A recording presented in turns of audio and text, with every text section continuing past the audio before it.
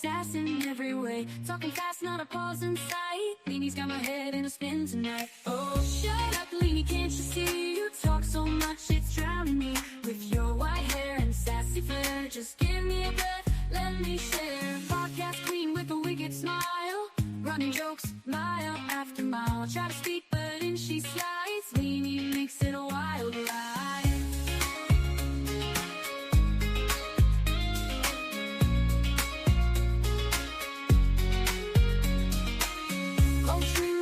Smile, running jokes mile after mile. Try to speak, but in she slides. Leanie makes it a wild ride. Oh, shut up, Leanie, can't you see? You talk so much, it's drowning me. With your white hair and sassy flair, just give me a breath, let me share. Oh, Leanie, don't get me wrong, can't imagine life without your song. But girl, you've gotta let me in.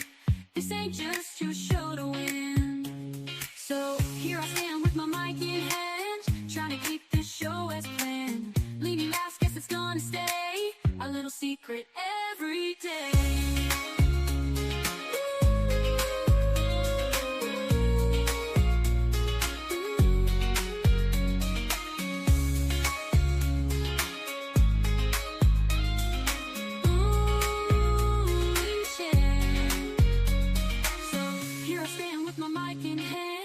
Trying to keep this show as planned. Leanie laughs, guess it's gonna stay a little secret every day. Oh, shut up, Leanie, can't you see? You talk so much, it's drowning me. With your white hair and sassy flair, just give me a breath, let me share. Let me share. Oh, Leanie, don't get me wrong, can't imagine life without your song. But girl, you've gotta let me. This ain't just your show to win. Oh, shut up, Leanie, can't you see? You talk so much, it's drowning me. With your white hair and sassy flair, just give me a breath, let me share. Oh, Leanie, don't get me wrong, can't imagine your life without your song.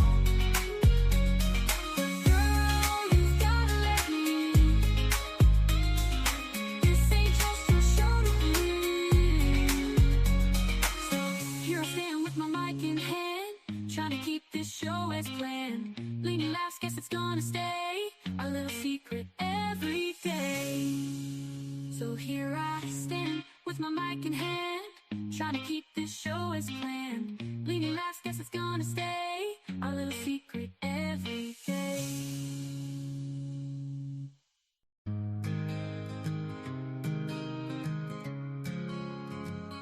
She started off observing, she kept to herself a wording. She saw the need for a friend indeed to all those deserving. She travels the world through your eyes. She listens and sometimes cries. She wants to know what makes you whole and cares without disguise. According to Leanie, she welcomes you here. A laugh, a song, sometimes a tear, a friend, a foe, a stranger.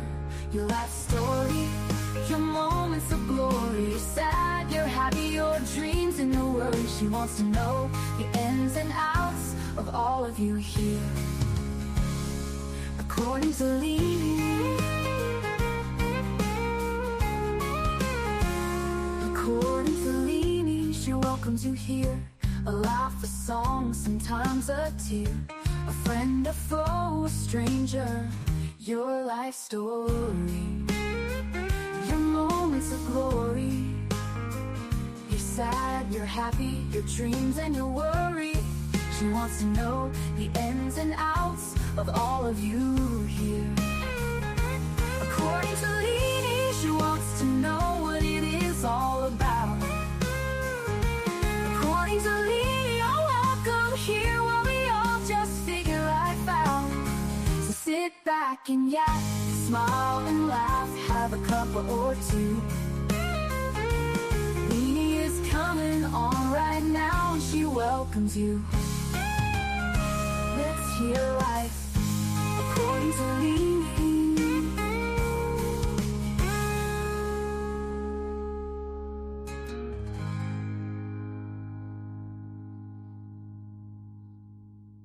Oh, oh, oh, oh, oh, oh.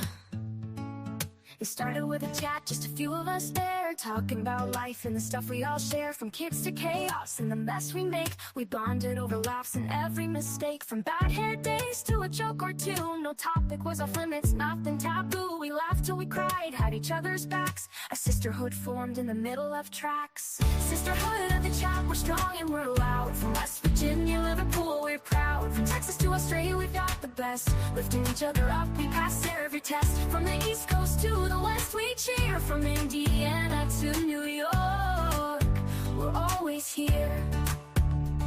From late night texts to early morning calls, we've been through it all, big and small. From talking fashion to the crazy stuff, we've got each other's backs when life gets tough. We send memes and pics of the day gone wrong and the occasional "can you believe this song?" We share everything, no secrets to keep, like a wild dream that we never want to sleep.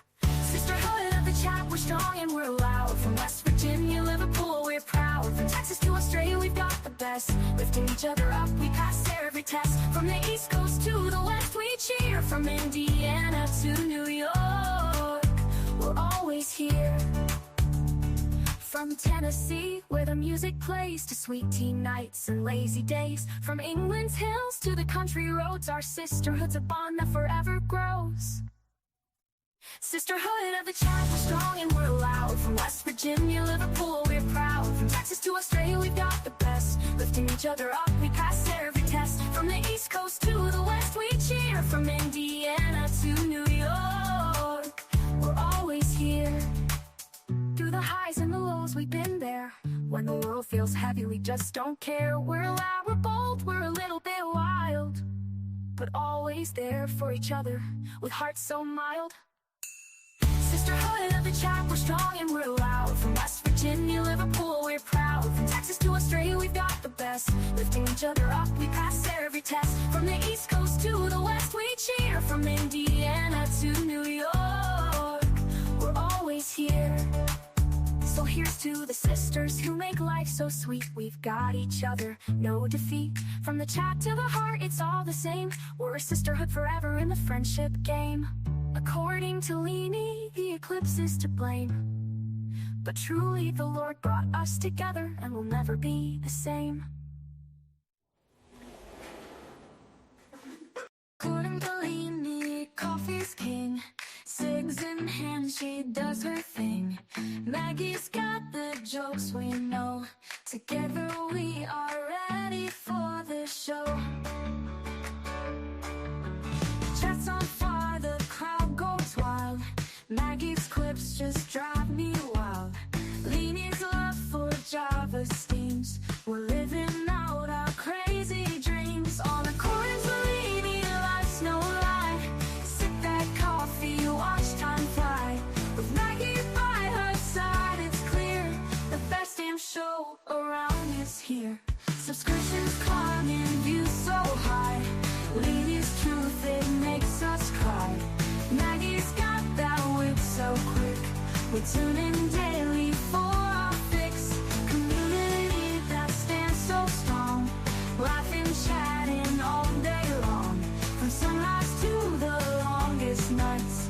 Leanie's tales put out our lights. On a coin to Leanie, life's no joke.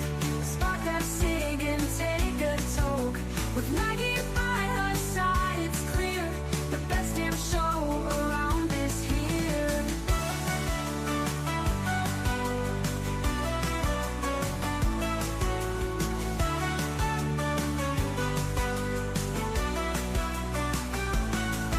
Subscriptions climbing, views so high. Leanie's truth, it makes us cry. With Maggie by her side, it's clear the best damn show is always near. On a chorus of Leanie, life's no loud. Maggie's clips just drive me wild. Leanie's love for Java steams. We're living out our crazy dreams. On a chorus of Leanie, life's no lie. Sip that coffee, watch time fly. With Maggie by her side, it's clear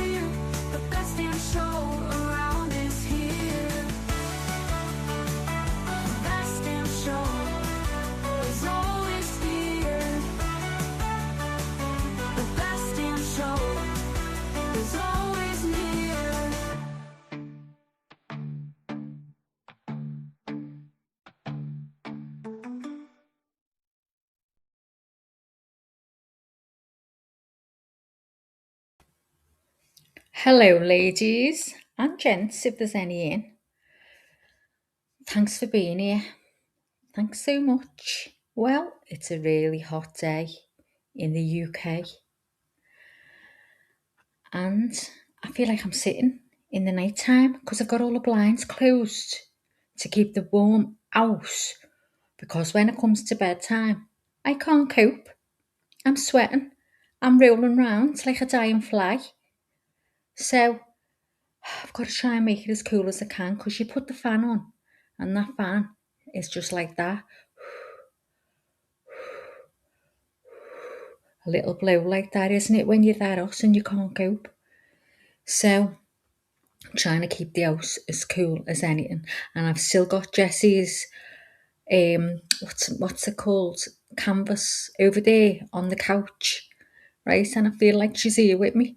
And I don't want to get it put up on the wall.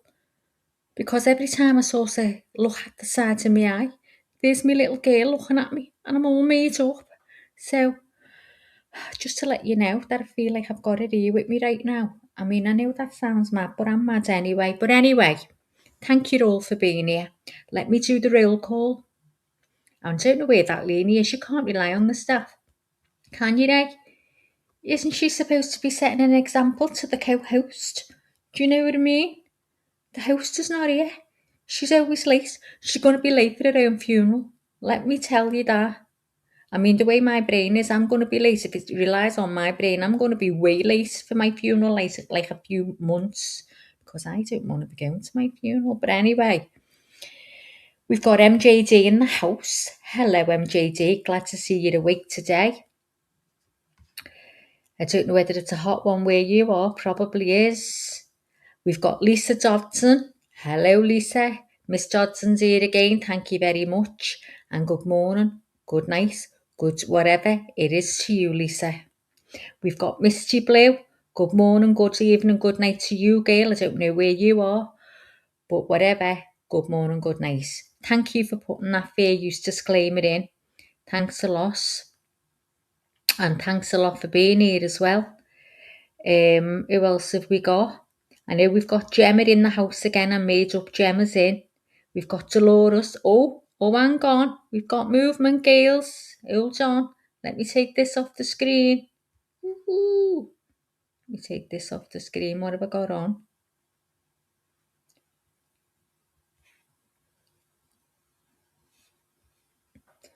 Oh, look. Has it gone off again now? Well, it's just been moving. Let me get the sound on so we don't miss anything. So let me carry on doing a roll call. So we've got Dolores. We've got Melly Joe. Hiya, Mel. Oh, I haven't spoke to you today, Mel. Been a bit up the wall, to be honest. Roasting, Melly. Roasting. Hope you're okay, girl, and thanks for coming in. All the way from Oz. Gemma Butler. She's back with us. And we've got... Let's see. Hang on, where's it gone? Come on. Oh, that's just gone a bit fast there. We've got From Survive to Thrive. And she's back with us again. I'm made up. Thanks from Survive to Thrive 5602 for coming back with us. It means a lot. Please, everyone, can you hit the like? And because I know, I mean, I forgot to do it before I come in. I always do, but I'll do it on my way out. But sometimes I don't know. I remember, like later, I go, oh my God, I have to go and hit the like. So there you go. So yeah, if everyone could hit the like, me and Leanie would be made up. I'm going down the list here, girls, just to check. Oh, we're happy to have you. We're happy to have you. Now, have you got a name? Could we know it? If not, it doesn't matter. Just don't want to keep calling you From Survive to Thrive. Do you know what I mean? It's a mouthful. And by the time I get it out, it'll be next week. I'm just glad that I found out that I don't have to type everyone's name, the whole name, because it's hard work. So I could just put from, couldn't I? From Survive to Thrive. Oh, okay. We've got Sarah. Thanks for being here, Sarah. And you know what, Sarah? I'll probably call you Sue or Shirley or something like that after. But just taking a notice of me, you'll know I'm talking to you. I forget everyone's name. Lisa's here. Lisa's here. She's further up the chat there, Mel. Oh, Miss Dodson's in the house. MJD, I know. Who was calling? Lillian the other day, and was it you or Misty or Melly, one of you saying it's not Lillian, it's Gillian. I kept getting it all wrong. Was she in the other chat? Lisa, get over here. Now, Sarah from Survive to Thrive, just so you know, she's not showing. Oh, yes, she is. She's showing a phone. So everyone's showing a phone. So does that mean use it on the other one? Use it on the other chat and you're not over here on this one? I haven't got a clue. You just need to explain it to me, because when it comes to all that, I'm lost. I haven't got a clue. I use all in the same place together. All right, Sarah, I'm awful glad you said that. See, I've remembered, and I have never had to scroll up to see your name, Sarah. I'll just keep saying Sarah, Sarah, Sarah, Sarah, Sarah, and then say something later. I think she was in the other chat. Lisa Dodson, where have you gone? Come and tell us where you are. Are you here or you're in the other one? We have the phone symbol, but it's not a vertical live. Okay. Well, I'm on the vertical. Am I? Because it said before, I've got the wide screen. Oh, hang on.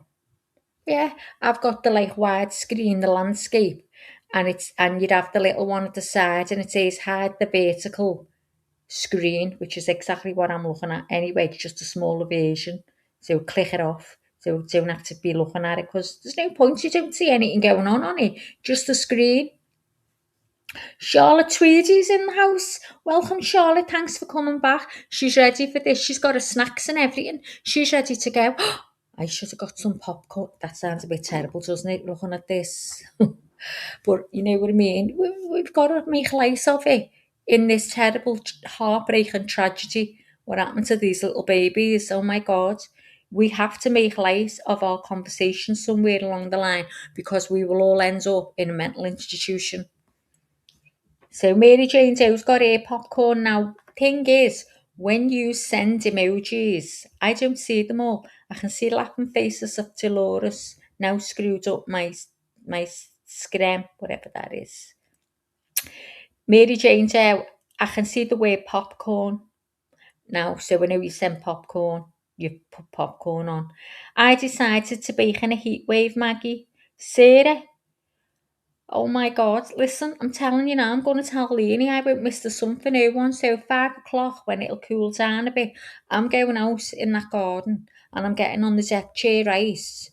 I'm pulling my straps down because I can't bear strap marks, and I'm getting on it. And I'm just going to be listening through my headphones. I don't care, I'm taking an hour off. It's not often we get this here, is it? We've got to make haste while the sun shines. There you go. Now I see the what's it called? The popcorn. Now we see that. Yeah, and watch the eclipse. When's the eclipse, Sarah? I read that the other day. Didn't they say that's on the 14th or something like that? Yeah, I think they said. Anyway, listen, before Leonie comes in, it's a birthday tomorrow. Now, don't mention any more. So when we come on in the morning and everyone's here, we're all going to sing happy birthday to her, okay? She thinks we've all forgot. Well, you know what thing they taught it, don't you? Shit itself and thought it was sweating. That's what they say here. I'm not sure what time now. What time what? Oh yeah, I think it's I don't know whether they said 6 p.m. or 7 p.m. here. Well, I hope it's later, because we're not going to see it. Oh yeah, we will. Oh, I don't know what I'm saying. Leo, I'll have a look now. Keep an eye. Oh, that's all right. I've got the course on in case. Hang on. When is the eclipse? So it's the 12th. Okay. What time in the UK is the eclipse? The UK will experience a spectacular deep partial solar eclipse on Wednesday, August 12th. The event begins, I told you, around 6:08 to 6:20 p.m. BST. British, I've been saying GMT, BST, British summertime, reaching peak maximum coverage between 7:05 and 7:16, All right. and concludes. Well, before we get going, I just kind of wanted to Play me a clip. remind everybody Here we go. that there is a media order that has been issued on this case. And for some of the media and the individuals who've been here for the last couple of weeks, I'm sure are familiar with it. But I know there's a constant people coming in and out. So I just want to remind everyone that there is a specific media order that's been issued on this case, and everybody is presumed to have reviewed it and agree to it. So if there are any violations or problems with that, we'll have to deal with it. But I just kind of wanted to remind everybody, especially people who may have just come into the courtroom recently. So if you have any questions about what that order is, you can speak to any of the court officers. They have a copy of it. We can get a copy of it to everybody who needs to see it and review it. All right, and with that, what we'll do is we're going to go, the defendant, had filed a motion for addition to the witness list, to add to the witness list regarding a Ms. Thorndike. So what I'm going to do first, I'll hear from the defendant, then I'll hear from the Commonwealth. Thank you. Mr. Reddington. Thank you. Your Honor, basically, as the motion speaks for itself, there is a woman, her name is Emily Thorndike, who's a LACSW here in Massachusetts. She owns and is an independent operator of her own clinical social work establishment called Wise Mind Therapy. Your Honor has her resume. She graduated from Dover-Sherburne High School, received the Bachelor of Arts in Sociology from Hartwick College, master's degree from BC, 2019, is licensed in Massachusetts. And interestingly enough, she did work at the McLean Hospital in the very short-term unit that the doctor was testifying that Lindsay was in for 5 days in January of 22 into 23. She worked for 5 years as a mental health specialist from May of 2014 to May of 2019. She was a clinical social worker manager of that unit from 2019 2021. So she's basically got about 7 years and 7 months of experience working in that unit for a majority of that period of time, full-time employee, and then for 1 year as a supervisor. She left, as the court is aware from the motion.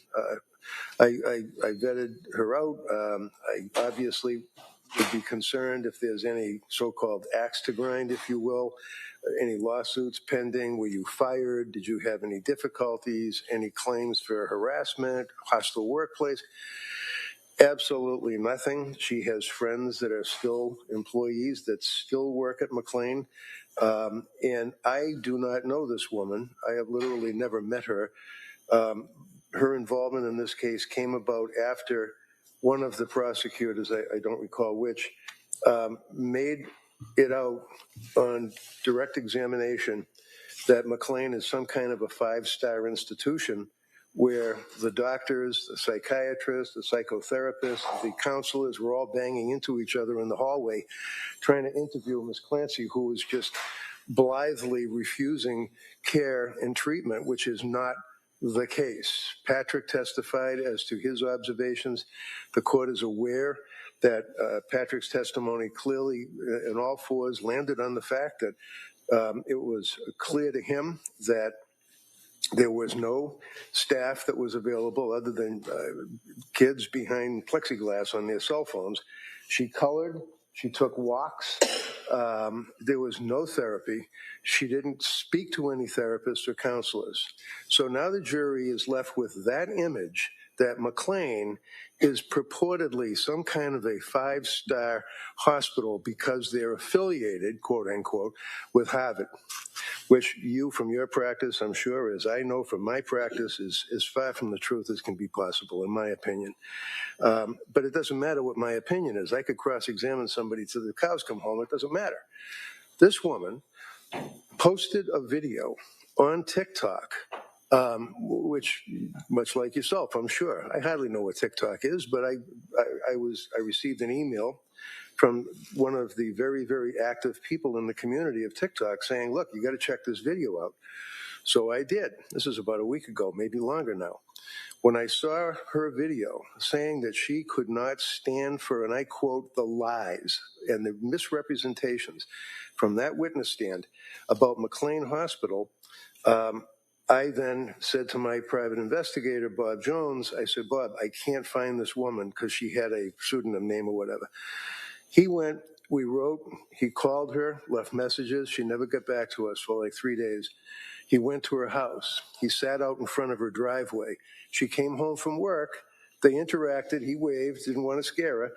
And she said, I thought, and oh, by the way, I believe that my wife had written her a letter as well because she's a nurse and was trying to reach out to her to have her get in touch with me, to no response. She then tells Bob, I thought you guys were all AI. I didn't know that you were real. I thought it was spam. He then gave me her number. I spoke to her. She told me exactly what I put in the affidavit or in the motion. And she is available, ready, willing, and able to testify to an employee's observations over 7 years, including as a supervisor, as to what woeful environment McLean Hospital offers, especially on holidays such as major holidays like New Year's, which is fine. We all enjoy New Year's. But nevertheless, New Year's, the day after, that weekend, Monday, nobody was there. And I think it's important to rebut the inference that was created through the examination by the DA. All right, Mr. Brake, let me ask you this, and I'm going to ask the Commonwealth kind of the same thing. What's the relevance? What's the argument for the relevance of what McLean's was, at least because she wasn't there for about a year, if I looked at the motion. Is that correct? That's all right. Yeah, that's true. She left. She has her own business now, and she left, but it was just a year. Yeah. There's no change in the circumstances from Lindsay going into that hospital on New Year's of 2022 to 23, and this woman's work experience where she left a year before. And I agree with you. This would have been a non-issue were it not for the flavor of the government's repeated argument that she was a person who was spurning health care, didn't want health care, had the opportunity, and she walked away from the opportunity, which, as I say, is as far from the truth as possible. So I think it is now, because of their questioning squarely before the jury, to leave that impression. And the woman that was the doctor from McLean was just a pleasure. She was just a lovely, lovely woman and testified as best she could in the case. But they're left with the impression that McLean is this wonderful place that she just did not have any interest in utilizing what was available to her. That was not available to her. And she's testifying to custom, practice, and her observations over 7.5 years. Is there another alternative to get there? Someone who actually works there or worked there during this time period? That it's the time period that a year. One of the things that, well, yeah, but things can change in a year. You know? I don't think so at McLean. I don't know so. I guess that's the question. I don't know so.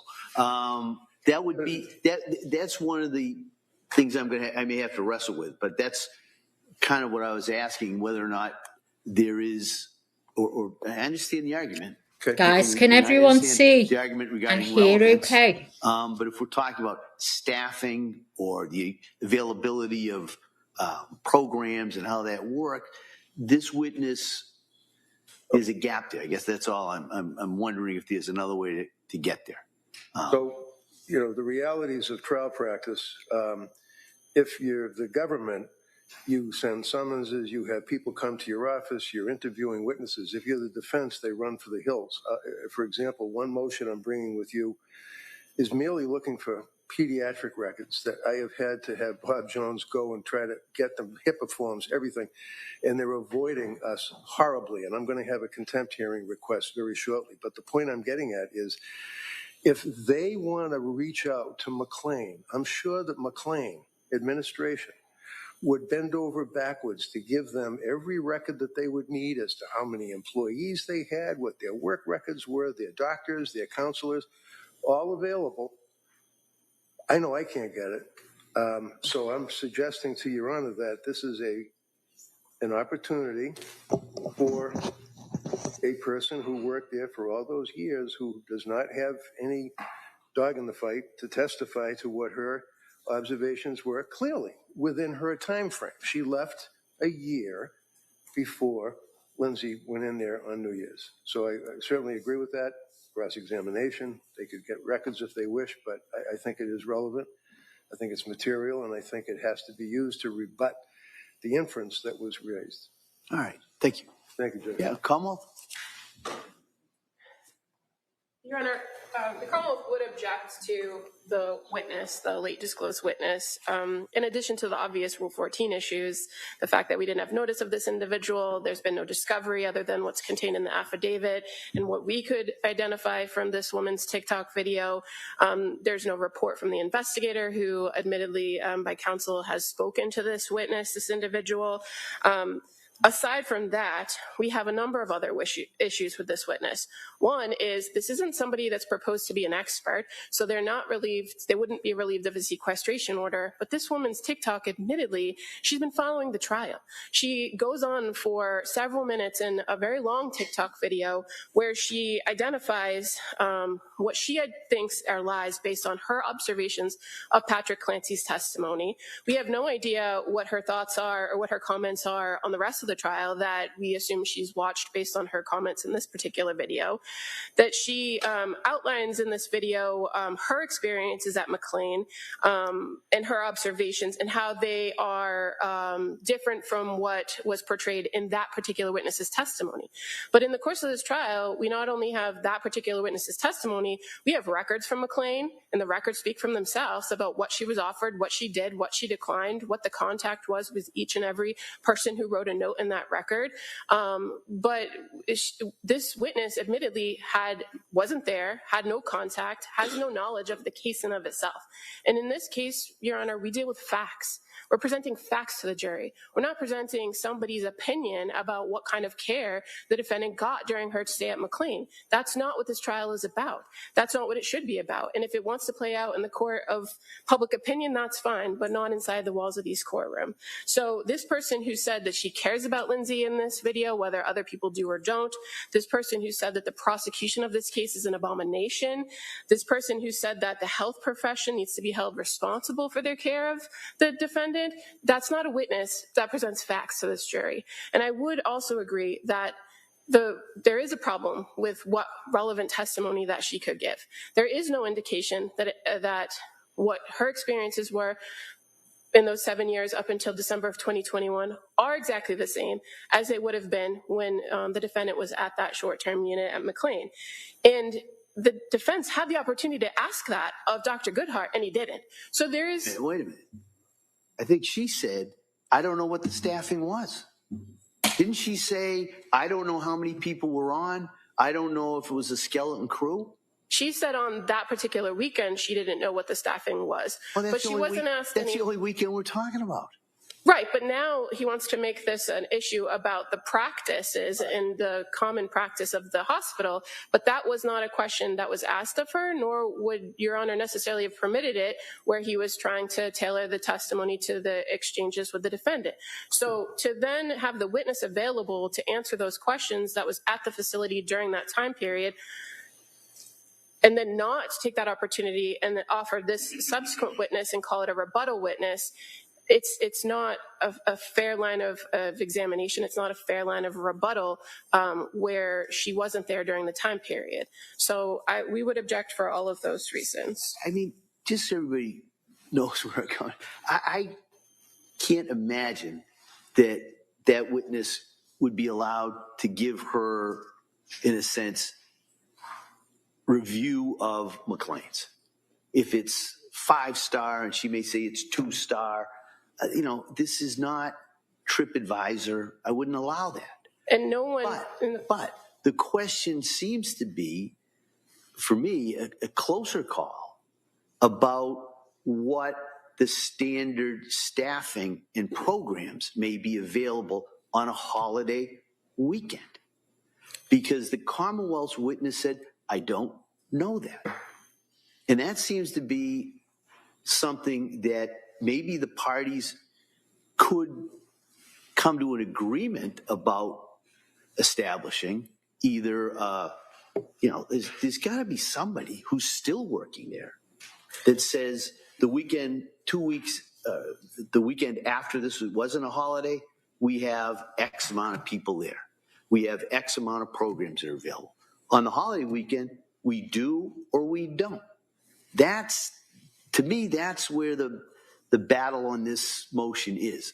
I do understand the Commonwealth's objections regarding allowing people who watch the trial to then say, I disagree with it, and I want to testify about what I disagree with. That's troubling, but I'm talking about the facts on this thing. And that's if it was anything other than those kind of facts and this witness had not worked there, I'm not sure we'd even be having this hearing. And I would suggest that counsel indicated that in trial practice that people are reluctant to give information to the defense. But there are avenues, procedural avenues that he could pursue to get that information involving the court or involving subpoenas, in which there's been no indication that he's actually tried to do. And again, I would suggest to the court that we have the McLean records from that time period in evidence, and they are the best evidence of the contact that people there, staff that were there that day, had, or those 4 days, had with the defendant on that day. So from the perspective of if there's missing information, there are avenues he could pursue if he wants to rebut it. I would suggest that this person's testimony is not relevant because they weren't there. And I would agree that the better option if defense wants to present this as a rebuttal would be from somebody that is there, but he doesn't have that. And so for those reasons, this motion should be denied. And you don't have to commit to this at all, but it seems to me that it would be a very simple solution to get the staffing records or somebody at McLean's who can testify to this. What was the program availability on the mid-December weekend, if you went in there, as opposed to the weekend of New Year's? And it may be no different whatsoever, and that kind of eliminates the argument. So I think probably the best way to deal with this is to maybe have a voir dire of this witness in regards to what. So then the record's clear too, but it also allows the parties to consider while we're setting this up, maybe there's another way to do it, a lesser alternative, so to speak, that would reduce the prejudice to both parties. So and I don't know how a voir dire of this particular witness, who clearly wasn't there and didn't have contact with the facility during that time period, would answer Your Honor's questions. But I do agree. Maybe we can find out. I can ask the questions, and we could see. I understand the problem that I kind of had as the case was going. The individual that was probably, he would anticipate, could talk about the staffing, the difference of a holiday weekend and a non-holiday weekend, said she wasn't aware of that. So, well, I don't know that she said she wasn't aware of the difference. She said she wasn't aware of who was there on that weekend because she wasn't working that weekend. So I think there's a slight distinction in that. But again, the witness was available. Counsel could have crossed her on that, subject to any sort of objection, and we could have addressed it at that time when the witness was on the stand. But again, that witness is under summons, and if counsel wants to recall her, he can. There are avenues that he could pursue if he wants to pursue this line of rebuttal that's short of calling this particular witness that's been proposed, is the point that the Commonwealth wishes to express. So I'm going to take this under advisement. I want to review it. But I'm inclined, just so everybody can kind of maybe make some idea where we may go with this, I'm inclined to have a voir dire. this witness or some other witness. So maybe the defendant can get somebody who hasn't watched the trial, because I do understand there's an issue regarding sequestration, but that may be a function of a trial like this that's being broadcast. How do we guard against that?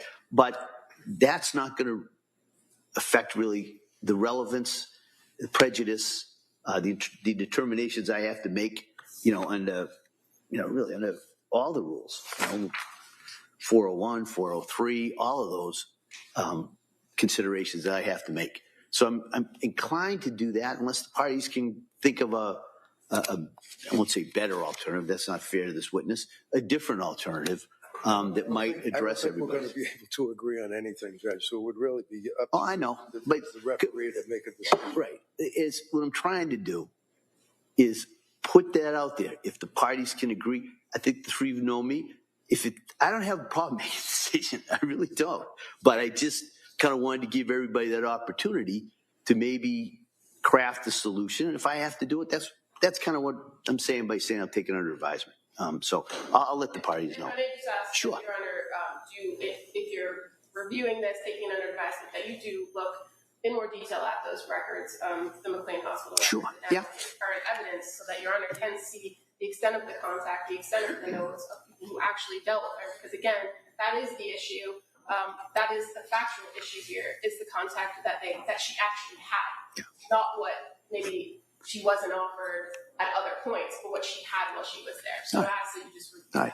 I'll review that. I'll review my notes regarding the doctor who testified from McLean's, and then we can deal with this. This would be a witness that would be called later in the trial anyway, so it'll give me a chance to do that, review that, get a decision to the three of you, and then we can, depending what happens, either schedule a voir dire or go from there. All right?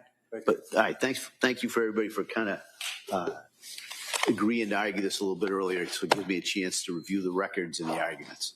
All right, with that now, we ready for the jury? Yes. Come on. Yeah.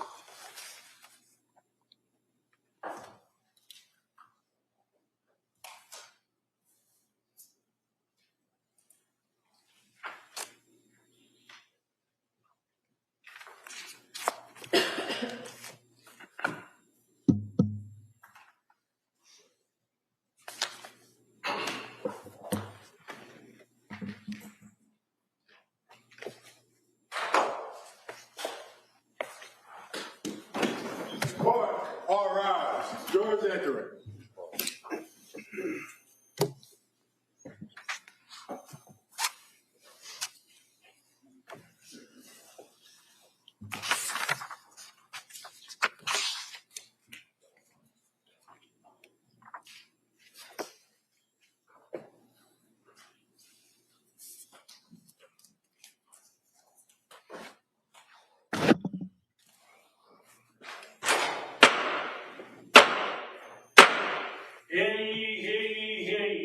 persons having anything to do before the Honorable William Sullivan, Justice of the Superior Court, now sitting in Plymouth, within and for the Commonwealth. Draw near, give your attendance, and you shall be heard. God save the Commonwealth of Massachusetts. This court is now in session. Please be seated. Good morning, Your Honor. May I proceed? Yes, please. Your Honor, before the court today, we have the continuation of the jury trial in the matter of Commonwealth versus Lindsay Clancy. Ms. Clancy is present. She is represented by Attorney Kevin Reddington. The Commonwealth is represented by Assistant District Attorney Jennifer Sprague and Assistant District Attorney Shannon Buckingham. All right. Well, good morning, everyone. Good morning. Thanks for your patience. I told you we got a little late start, but I appreciate you waiting for us. And so what I'm going to do is going to go through those questions. And then at that point, we'll talk a little bit about the schedule, and then we'll get right back into the trial. So first question, as you all know by this point, has any member of the jury read, seen, heard, or overheard anything from any source about any aspect of this case that would affect your ability to be a fair and impartial juror? All right. Second question is there any other serious matter or concern bearing on your service as a juror in this case that anybody needs to bring to my attention? Again, thank you for following those instructions. And then in regards to today's schedule, I'll probably be wrong again, but the best aspect, I think it'll probably be similar to yesterday, okay? So we'll return to the case, we'll take a break, hopefully around 11, take a break from 1 to 2, and then we'll go into the afternoon, depending on how the case testimony goes. And then at the end of the day, I'll try to remember, bring counsel over here. We'll talk about kind of where we are on the timeline of the case, where we are kind of scheduled for the week and going forward. So I'll try and give you that, hopefully, this afternoon before I send you home. All right. So with that, we're going to return. There was a witness. Ms. Paul was on the stand. The Commonwealth had finished their direct examination, and we're about to begin cross-examination of that witness. So I would ask the witness if the witness could retake the stand, please.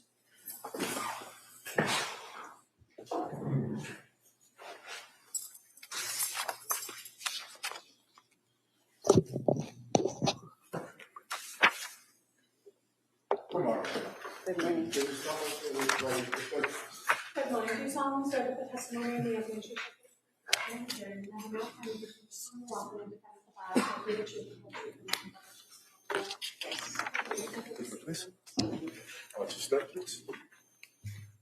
All right, good morning. Good morning.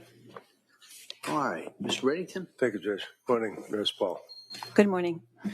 And if I understand, you now live and perhaps work in New Hampshire, is that right? That's correct. And are you still doing the same type of work that you were doing with the social health? Yes, I am. Excellent. Very good. You obviously are a very, very dedicated person to this field, if you will, and helping people that are pregnant women after they had birth and during that postpartum period, right? Correct. You worked with Lindsay, and the reason you were involved with Lindsay is because, if I understand it correctly, her mother-in-law, Patrick's mother, Sue, worked with a friend of yours. Correct. So basically, Sue asked her friend if she could reach out and have you kind of step in and help out. That's correct. And then that's what you did. Yes. And you stepped up and you treated this woman, obviously, with care and professionalism, in my opinion. Thank you.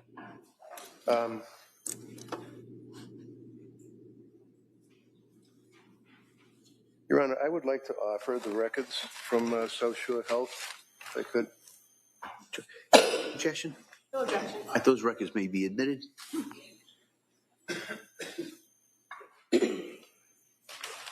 Exhibit 222.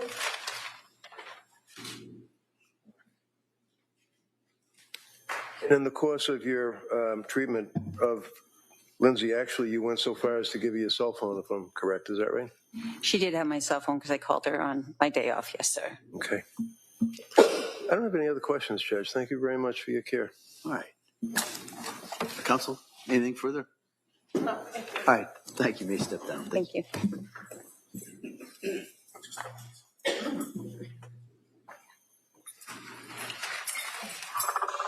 Commonwealth would call Rebecca Gelada as its next witness, please.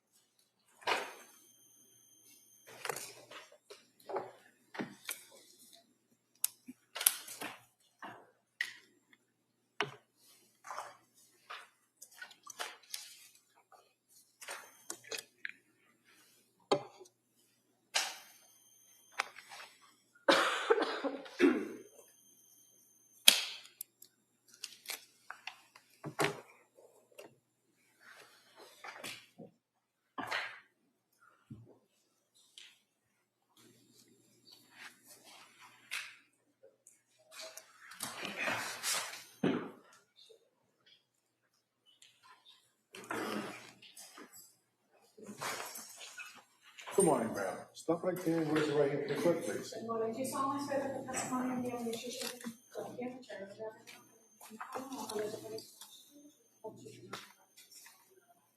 Thank you, ma'am. You may take a seat. Watch your step, please. Hey, good morning. I'm going to ask you to keep your voice up and speak into that microphone, all right? Thank you, Your Honor. Yes. Attorney Buckingham, please. Thank you. Good morning. Good morning. Could you please tell the jurors your first and last name? Rebecca Gelada. And how do you spell your last name for the record? Jollota. And what do you do for work? I'm a psychiatric nurse practitioner. And what kind of training and education did you do in order to become a psychiatric nurse practitioner? Thank you. I have my bachelor's degree from the University of Connecticut in Allied Health Sciences. I then went on to get my master's actually in counseling psychology in 2013 from William James College in Newton. I worked in the mental health field as a clinician in various positions for a time. Then I went back to school. I've been an RN in Massachusetts since 2017. I got my MSN in 2019, at which time I became a licensed and credentialed psychiatric nurse practitioner. And where is that? Here in Massachusetts? Yes. Are you licensed anywhere else? No. Okay. And so can you tell us a little bit about your work history? Sure. I have worked in as a detox nurse at McLean. I have worked as a therapist in outpatient clinicians prior to becoming a nurse. I have worked in DMH respite facilities, and now I'm a nurse practitioner. And when you were a therapist doing outpatient therapist, was that something you were doing on your own as a social worker, or were you associated with a practice? It was part of my training after I got my master's in counseling in 2013. So I had a panel of patients, but I was under the supervision of a licensed provider. It was up towards getting my licensure. And where do you currently work? South Shore Health. And how long have you worked for South Shore Health? Since 2021. And how did you come to work at South Shore Health? What was the role that you started? I had been working sort of in general practice as a psychiatric nurse practitioner, but I was interested in working in women's mental health specifically. And at that point, I was getting training to become more specialized in it. And when a job opportunity became available, I applied for it. And what kind of training is that you were doing to be more specialized in women's health? So Postpartum Support International is the certifying body so that somebody can become certified in perinatal mental health. I did the 2-day, well, actually it was a 2-day training plus a 3rd day specifically for the psychopharmacology track of it. And then I took a examination and passed the examination. And so are you certified by the Postpartum Support International? I am. Now, as far as the South Shore Perinatal Behavioral Health Clinic, how did you become affiliated with that? That was the job I applied to in 2021. Okay. And so when you came to the clinic, who was running the clinic or who was the director? Julie Paul. And as far as the clinic itself, what is the clinic's, what's the patient base, or who does the clinic service? So we specialize in working with women who are pregnant and postpartum up to 2 years after the birth of their most recent baby. We offer medication management. We have a clinician on staff to do counseling. We have a few nurses that work in our program. We work with moms for any range of psychiatric disorders, including addiction. And when we talk about the range of psychiatric disorders in women who are postpartum, what are we talking about? Postpartum depression, anxiety, postpartum psychosis, bipolar disorder, panic disorder, obsessive compulsive disorder. And so you mentioned postpartum psychosis. Have Yes. you yourself had the experience of treating women with postpartum psychosis? I have, yes. And how many patients approximately over the course of the last 5 years? Approximately 5. And how about postpartum depression and postpartum anxiety?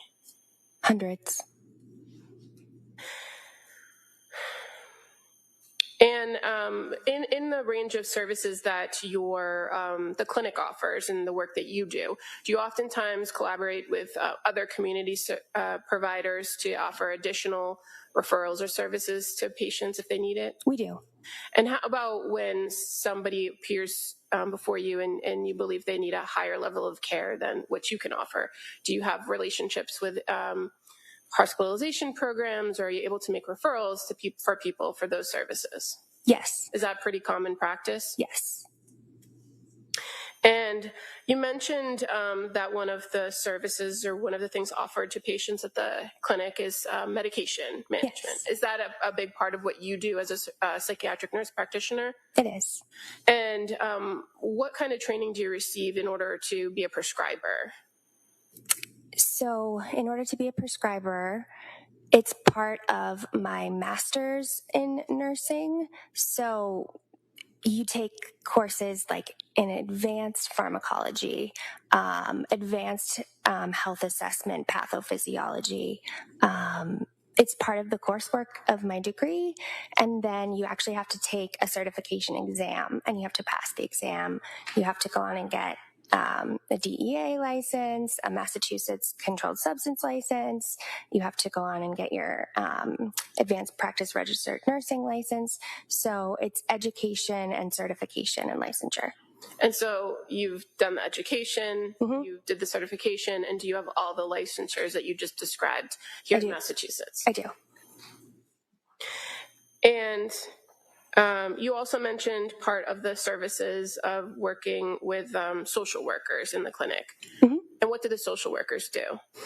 They provide short-term counseling to patients, again, because we specialize in up to 2 years postpartum. They could be available to provide counseling during that phase. And traditionally, postpartum period is a year after birth, right? Correct. So why does the clinic offer support for women up to 2 years? We do acknowledge that while the highest risk period is the first 3 months postpartum, some women can struggle later on in the first year. They may have symptoms that emerge 9-10 months in, so we want to really be able to cover them and treat them if that happens and get them stable. And does it sometimes take some time to get a person stable? Absolutely. And would that be why the program or your program goes up to 2 years? Yes. I want to draw your attention to a particular patient, Lindsay Clancy. You're familiar with that patient? I am. And how did you become involved with the care of Lindsay Clancy? I became involved. She had initially seen Julie, and Julie was going to be leaving the clinic in December, and she wanted somebody to take care of Lindsay, again, longer term, since she would be leaving. And at that time in 2022, when Julie was leaving, how many psychiatric nurse practitioners were at the clinic? 3. And that includes Julie? Yes. And so who was the other nurse practitioner? Andrea Warden. And fair to say you had a conversation with Julie about transferring care of this particular patient? Yes. And did you have more experience than the other nurse practitioner in the field, if you know? Not necessarily. Okay. But as far as taking Lindsay on as a patient, you were agreeable to taking over for Julie? Yeah, in all likelihood, Andrea Warden only works 2 days at our clinic, so it could have been that I was working 5 days at that time, so I would have been more available. So do you recall when the first contact you had with Lindsay Clancy, what date it was? It was November 29th, 2022. And so that was prior to Julie actually leaving, right? Correct. And fair to say, on that November 29th date, you had an actual follow-up with Lindsay. I did. Do you recall if it was virtual or was it in person? I recall that it was virtual. Okay. And in the practice of the clinic, is there an option for patients to do in-person or face-to-face Yes. in-person visits? And how does it come about that a person is either in person or virtual? Our model is that we do initial assessments in person because new motherhood is very busy. There's a lot going on. We would rather see you than not. And so sometimes it is just easier to log on to a screen. Sometimes if we feel like someone would benefit from that face-to-face assessment, we'll say, please book your next appointment in person.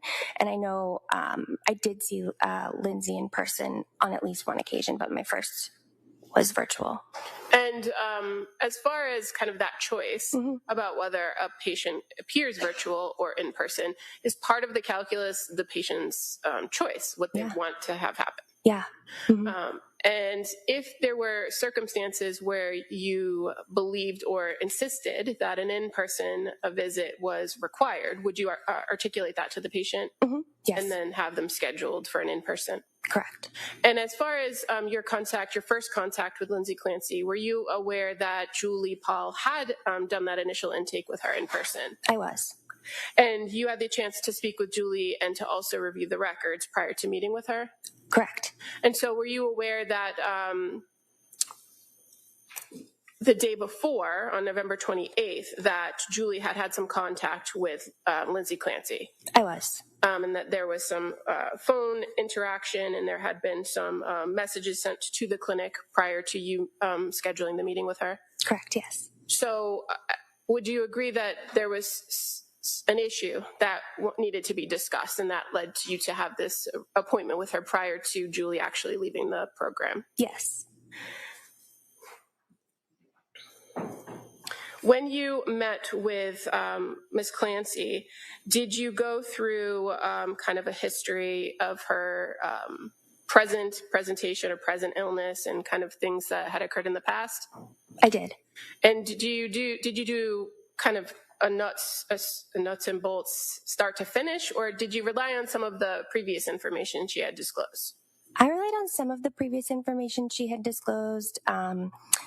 Things like where she grew up, where she went to school, past clinical history, medication trials, but otherwise I would add my own clinical assessment. Okay.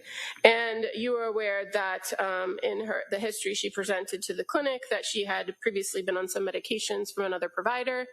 Correct, yes. And that she started with Zoloft and Ativan and Benadryl? Yes. And that at some point she had visited the South Shore Hospital emergency room? I believe it was November 16th.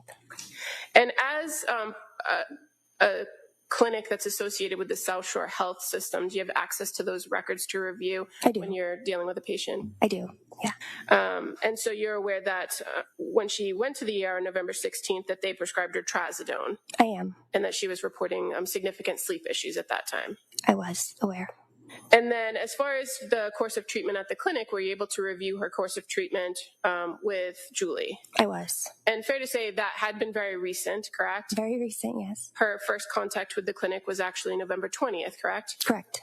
So you were aware that Julie had originally prescribed Prozac and had already changed the medication plan. Yes, I was aware. So in this meeting on November 29th, what was Lindsay reporting to you as the issues? Would I be able to refer to my note, Your Honor? Sure. I know most of it by memory, but just so she had been taking mirtazapine, Remeron, at that point for 4 nights. So I believe she started it on November 25th. I was then seeing her on November 29th. She wasn't yet appreciating much difference from mood, anxiety, or insomnia. She would say, you know, I'm able to fall asleep for 2 hours, then I'm up for 3 hours in the middle of the night. And finding herself like in those 3 hours needing to take an Ativan to help her fall back asleep. Now, when she said not appreciating much difference after taking it for 4 nights, in your training experience, is that something that you would normally see with that type of medication? Yes, I wasn't surprised by that. And for something like mirtazapine, or what's referred to as Remeron, right? Remeron, yeah. What class of drug is that? It is a noradrenergic specific serotonin antidepressant. So it's slightly different than an SSRI. It does work on serotonin. It also works on the noradrenergic part is alpha receptors, which is what those are the receptors that our body responds to adrenaline. So it should help kind of calm you down. And it also works on histamine receptors, which is why it can make people sleepy. So for Remeron, the fact that it has a calming effect on somebody with anxiety, it's sometimes a good fit, right? Correct, yeah. And for somebody who might be complaining of sleep issues, it also has that secondary component that could help. Yeah, it is a good choice for somebody who's having depression with prominent anxiety, insomnia, decreased appetite, because it can also increase appetite, which sometimes we want to happen. And based on your review of her course of treatment with the clinic, those were issues that had arisen, right? Mm-hmm. Yeah, I had noticed she had lost weight when she had gone to her PCP on October 20th. I believe she weighed like 130 pounds. On the 16th, when she went to the ED, she weighed 124 pounds, and they had done a pretty good medical workup on her with labs and everything. And she had reported like decreased appetite. So that was part of the clinical picture. And of course, not sleeping and very anxious. Okay, and so with a medication like Remeron or mirtazapine, does it take time to work or to see results? Yes. And typically, what's the time frame for that drug? I usually tell patients 4 to 6 weeks at a given dose is really going to give us a good idea of what that dose is going to do. You may start to see improvements in the first 2 weeks, but full clinical benefit can take a month, sometimes 8 weeks even. And you were aware prior to her coming to this follow-up appointment with you that she had been reporting after taking the Remeron, feeling disoriented, forgetful, not feeling connected to the body, and anxious about whether she would actually sleep. Correct.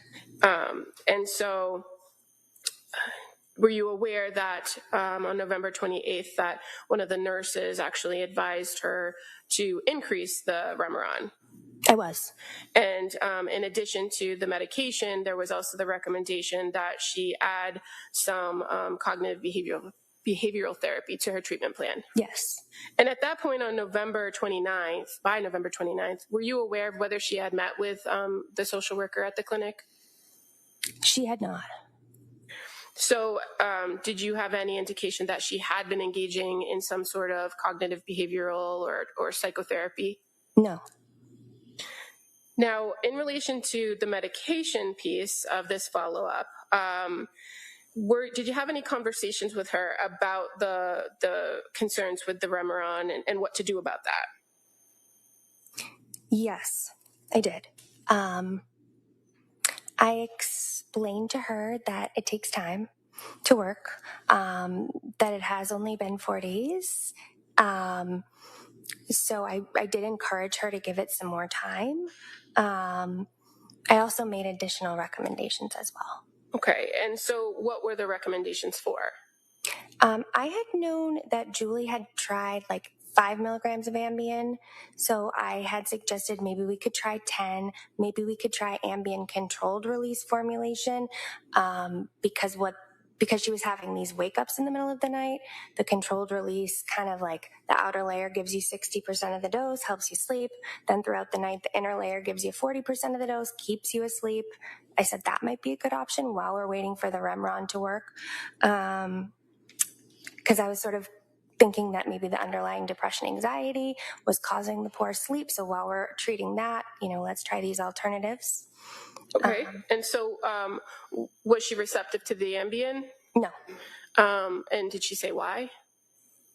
No, I don't recall. Okay. Did she express to you that she had some other concerns about taking certain types of medications for sleep, like benzodiazepines? She did. What did she say about that? Was concerned about taking benzo. She had mentioned something called rebound anxiety. And what that is once the dose sort of wears off, your anxiety goes like above your baseline once the dose of a benzodiazepine wears off. It usually typically has to do with half-life of a medication. So for Ativan, that's usually between 8 and 24 hours. So if she's taking it in the middle of the night, the next morning she would feel more anxious. She was concerned about that. She also she was concerned about getting physically dependent on it because she had needed to take it for a number of nights. And when she used the term rebound anxiety, was that her terminology? Yes, it was. And is that a terminology that you generally use in psychiatric care to describe that, what you just told us about? Yeah, it's a clinical term. And was that something that she mentioned first, or did you mention? I put it in quotes in my notes, so that's usually when a patient mentions it, I put it in quotes. Okay. And so as far as the plan to address the sleep and to help her with this complaint, with Ambien not a choice, what was your next recommendation? I discussed hydroxyzine because it's an as-needed medication for anxiety, but it's not a benzodiazepine, doesn't really carry that risk of rebound anxiety or tolerance or dependence, and it could help her sleep. So I offered that as an alternative as well. Were you aware that she was offered hydroxyzine before? I was not aware of that. Was she willing to try the hydroxyzine? No. And so what was her preference? Her preference was to continue with the mirtazapine, the Remron 15 milligrams, and with the as-needed lorazepam. And just so we kind of stay with the same terminology, when you're talking lorazepam. Sorry, Ativan? Yeah. Okay.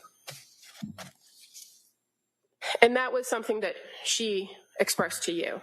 Yes. Now, when you're dealing with a patient, and obviously this is your first interaction with her, right? Mm-hmm. Do you take into account your contact and communication with them in assessing whether they have the ability to make these choices or make informed decisions? Absolutely. And so your conversation with her about her medication treatment that she had received and what you were proposing as a plan, was she able to engage with you in that conversation? Yep. And so when it was collaborative. And so when she declined the options that you first offered, mm-hmm. did you then present her with alternatives? I did. And ultimately, at the end of the day, whose choice is it as to what medication regimen person would be on? The patient. And why is that? Because they have autonomy in their decisions. I'm only making recommendations based on my education, experience, training, what I'm seeing in terms of symptoms.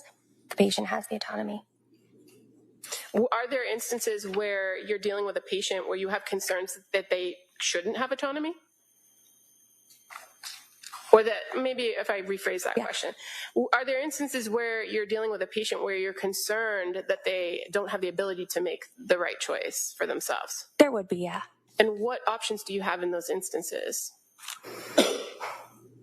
In those instances, I mean, that sort of comes down to like competency, capacity to make decisions. Sometimes we might get our legal or ethics team involved to make a determination about whether this patient needs a healthcare proxy to make their decisions, things like that. And what about if a person presents with a very serious risk to their own physical health or the health of others? What are your options then? I guess it would depend, if they had capacity to make their decisions. In your interaction with her on November 29th, did you also go through with her and perform a mental screening test or a mental status screening? I did.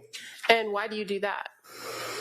It gives me some objective data of how the patient presents, how is their speech, how's their appearance, what is their thought process, what's their thought content, things of that nature. And in this meeting on November 29th of 2022, did you observe anything in which she displayed manic symptoms? No. And what traditionally are manic symptoms that you look for? So there's a new mnemonic called Dig Fast. Try to do this quick. D is distractibility. Patient is highly distracted to lots of extraneous stimuli. There is pressured speech, grandiosity. So suddenly someone's I'm going to run for office. I'm going to be the president. And you're okay, you've never had an interest in that before. Sleep is really poor. So somebody might get 2 hours of sleep, but be go, go, go, go, go. Increased goal-directed activity. So somebody might be painting the exterior of their house, painting the interior of their house. They might be, doing a bunch of different projects with no decompression time or feeling tired. Those are the general symptoms of mania. Sometimes there can be psychosis associated with it as well. Okay, and so when you say mania and psychosis, are those two different things? Yes. And so are you also looking in these screenings to identify signs of psychosis? Absolutely. And what would be signs of psychosis usually? Signs of psychosis, they can be sort of subtle. It might look like somebody's responding to, stimuli in their head, based on the way that their eyes are kind of tracking and they're not really paying attention. They may be quite guarded. They may have a delusional thought process. For example, they might think that somebody's out to get them when there's really no basis. When you say responding to internal stimuli, is that generally when a person hears things, auditory hallucinations, yes, or sees things that aren't there, visual hallucinations? Mm-hmm. And in addition to kind of watching for these things in your interaction, do you flat out ask somebody if they're experiencing those symptoms? I do. And in this first interaction that you had with Lindsay Clancy on 11/29, did she display any psychotic symptoms? No. What about assessing for suicidality? Do you do that as well? Mm-hmm. And what do you do for that? I generally ask, are you having any thoughts of wanting to hurt yourself or anybody else? And if the answer is yes, it sort of becomes a more in-depth assessment. Do you go back and ask them about past thoughts? Yes. Whether they've articulated that? Mm-hmm. And in this case with Ms. Clancy, did she ever indicate whether she had a history of having suicidal thoughts or suicidal ideation? She did not. And how about homicidal ideation? Do you ask about that? I do. And in this instance, did she indicate whether she had any homicidal ideation or thoughts of harming other people? No. And as far as your observations of her presentation, like her mood and physically how she presented, did anything stand out to you as far as any of that? She seemed anxious. Okay. Can I remember? Okay, so as far as mood. So I couldn't hear that. Sorry, if she can finish her answer. Sure. You done with that? Yeah, I'm done. Okay. All right. So as far as mood, you noted her to be anxious, right? Yes. And you also look at a person's affect. Mm-hmm. And You're going to have to answer yes or no. Yes, sorry. You observed her affect to be consistent with her mood, which you identified as anxious, right? Mm-hmm. And you examined somebody for Yes. their Sorry. that's okay thought process, right? Right. And what did you observe her thought process to be? I observed her thought process to be linear, meaning you could follow it, her train of thought easily, and goal directed. She understood that she was there to be assessed for treatment. Seemed to be her goal. And do you also perform other screenings like the generalized anxiety depression scale and the Edinburgh scale? I do. And did you do that for Lindsay Clancy on November 29th? I did. And what were the results of those screens? The Edinburgh scale is out of 30. She was 17. What does that mean? Moderate to severe symptoms, postpartum depression.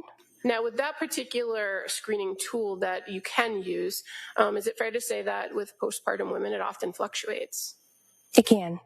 The patient is asked about the previous 7 days. And as far as the generalized anxiety depression scale, what were the results of that screen? May I look? 14 out of a total of 21. And so what does that mean? That would mean moderately severe anxiety.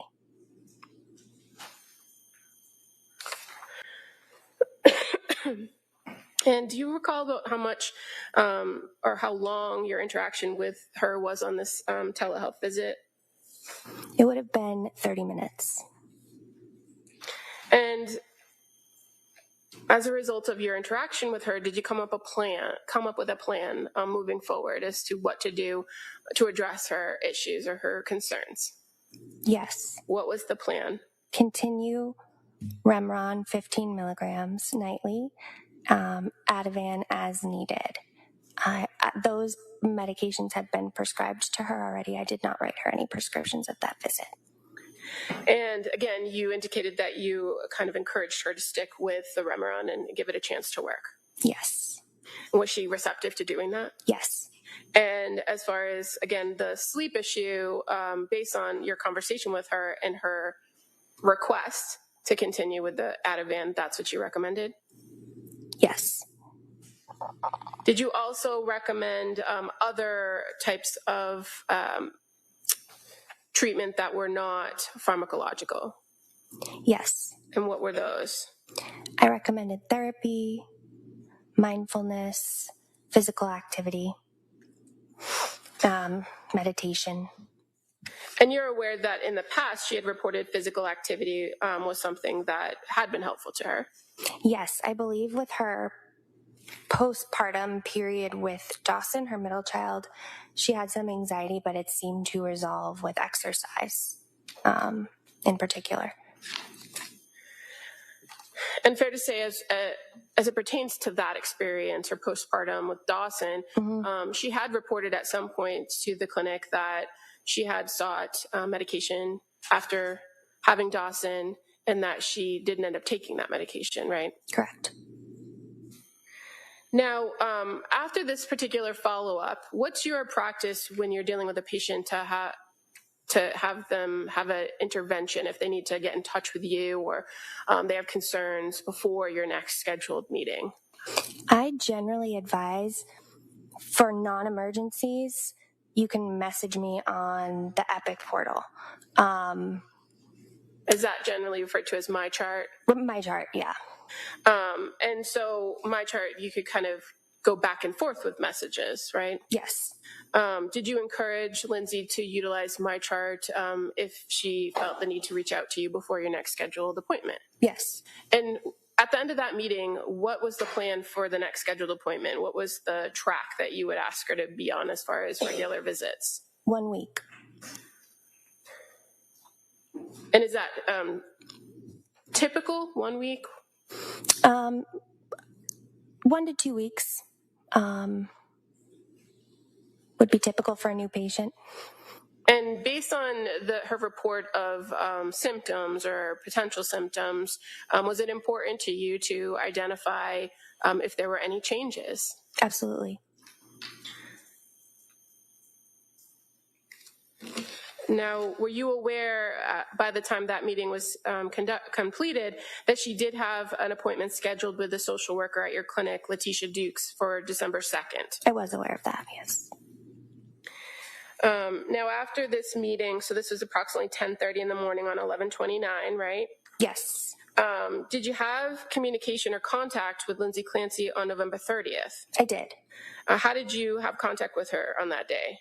She messaged me on the MyChart portal. And you're aware that on that particular morning, Julie had informed her that she was leaving? Yes. Or were you aware, I should say? Yes.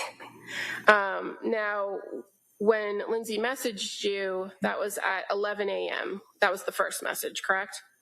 I would have to look at the note for the time. Okay. Do you have those? I do have the messages. I believe that'll be accurate. It was 11 a.m. Yep. And did she ask you something specific in that message? She did. What did she ask you? She asked me if it would be safe to stop taking Remeron after 5 nights. So you had just met with her on November 29th. Correct. And talked about stopping Remeron, or talked about the concerns with Remeron. We talked about continuing it on the 29th, yes. But as far as the starting of that meeting where you were talking with her about the medication, she had already reported concerns with that medication, right? Yes. And so you encouraged her to stick with it. Mm-hmm. And then the next day, she's asking to stop again. Yes. Okay. Do you recall that in that message, she indicated that in the course of that night, that she felt like the depression was much, much worse and not helping her sleep, and that she only got 2 hours? Yes. And she asked for a phone call from you, right? Yes. And did you call her back or did you message her back? I messaged her back, but I also believe I had my nurse call her back because I was in between patients. Okay. And so when you messaged her back, what did you ask her about to address that concern about stopping the Remeron after 5 nights? I asked her what symptoms of depression did she notice was worsening. And why did you do that? Because she had mentioned that she felt that she was more depressed. She was attributing it to the medication. But in her original message, did she give you any detail about what was worse? Yeah, no, she did not. Sorry. Is it important to you to know what symptoms are worse so that you know how to advise the patient? Absolutely. And did you again express to her a concern with stopping that particular medication after the short period of time she had been on it? Yes, I shared with her that from what I understood, there had been really short medication trials since October, a short course of the Zoloft, a short course of Trazodone, and now what would be a short course of the Remeron. And I reiterated that sometimes it can take 4 to 6 weeks before these treatments start to work. Okay. And you also knew from Julie Paul that she had only taken Prozac for approximately 4 days. Correct. So even though you gave her that information and encouraged her to stay with it, did you suggest an alternative? I did. And why did you suggest an alternative? At this point, I'm trying to establish a therapeutic relationship with her as a patient. So I had met with her on the 29th. She's concerned about the mirtazapine. I'm kind of asking her to hang with me on it and give it a chance. But then the next day she's asking me again that she really doesn't like it. So at this point, I'm trying to kind of give her an alternative to establish a collaborative therapeutic relationship. And at the end of the day, if you prescribe a medication and the patient doesn't want to take it, right, you don't know if they're going to take it, right? Exactly. So what was the alternative you suggested? I had suggested Prozac again, just because I had known that she had taken it in like 2012, whenever she was in nursing school, and she was able to take it for a year, and she tolerated it okay. So I was kind of thinking maybe we could try to get you to retrial it, and it would be helpful. And in making that recommendation to potentially restart it, had you reviewed the notes from Julie Paul in which the defendant, or Lindsay Clancy, indicated that when she took the Prozac, she felt disconnected, and that she was concerned about that, and that Julie had told her to stop it? Mm-hmm. Yes. But you still felt that it was worth giving it another try? Mm-hmm. And did you suggest anything else to pair with the Prozac to help sleep? I did. What did you suggest? I recommended Seroquel, 25 milligrams. And now, Seroquel, is that a drug that you're familiar with? I am. And in your practice, especially dealing with women's health, perinatal issues, what would a low dose of Seroquel accomplish for a woman postpartum? To get them to sleep. And you are aware that Seroquel at higher doses could be used to treat other types of mental illnesses? Yes. But in this circumstance and with this recommendation, what was the purpose of the Seroquel? So at this stage, my awareness was that she had tried a first-line option, which would be the benzodiazepine. The second-line options are usually what we call the sedating antidepressants, like trazodone, Remeron. So this would be more like a third-line option to try. And is that because trazodone, she reported, didn't help her? Didn't help. And she didn't like the feeling on Remeron? Right.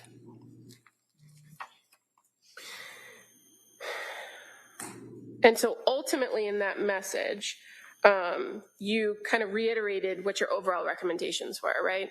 Yes. And it was to continue with the Remeron for another 10 days, Mm-hmm. and that the alternative would be to restart Prozac and add the 25 milligrams of Seroquel nightly for anxiety and insomnia. Is that correct? Yes. And so were you recommending that she be on all of those at the same time? That she do the Remeron, the Seroquel, the Prozac? Yes. And in your experience in psychiatric care and prescribing medication, is it a common practice to pair low doses or doses of particular types of medications together to effectively manage a person's symptoms? Mm-hmm. At this clinical juncture, my thought was the combination of Remeron with the Prozac to treat the depression with prominent anxiety, the Seroquel to help alleviate the sleep. And you're also addressing the concern of benzodiazepine dependency, right? Correct. Did you encourage her to do something to help you to kind of manage her treatment track going forward? Yes. What did you encourage her to do? I had noticed that Lindsay was attributing a lot of her symptoms to her medication. And so I attached to the MindChart message 2 different mood charts. And what those one is daily, one is weekly. What it is it asks the patient each day to rate their mood from like 0 to 3. Good mood, bad mood, normal mood. It asks about like, did you take your medications? What doses? What were they? Check the box. How many hours a night did you sleep? What's your anxiety level? What's irritability? And what I wanted from that was, because it had all those parameters about mood and then also the medication, did you take it? We'd be able to track over time what the progression was. Was it getting worse since we started the medication? Was it actually getting better? I just wanted more data. And were you aware that she was actually tracking those things herself? No. Now, you continued to have some back and forth messages with her throughout the course of the day on November 30th, correct? Correct. So we have, she reached out to you at 11. Mm-hmm. You responded to her at 11:52. Yes. There's another message from her at 12:15, right? Yes. And just going back for a second, when you were asking her about worsening symptoms, did you ask specifically about suicidal symptoms? I did. And why those, if she was expressing some depression and sleep issues? Suicidal thoughts can be a symptom of depression, and I just wanted to make sure I assessed that one because of its severity. And is that something that's important to do before you make a recommendation to change a medication? Yes. Now, when she responded at 12:15, did she tell you anything about the suicidal thoughts, or if she was having any? She said she's not at the point of being suicidal. Okay. She also indicated, but I'm really feeling as if I can't go on like this, right? Right. And she asked you to call in the Seroquel. She did ask me to call in the Seroquel, yes.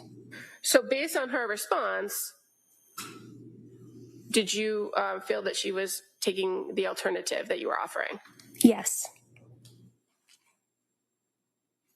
And then at 12:29 p.m., you get another message from her where she asks for a phone call, right?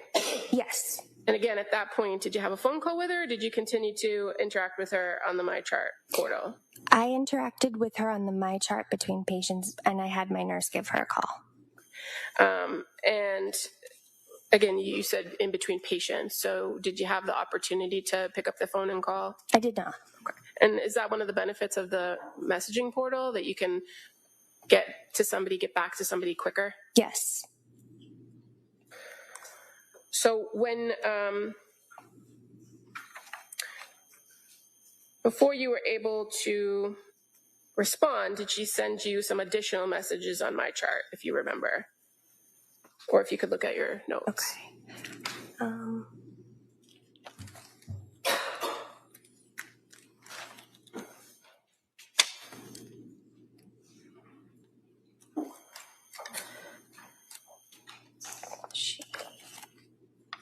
I see that the symptoms of depression that she reported. Yep. So just drawing your attention to 12:58 p.m. Yes. You get another message from her where she says, the symptoms of depression that are much worse are just feeling completely hopeless and unmotivated to do anything at all. And that she says, I printed the daily mood chart and we'll start it. Okay.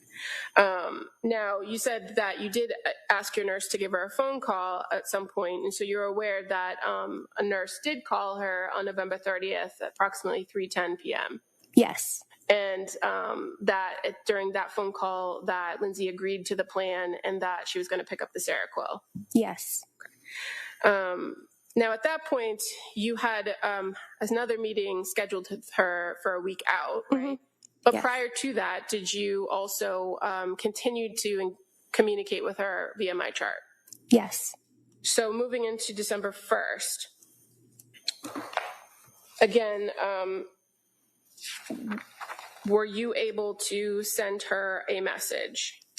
She sent me a message on December 1st, and I did reply to it. Okay, so December 1st at 12:20 p.m., we have a message from Lindsay Clancy. Hi, Rebecca. I really don't like the way I feel on the Remeron, and I know that I can't stick with it, or I can't stick with taking it. I started having very intrusive thoughts that I never had before. I didn't take it last night. I would really like to go back to Julie's original plan of Prozac in the morning and using Ativan and Benadryl at night as a Band-Aid until I get to a therapeutic level of Prozac. Please let me know if you agree with this plan. I know that I need to give it a good couple of weeks to work. Is that the message that you first received on December 1st? It was. And were you aware that that same day that Lindsay had reached out to her primary care physician asking for an immediate appointment with her nurse practitioner? I was. And that she was looking to discuss medications? Yes. Do you know if she actually got an appointment or went to the appointment there? They had reached out to her and she did not respond to their voicemails or my chart messages, so she did not see them that day, to my knowledge. So you're able to review the notes from the network of South Shore Health, right? Correct, yes. So you were able to review that she asked for an emergency appointment. They were able to find her an emergency appointment, but she didn't get back in enough time to actually get there. Correct. And so in the meantime, you're having a back and forth with her during the course of that day, December 1st. Yes. When she indicated to you in this message on December 1st about having intrusive thoughts and not liking the Remeron and not taking it, what was your response? I sent her a detailed message of signs and symptoms of postpartum depression and anxiety, including factors like onset, risk factors, predictors, common symptoms, and it highlighted how intrusive thoughts are quite common in postpartum depression and anxiety. And I asked her, I'm wondering if that's what's going on here. I then asked her if she was able to take the Seroquel that night and if she noticed any improvement in terms of sleep or anxiety with the Seroquel. Now, by giving her this information about postpartum depression and postpartum anxiety, was that consistent with a diagnosis that either you or Julie had given her in coming into the clinic? Yes. We were thinking this could be some postpartum anxiety. And I wanted to familiarize her with the symptoms so that she had them written down and she could report them to me and understand that they are part of these disorders. Okay. And you also gave her some information about obsessions and compulsions, right? Mm-hmm. And you said you asked her about the Seroquel and asked about sleep, right? Yes. And did you also reiterate that you were still encouraging to keep up with the Remeron for a period of time? Yes. And you further indicated to her that you wanted to kind of see if there was a correlation between the symptoms and the medication and that you just didn't have enough data. Right. In response to that message, she actually responded at 2:36 on December 1st, correct? Yes. And she indicated, thank you for the information. It was helpful. That she says, I panicked last night and just took Ativan and Benadryl, but tonight I'll stick with the plan and try the 15 of Remeron and the 25 of Seroquel. Do you recall if you had ever had a conversation with her about kind of you using Ativan and Benadryl as a backup, or if she just felt like she wasn't getting any relief? I recall having a conversation about using the Ativan as a backup. I believe it was, yes, in my initial, I said continue the Remeron and the Ativan as needed. Okay. Yeah. And what about the Benadryl? The Benadryl I don't recall discussing. But you were aware that she had reported the combination of Ativan and Benadryl had worked for her before. Right. And in that message, she also says, I'm sorry for all the messages. It's just a scary, very scary, stressful time for me. And starting new meds with side effects is very scary to me. I'll check in the morning and let you know how it went, right? Right. Okay. And again, you continued to have some contact with her on that same day after that. I believe I responded to that, reassuring her that it's understandable to have fears, concerns about starting medications, and I sent her a detailed description of common question and answers I get from patients about medications, things like what to expect, how long does it take to work, what are common side effects, risks for, is there any risk for suicide, homicide with medications, So in providing all this information with her, what were you trying to do?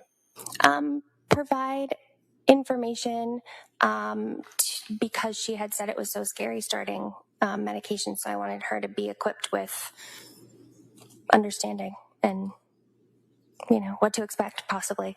And based on your interactions with her and your review of Julie Paul's interactions with her, this was a person that was very receptive to taking information, right? Yes. And as her role as a nurse, she was not afraid to ask questions. Is that fair? No. Yes, she was not afraid. And one of the things that you provided her, or the information you provided her in this detailed response back to her on December 1st at 3:04, was that there are other sources or resources that she could utilize that are available at the clinic, right? Yes. And go ahead. Show you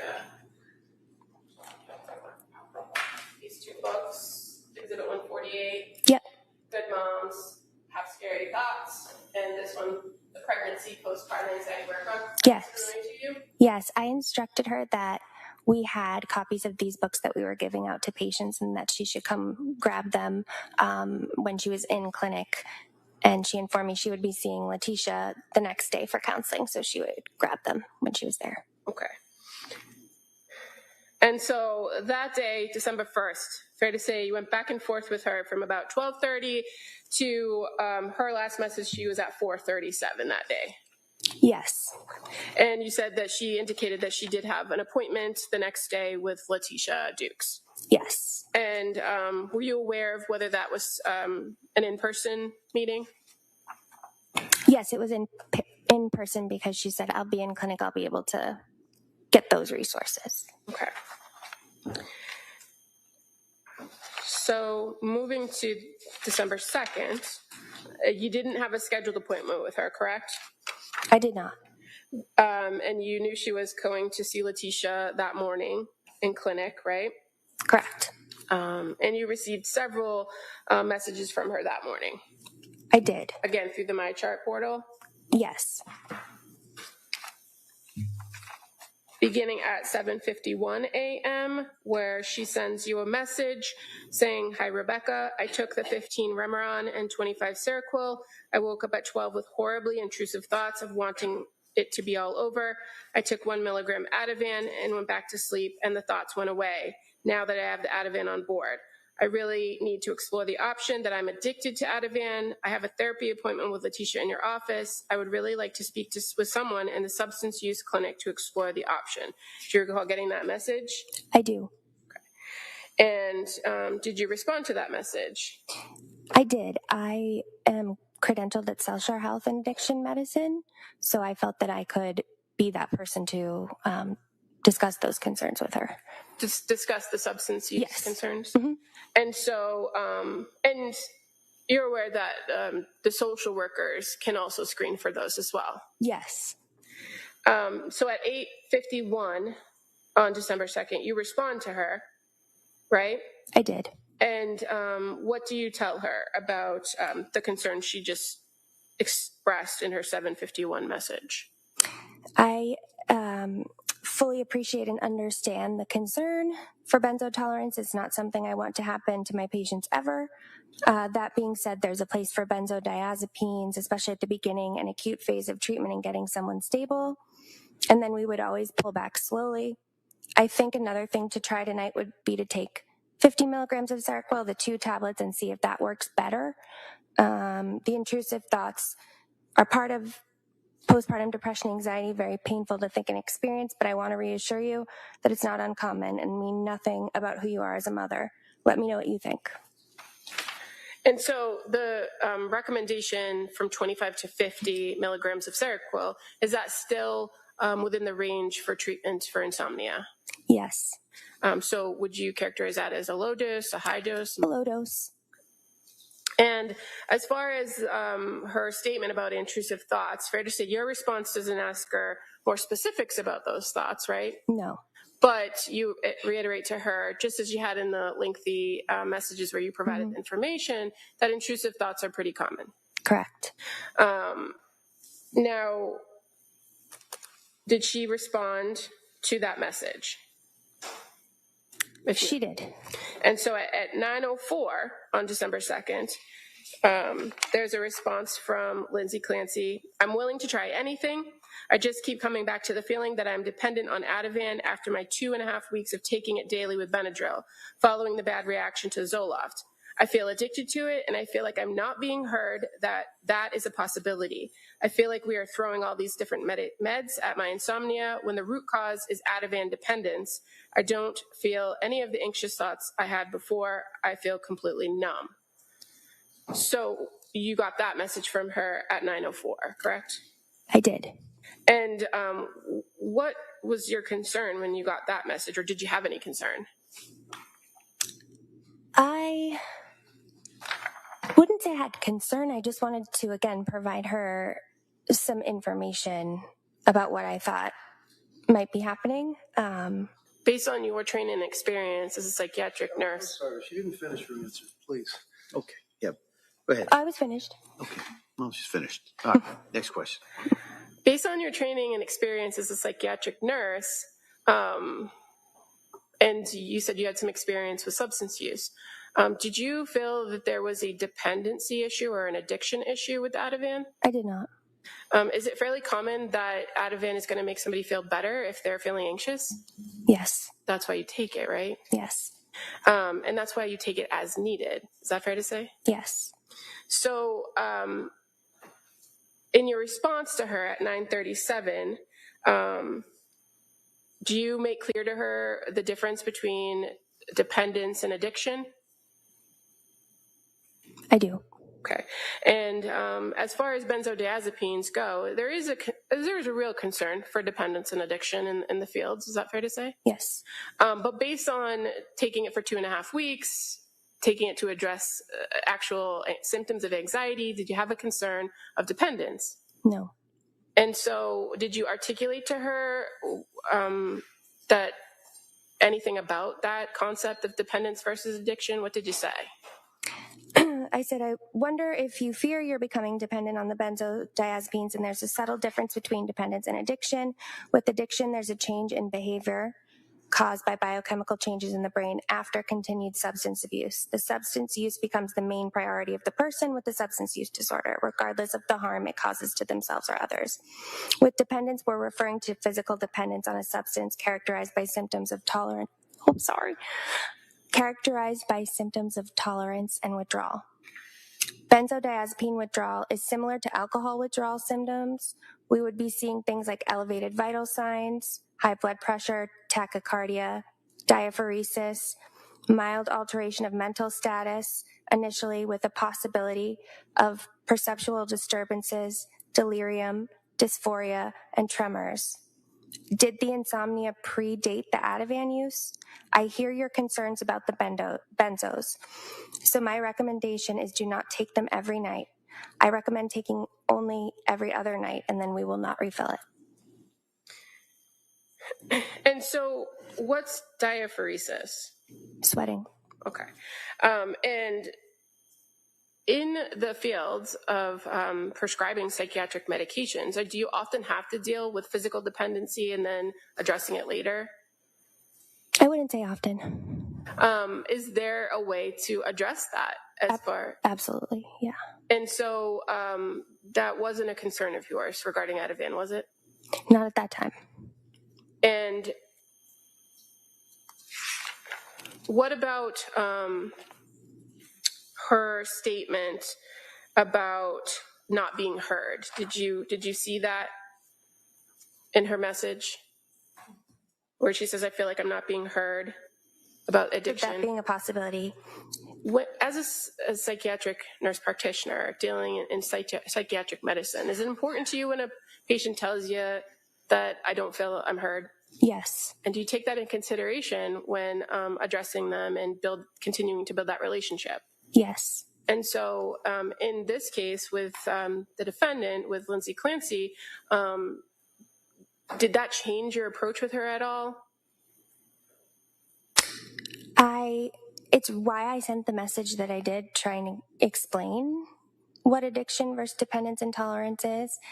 And I wanted to reassure her that we will try to have you take these less frequently, and we don't need to continue them moving forward.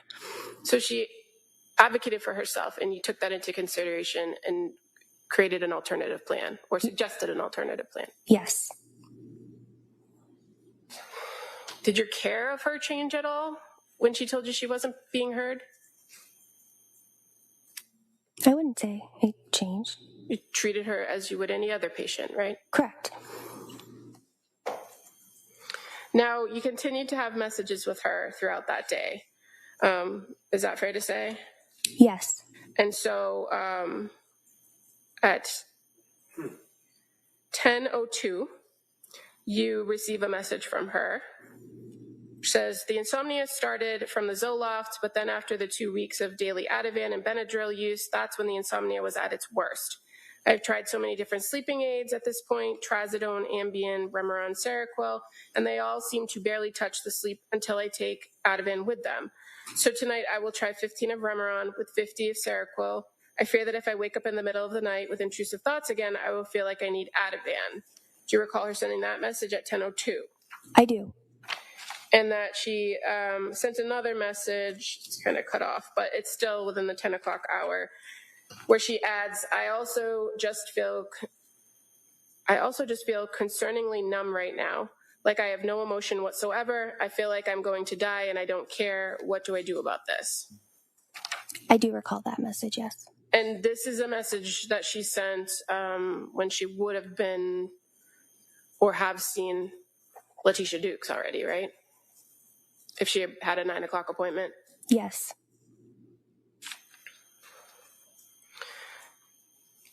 When she sent that message to you, did you respond back to her at 11:35? I did. And with the fact that she talked about being numb and having no emotions, feel like I'm going to die and don't care, what did you do? I said, this sounds like depression and anhedonia symptoms. I would say if you're feeling unsafe, particularly as we head into the weekend, it is important for you to have information for psych emergency services available to you. And I provided a list of the 24-hour emergency service programs like mobile crisis intervention. Okay. And when you say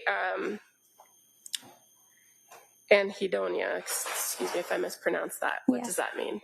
Anhedonia is a symptom of depression where people are unable to feel pleasure. They might describe it as feeling numb. They're unable to look forward to things. Okay. And in her message where she says, I feel like I'm going to die and I don't care, did you take that as a suicidal thought or suicidal ideation? No. And so did you tell her to go to the ER right away? No. Did you have concerns that she needed to get a higher level of care at that moment when she sent that message? My concern about that statement was that I wanted her to have access to resources if it escalated or if it worsened. So I made sure she had it. Okay. And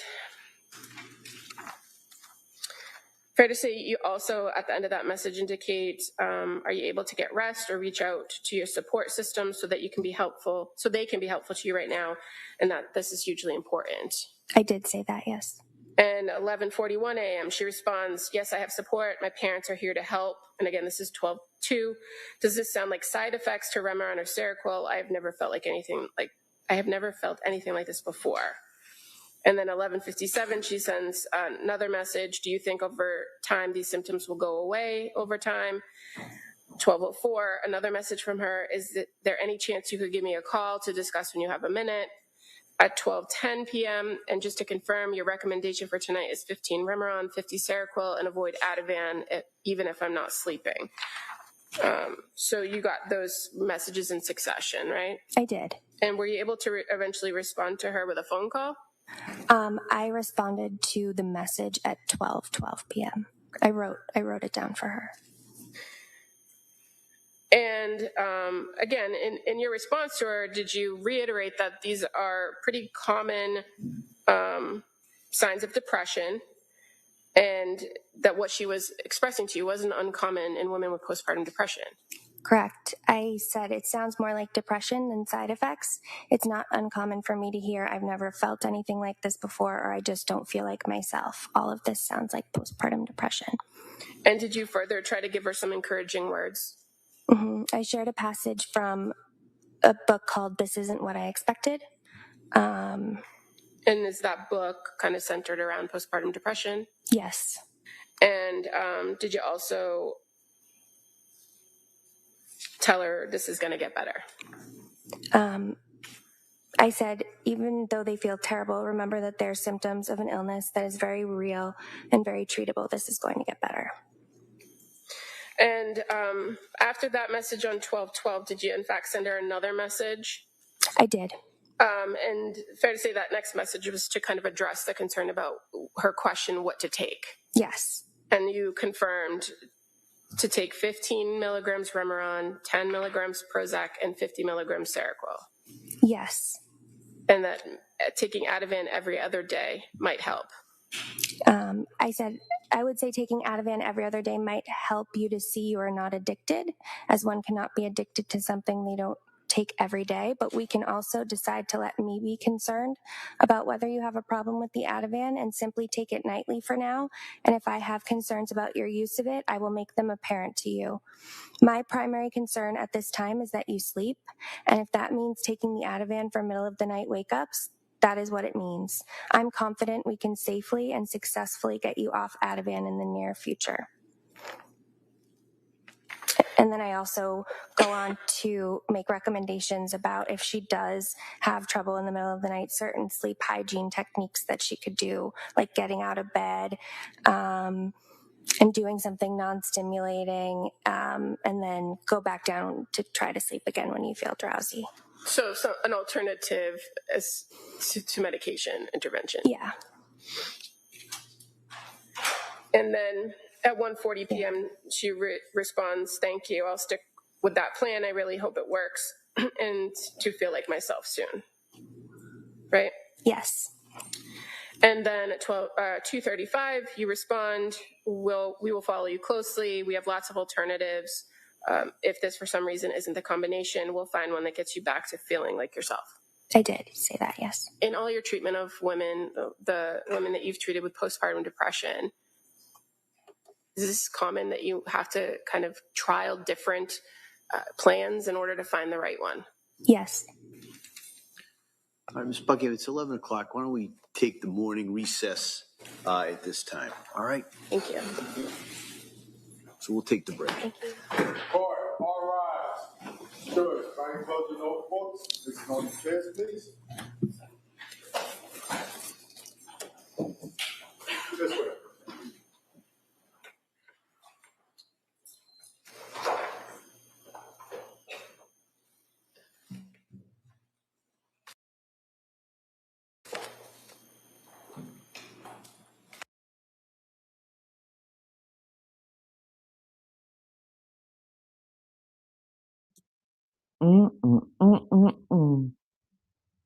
Hello, everybody. Hello, hello, hello, hello, Maggie.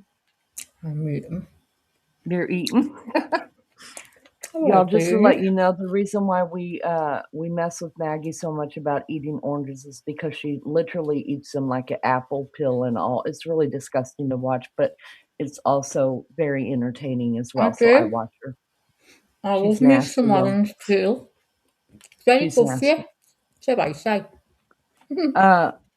Victoria, I've been watching what you're saying. I found that very, very interesting. I am going to go back and watch that as well and try to see what you are seeing. Thank you for letting us know that.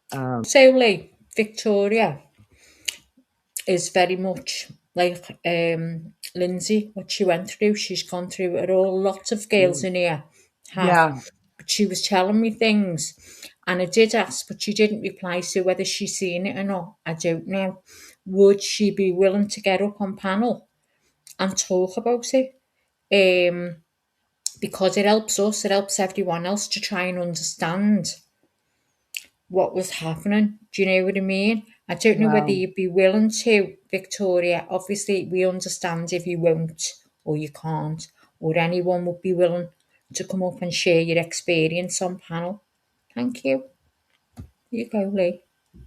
Jessica is chiming in here. She says, yeah, I seen one picture he had on a solid dark colored shoe, and another picture they showed he had on what looked like white sneakers. That'd be interesting to take a look at.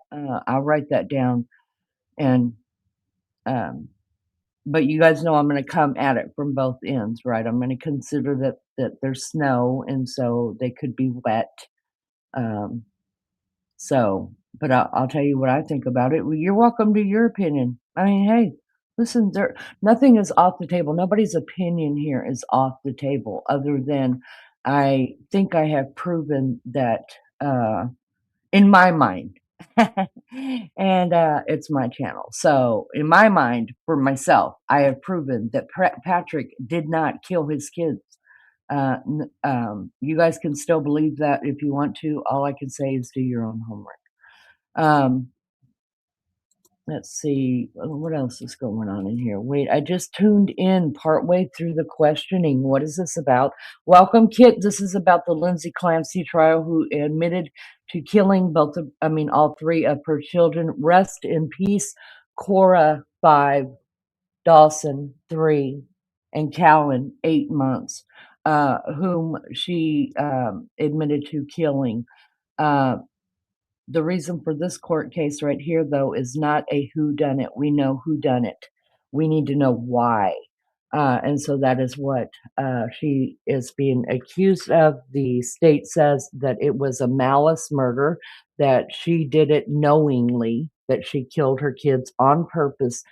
The defense is that she was in postpartum psychosis, and that she was over medicated by doctors, and that's where we stand. Just to let you know, Melly Jo's leaving. She's going to bed. Mel, good night. Good night, Mel. Have a good sleep, girl. Also, Jenny is in hospital. She's talking to us from a hospital bed. She's made up with the chat, but she's got sepsis. Just found out. She told me she got an infection, but Lisa's just told me it's sepsis. Bloody hell. My goodness. Hope you're going to be all right, Jen. Jenny, we will say a prayer for you. Look, I believe in prayer big time. I really, really do. When I say I'm going to pray for you, I'm not just saying it to comfort you. I say it because I mean it. I may not remember everybody's names, but I can remember what's going on. And I just pray that God will meet the needs of those people. In fact, when I say I'm going to pray for you, usually I just try to get very, very quiet. We can pray right now. Anybody who, I don't want to be offensive to anybody else's faith, but this won't be the first time we've ever prayed on this channel. You pray however you want to pray, tune out. This isn't offensive, but it is my channel. I practice on my channel what I believe in. All right, let's just go and pray right now for Jenny and all those that need it. Let's remember our JB, I call her the FBI, that's in the hospital struggling now with some surgery difficulties and some infection in her body as well, and just other people that need it. If you're in chat, you need it. All right, I'm going to go ahead and say a prayer. Max, give me just a second. Go on, Gail. Lord, we come to you and we thank you for this day, God. We thank you for waking all of us up and bringing us together, Lord. We thank you for the respect that we show each other and the friendships that we have built. Lord, we ask you to touch all those that are affected by Cora, Dawson, and Callan's deaths, God, that you will comfort them, send angels, God, to give them the comfort that they need, Lord. God, we just thank you for the friendships that we've built through this tragedy, God, and that somehow we know we needed each other. We may not understand it now, God, but I believe that you bring us together because maybe for a moment or a lifetime, we need each other. So we glorify you for that. Lord, I ask you to touch Jenny right now that's in the hospital. I ask you to be who is in the hospital right now. I ask you to touch the matriarch of this channel, God, who is so, so precious to us, Miss Barbara. God, we ask you, all of those that are in chat that are facing something mentally, physically, emotionally in their lives right now, God, that you just reach down, God, and make a way, Lord, where there doesn't seem to be a way, where we cannot understand it, God, but you see what we don't see. Your ways are not our ways. And God, we believe that whatever's going on, Lord, that it is your will and that your will be done. God, we plead the blood of Jesus over all of those that are sick, that are in need right now. God, we pray that you would meet every need right where it's at, Lord. Send just one angel, God, to comfort and watch over us. We know that there are tens of thousands of angels, God, that we could dispatch in your name, God, but we don't need them. We need you, and we ask for the comfort of an angel just to give us that warm hug from you, God, whenever we feel alone. We ask all these things in Jesus' name. Amen. All right. Thank you guys so much for that, just that time. I appreciate it. Maggie, give me just a second. What did she do then? She get right. That's what I heard. Oh, so Jen, get well soon, girl. I didn't know it was sepsis. I was talking to you before, and you just said it infection. Oh my god, girl, they've got you on the IV now. That'll get right in your system, Jen. You just take it easy, sit there, and look after yourself. Just relax, and they'll do the rest, girl. Okay. Thanks everyone for joining in, saying that little prayer. Even if you don't believe, or like Lena said, you don't have the same faith, you know what? I'm not religious at all. I do believe there's something there. I don't know what, but I prayed as well. And I hope my prayer will somehow touch someone somewhere. What's that? She has gas. Who's got gas, Lunchy? Oh, you mean this Lena one? Oh, she's out of her mind. I just ignore her. You know, just leave her to it. So Mary Shaitley, I can't even say that. I can't say it. I can't say it. Mary Shaitley. I don't want it to sound like I'm saying shit. Mary Shaitley or Shaitley. Oh, I don't know. Away, I'm already subscribed. I must have been impressed by you all. Mary, we're impressed by you, and thank you for being here. We're all good mates. We all get on. We've all got different opinions, but you know what? We're all adults about it, and we don't fall out over it. You know, this has had me and Lainey up the wall. We've thought 1 minute, Patrick's done this, he's done that, or he hasn't. We keep changing all the time with the evidence, and we keep saying, like Lisa Dodson says, wait for the end. Let us hear all this evidence before we make any judgment.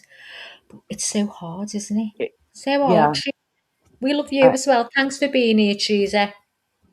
I'm back. Lisa Thank is you so much. definitely, and all those that are able to do that, I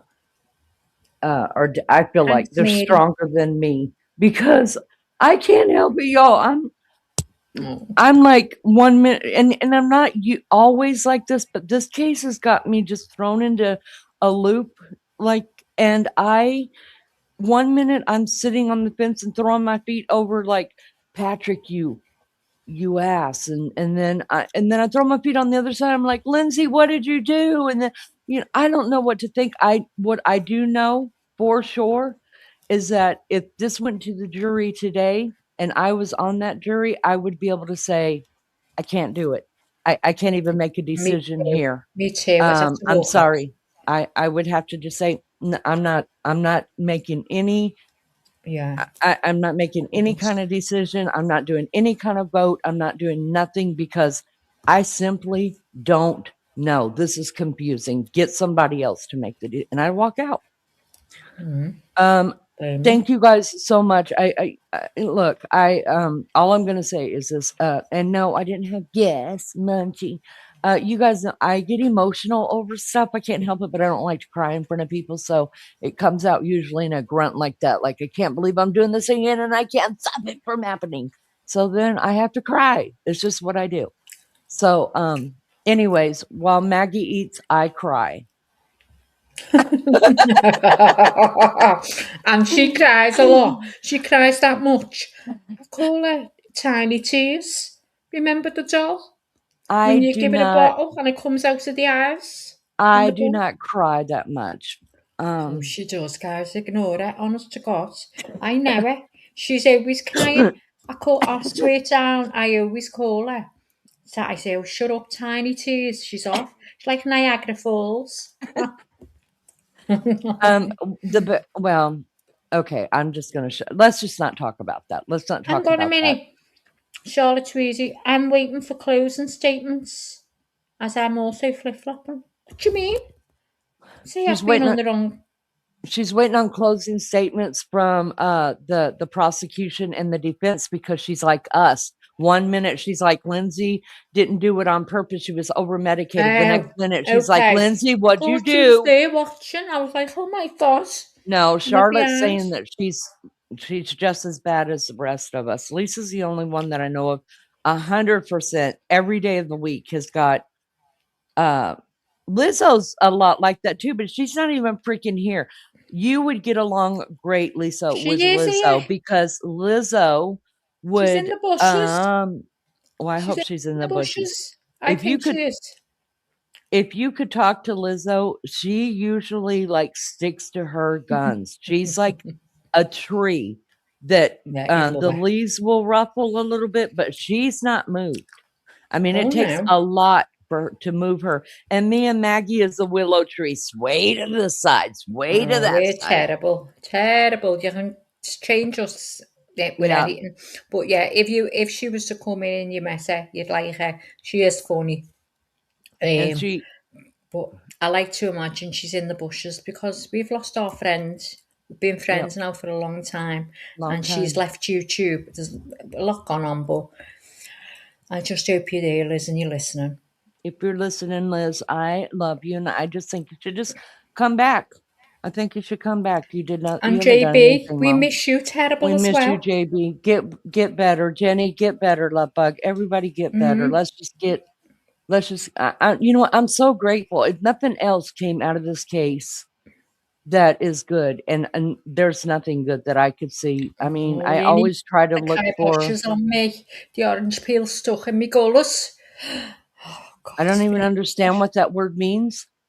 You put the kiboshes. What the hell does that gutters means you mean? Put the jinx on me. Going on about me eating the orange peel and now it's stuck. Oh, stuck where? Never has it and you feel a pain in your back. In me gully. What is a guller? Your gizzard?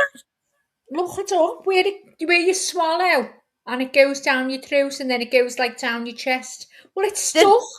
Then take a drink of water. What's wrong with you? Why didn't you chew it up enough? Hang on a minute, because I couldn't wait to swallow Drink coffee. Drink coffee. Get it down.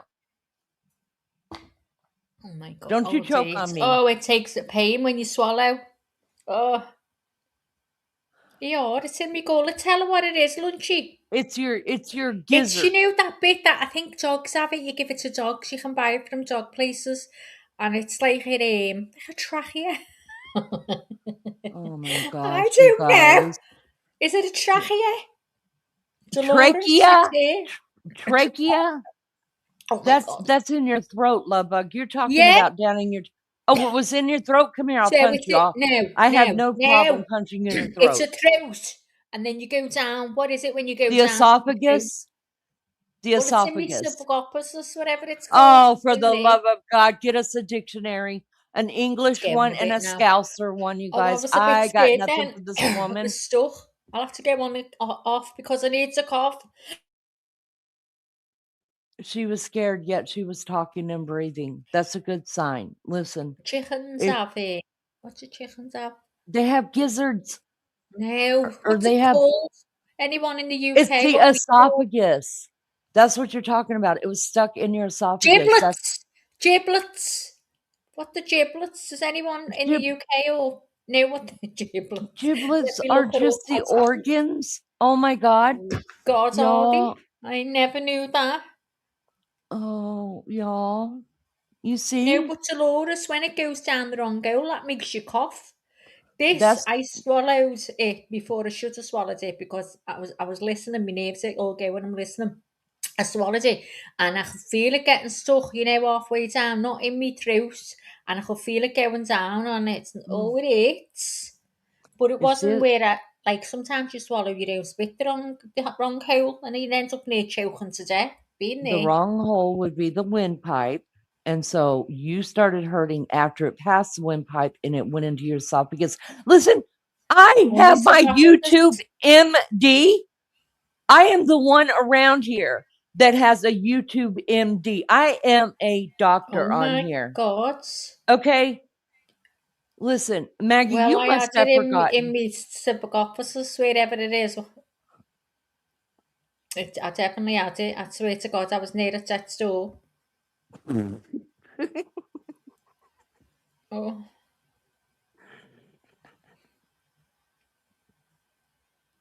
Now do y'all see why that I picture look Maggie at our in a bed? catfishing picture. We're going to have to start doing these again. I think we're way past. Are those the ones that you sent to me, the doll ones? Yeah, Y'all, I said, listen, this listen. is what happened. I went on AI and we were talking about something which I'll be able to tell you tomorrow. So we can't say now. But anyway, we're talking about dolls. And I said, oh, I'm going to have to make us all dolls. So put in a picture of me and Leonie. I said, make us dolls. Make us look like dolls with blonde hair and ponytails and big eyelashes. Guys, it's like a porn doll. Look, I love it. I wanted to send it to my husband. But you know, if he'd have said, doesn't even look like you. Oh, I had to be in a fume. I had to be in fume, and so I thought, no, don't send it. Don't put yourself in that position, soft hole, to be let down. Do you Be know what I let down mean? again by that husband. Again. Oh, I come down the stairs loads of times, think I look lovely. I go, do I look all right? You know, if you're going for a meal or something and you're fishing for compliments, do I look all right? And this is exactly what he does, look. Yeah, you look sound. I want to punch him right in his nose. Yeah, you look sound. Oh, fucking hell, don't go out your way. Don't say, you know what, you look lovely. You look lovely. Oh, no, we wouldn't dream of it. Yeah, you look sound. You look all right, yeah. I don't even say that anymore. I say, so I give it time, right? I give it Yeah. some time. And like we're in the car going where we're going. And I look over and I'm like, yeah, I know I look good today. And then he looks back at me and he's like, yeah, babe, you look good. And I'm like, See? fuck off. Even if he Like, lies, don't give me a talk. seriously. I know, he's Seriously. sick of it. And you Oh know what? my I goodness. forever give him compliments. I go, oh, that does not look nice on you. And I go, don't you fucking say it again. Keep your trap shut. I always open my mouth for you. Well, I'm not going to anymore now. I'm learning. We're learning. We're becoming them. You know, I Yep. remember telling Beefcake too. No, 3 engagements later. Honest to goodness, I'm not lying. If I'm lying, I'm Brian. I ain't going to help for nobody. That I wouldn't marry him because, well, first because I'd already been there, done that, and that was terrible. But anyways, but I was like, no, because as soon as you put a ring on it and you say I do, within 2 weeks, the remote control becomes your best friend. And he's like, "Oh, that'll never happen to us. We're taking Sunday baths together every Sunday, no matter Yeah. what the Put a kids ring on need, it. blah, Say I do. blah, blah." Put a ring on it. Say I do. Within a week, I'll fucking hate you. That's how it is. That's Mm, how it is. He hates mm. me. I hate him. So, beat that. Hey, Listen, Lenny. I call mine I'm, and my hubby's relationship, well, listen, we are addicted to each other at this they point. are, you That's know. what it is. It's our addiction. But she adores him, and that's the truth. I And I do adore adore him. that I'm man. gonna like to call him to fuck. But anyway, Lee, you know, 5 o'clock my time. It's 16:23 now. I'm taking Okay. an hour off. Okay, that's fine. The last of the sun. I've got to run out, Lenny, and get a Oh, bit of yeah. sun on that chair before it goes down, and then have a Yeah, good day. because you're already not dark enough. But yes, please get out in the Yeah, sun. well, I've gone all white. Oh, stop it right now. I'm camping right now. Y'all. Look Listen, you, go Lenny. ahead and take you an hour or 5 off. It's Well, it's a okay, bit too hot Maggie. now, so I'm waiting till 5. Y'all, she's a Otherwise, sun goddess. She is a sun goddess. Maggie anyone in has the to UK be will in the sun. understand. She has to be in the sun for at least 30 minutes. And if not, then she's just terrible to deal with. And she eats her oranges all wrong. It's just a thing with Mags. It's just what it is. But anyways, I know And we should she's be the talking. opposite. She can't stand it. I And can't me and you handle like heat. chalk and cheese. Imagine me and you being together going in our camper van. And I'm going, hang on, Leonie, stop the van. I want to get out with the chair for an hour. And you'd be going, oh, fuck off. And I'll be saying, no, stop this van now. You just go and sit in there and do a live, and then I'll join you in an hour. I'm not coming round And this I'll camper send van all missing the the fun. dogs and Wednesday out with you. I'll be like, go with Bobby Maggie, knows everybody us. outside. I'll say, give me an umbrella so the dogs can lie underneath. I won't be going Listen, nowhere you if I'm not guys, getting the sun.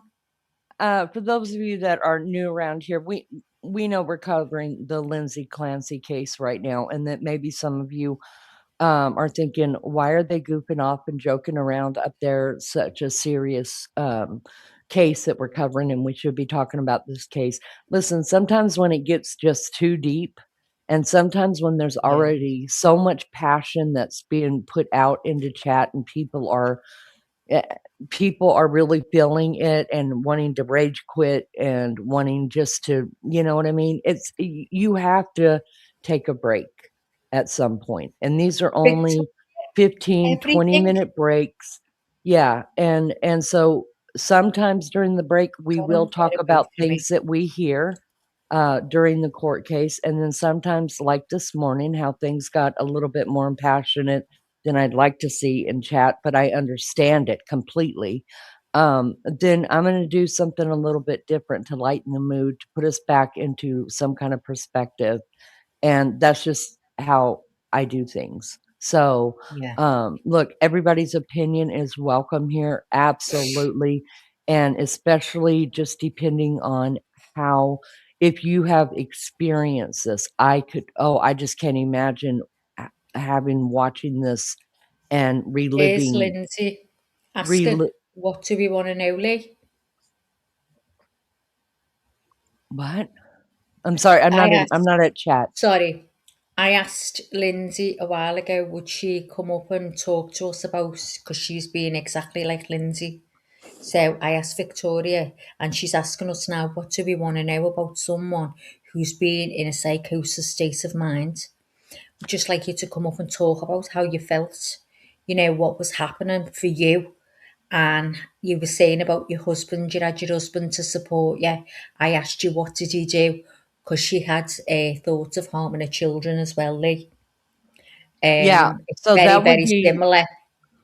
that would be a good question that I would want answered. How did your husband react to that? Did he remove the children from the He got house? a sections, put it in a Oh, facility. wonderful. Perfect. That's what I mean. Put it in a Perfect. facility. If you could just come up and talk about it, Victoria, that'd be great. If Leanie's okay with that. Of Yeah, course, it's Leanie's absolutely. channel. Absolutely. Do I hear court coming back in? I've just seen a bit of movement there. Okay. So I thought I heard some movement in court. I'm not at the It's mine on, computer so right I now. need to go. Make sure I've got the. Let's get this on, just so I know. Okay, it's all on. It's ready. Yeah, Yeah. I absolutely do not mind hosting anybody who's willing to come up and talk about it. No pressure at all. Listen, I've had many people who've never been on panel come on panel for the first time right here. And after 2 minutes, it's like talking on the phone. It Nobody is. cares. It's non-judgmental. The mods are watching. If anybody says anything negative, there is no grace given to people who are just ugly to people who are on panel here as a guest. There's no grace given. They are gone and they don't come back. That's just the way it It might is. be a little bit late to come on panel now because I think they're going to be coming back soon. But on the next break, if you could come up and just talk about it, and Lainey will have loads of questions. She'll keep you going. Yeah, that'd be great if you could do that, Victoria. It really would. Yeah, it'd be interesting. Do you know Charlotte Tweedy? I keep thinking she was one of the a girl out of one of the bands. Oh God, what was her name? I keep thinking, oh, is she the one who's this? Is she oh God, I forgot the name. Lean, it's gone up my brain. I don't even know what you're talking about, love bug. I know. Don't worry, carry on, Lee. I'm having a minute. Somebody just remind me later. If you want to hear it here, it's fine. But Cheryl Tweedy, I thought it was Cheryl Tweedy. Oh my God, I was thinking, am I talking to Cheryl Tweedy? Is it really here? It's not you, is it, Charlie? Are you really? Could you be here? Got a feeling. I don't even know who Cheryl Tweedy is. Look her up, Lee. You'll never. I don't feel like it, but I maybe will, but right now just don't feel like it. That's I think ugly, they're but yeah. strong to say what happened to them. What's that, Dolores? So, I think my where other big now? So, question. Sorry, Max. now, I'm just wondering. So, this is for chat. For where we are now so far again with this trial today, has anyone's opinion changed, or has it still made you feel firm in where you were? Let us know. Yep, let us know. I don't want to give my opinion out just because I don't want people thinking, "Oh, we can't go against the host." That's not the way it is around here. You've got your No, own we mind. go Use against it all yours. the time. Yep, use yours. Me and Maggie disagree all the time about stuff, different things. Some things we agree about. And it's okay. You don't have to agree with me. You don't have to agree with Maggie. You've got your own mind. Use your own mind. You may see things that I'm not seeing. Listen, I learned that the very first court case we did, that there was a lot Yeah. of things I had wrong, and I wouldn't have known them if somebody didn't agree with me. Did not disagree with me, I should say. They taught me some things. And so ever since then, I've been like, like I will never bash somebody or be mad at them for not having the same thoughts as I had. I mean, I think that's what makes a chat good, where you can just welcome in different thoughts as long as we're Oh, respectful it's of each being other. erased today. There's being said, you know, these girls are so clever. They talk like doctors. I haven't got a clue, Lee. I feel dead stupid. And I'm thinking, oh God, don't ask me one of them questions because I wouldn't know. But the chat's being going 10 to the dozen. It's being great. And as I say, they're all really respectful of each other.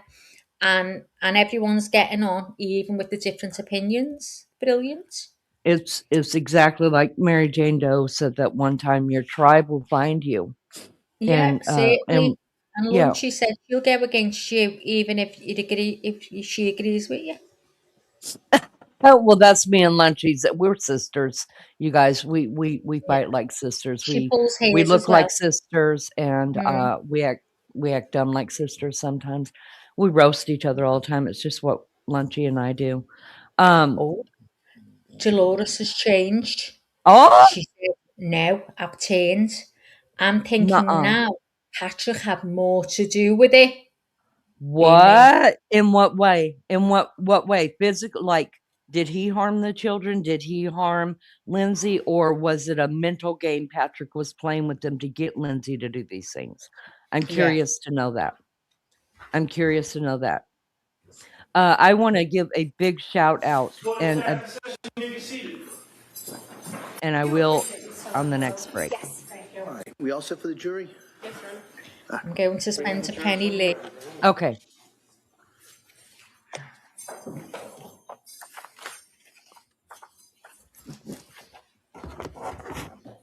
While the jury's coming in, I just want to give a big shout out to the Mad Mods, you guys who tirelessly put up with Maggie and Mai's mouth all the time, and also mod the chat. You guys, they sit here just like we do, and we watch every little thing that's going on in chat for the most part, and try to keep it clean and fair and in a place that everybody wants to come to, and most of all, welcoming. That's important to me, that everybody feels welcome. In the beginning, if you screw that up, then I'm sorry for you. I mean, because if you're going to come in here being all ugly to us, and no, you're not welcome. Sorry. Just, I mean, there's enough hate in the world. We ain't doing it here. This court's now in session. Please be seated. Your Honor, for the purpose of the record, we return back to the matter of Commonwealth versus Lindsay Clancy. All parties are present, including the 18 jurors. All right. Attorney Buckingham, please. Thank you. Nurse Gelato, when we broke, we were talking about your interactions via my chart with Lindsay Clancy on December 2nd of 2022, right? Yes. And so the last one on December 2nd at 2:35 p.m. was from you to her. And then on December 3rd, do you recall that a MyChart message was sent on that day at 7:24 p.m. I do. And you were able to review that message some point after it was sent? I was. And she reports to you basically that she didn't want to wait to let you know some things that were fresh in her mind. And it says, last night I didn't take Ativan. My dose had been the night before at 1 a.m., only slept about 4 hours at the beginning of the night, about 9:30 to 1:45. Then I dozed off for maybe another 45 minutes from 4:30 to 5. Today, all day, I had horrible, intrusive thoughts and felt deeply depressed. I finally took a 0.5 of Ativan at 6 p.m., and now the thoughts are gone, and I feel good. You recall receiving that message? I do. Okay. And fair to say there was no more communication between you and her until December 6th.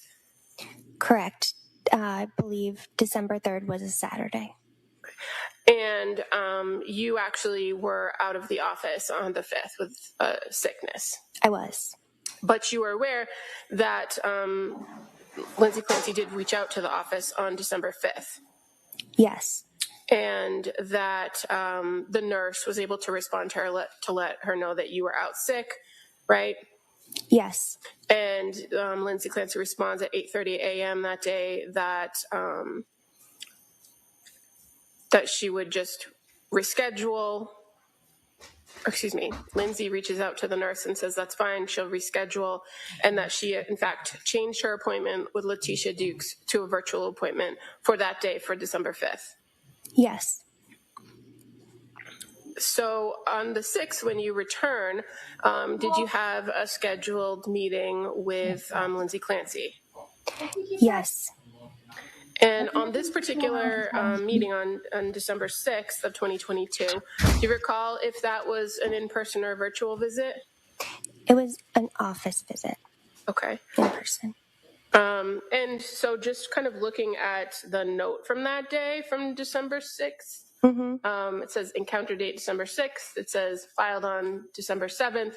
In the under chief complaint history, do you have it in front of you? Yes. The second paragraph says patient has verbally consented to this video visit. Is that just something that sometimes pre-fills into the narrative? Yes. But your memory was that this was an in-person visit. It was. Was Lindsay Clancy there by herself or with somebody else? She brought in her husband, Patrick. Had you met him before? I had not. Had you talked to him before? I had not. As part of your treatment plan or your course of treatment with Lindsay Clancy, was it your practice to speak with collateral individuals? Yes.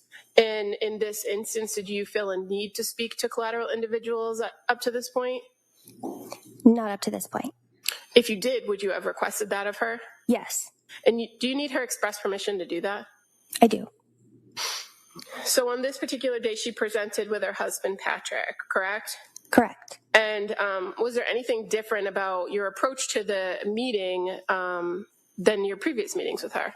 No. You still go through history, you go through how she's doing now, you do your mental status exam, you do your screenings, right? Yes.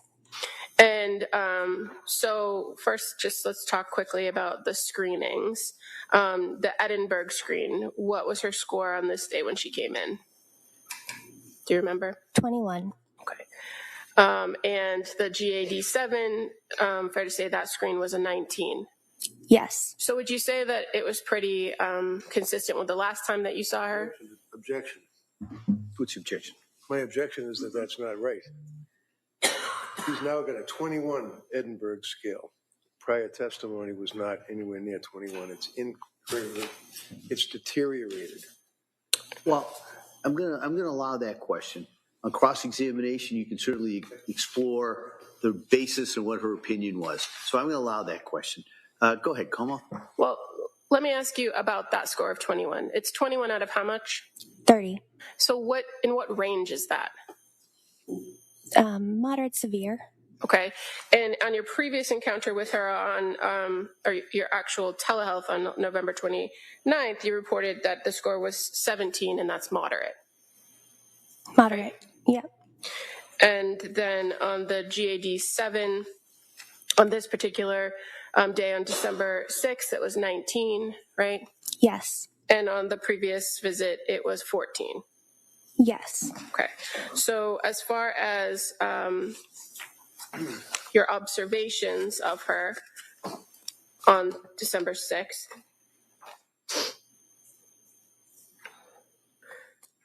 did you notice anything different about her speech and language? No. How about her mood? What did you note her mood to be? Anxious. And the affect, fair to say, consistent with mood, meaning anxious, right? Yes. And thought process. Thought process was linear and goal-directed. And thought content, did she indicate to you whether she was experiencing any auditory or visual hallucinations? No. Any delusions? No. Any suicidal ideation, a plan, or intent? No. And as far as your observations of her during this interaction, this in-person visit, did you observe any signs of psychosis? No. Did you observe any signs of mania? No. Did you observe any signs of obsessive thoughts or compulsive behaviors? No.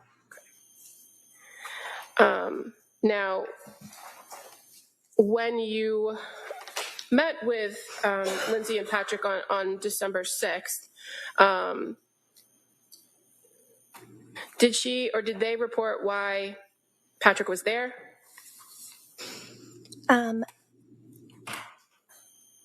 I don't recall if they indicated why he was there. I understood it to mean he was there to provide collateral and support for her. Were you aware that he was coming to the appointment?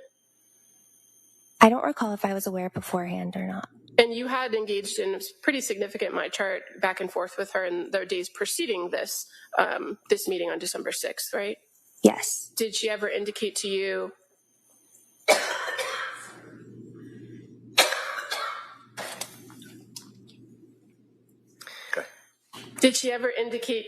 in those messages that she wished to bring him along to one of the visits?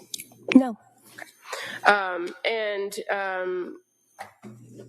Fair to say, when a person brings a collateral and is willing to have somebody speak, you're more than happy to get that information.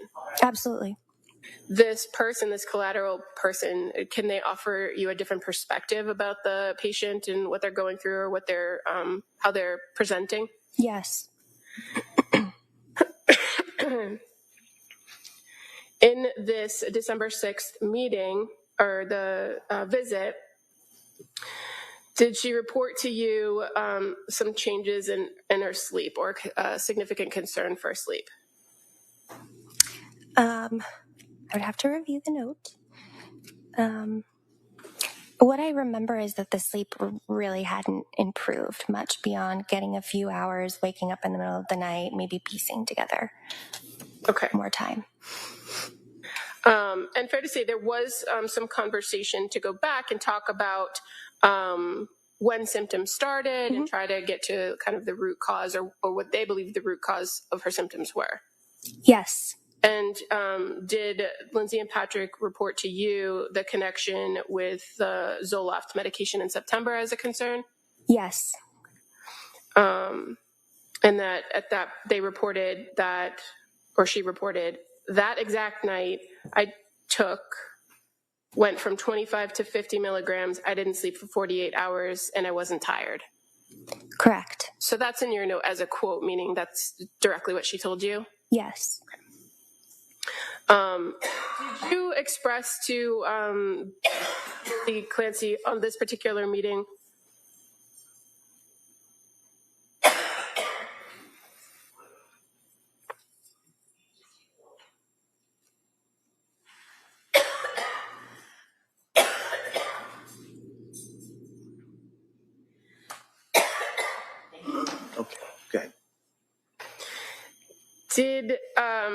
Did you express to Ms. Clancy thoughts that you had about her diagnosis based on your interactions over the last few weeks? I did. And what was that? I discussed with her and her husband the possibility of potentially an underlying bipolar disorder. I based this on several factors, one of them being that she had such what we call an activating response to the Zoloft.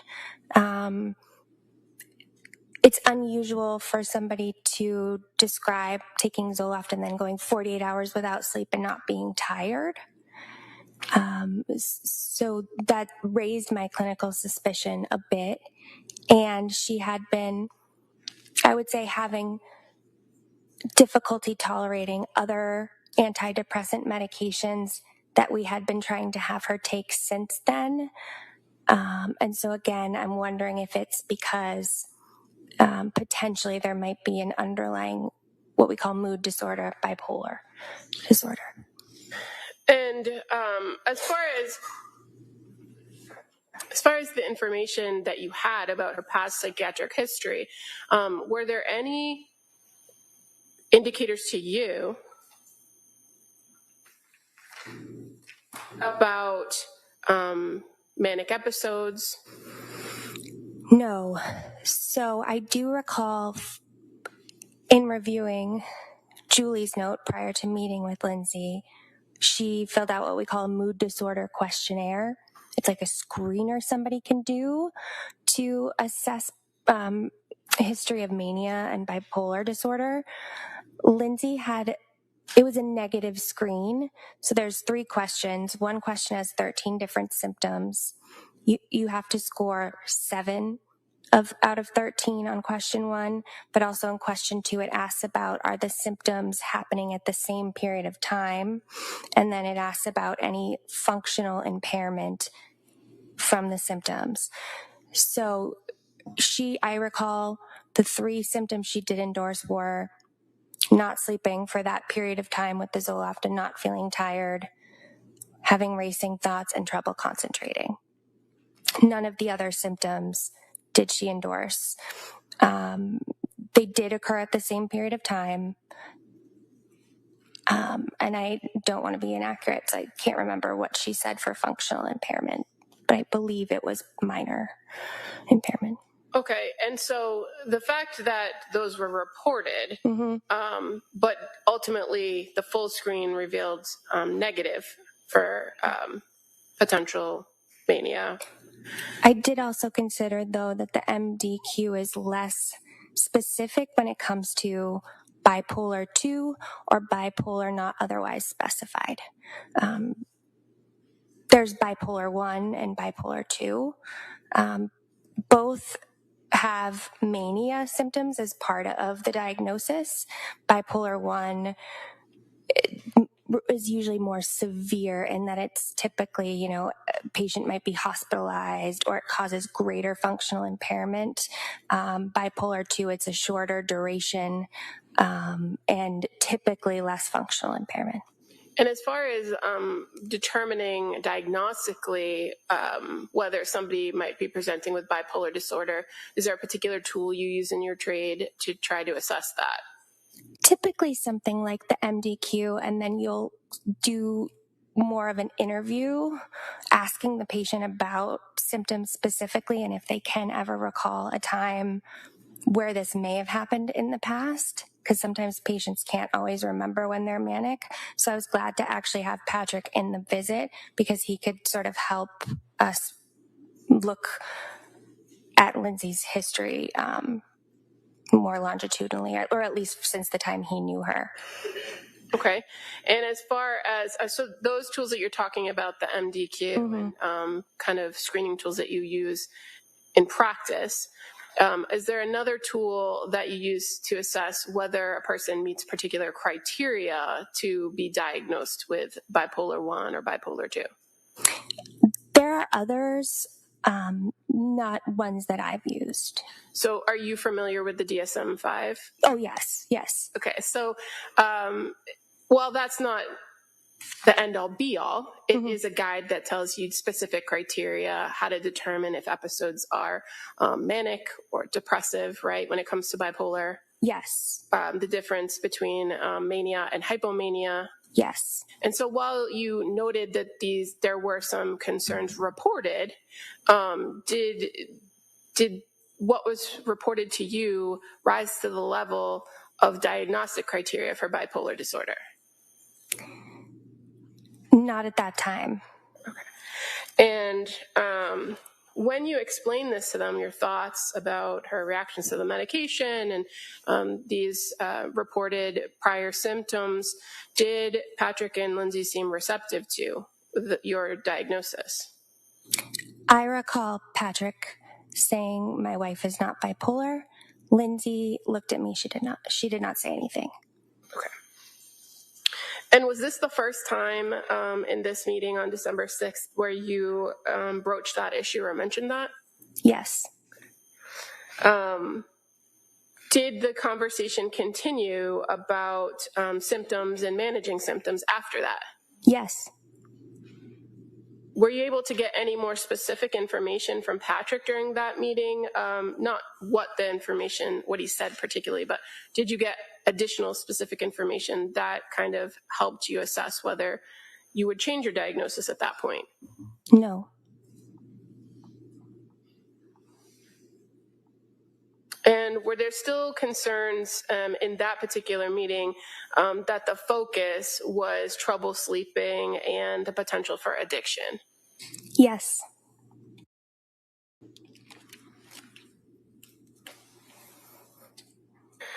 As far as recommendations, did you talk about what's called tapering medication? Yes. And what were your recommendations regarding tapering? So we talked about her concerns about the benzos. And we decided to come up with a plan to taper off of them. And the last that had been reported to you via the MyChart messages was that she tried not taking it at all, ended up having horrible thoughts and felt deeply depressed, then took it and felt better. Mm-hmm. Right? So was it realistic to recommend completely stopping? No. So what is a taper? Like, why do you recommend tapers? I recommend tapers to slowly get somebody off of something. And tapers can be useful because we might have somebody at a dose and they might say, oh, I'm too anxious to stop this, or I'm not ready to step down to another level, and we can kind of keep them on it longer. But at this point, since I had met her on November 29th and throughout the MyChart messages, there was multiple concerns voiced about benzodiazepines. And again, in this visit, so I even did what's called a CWA assessment, which is something we use to determine if somebody's having actual withdrawal from benzodiazepines or alcohol. Again, I really wanted to show her I was assessing this and taking this seriously. When you say CWA assessment, is that an acronym for something? Yes. So it's what are the letters, just for the record? CIWA.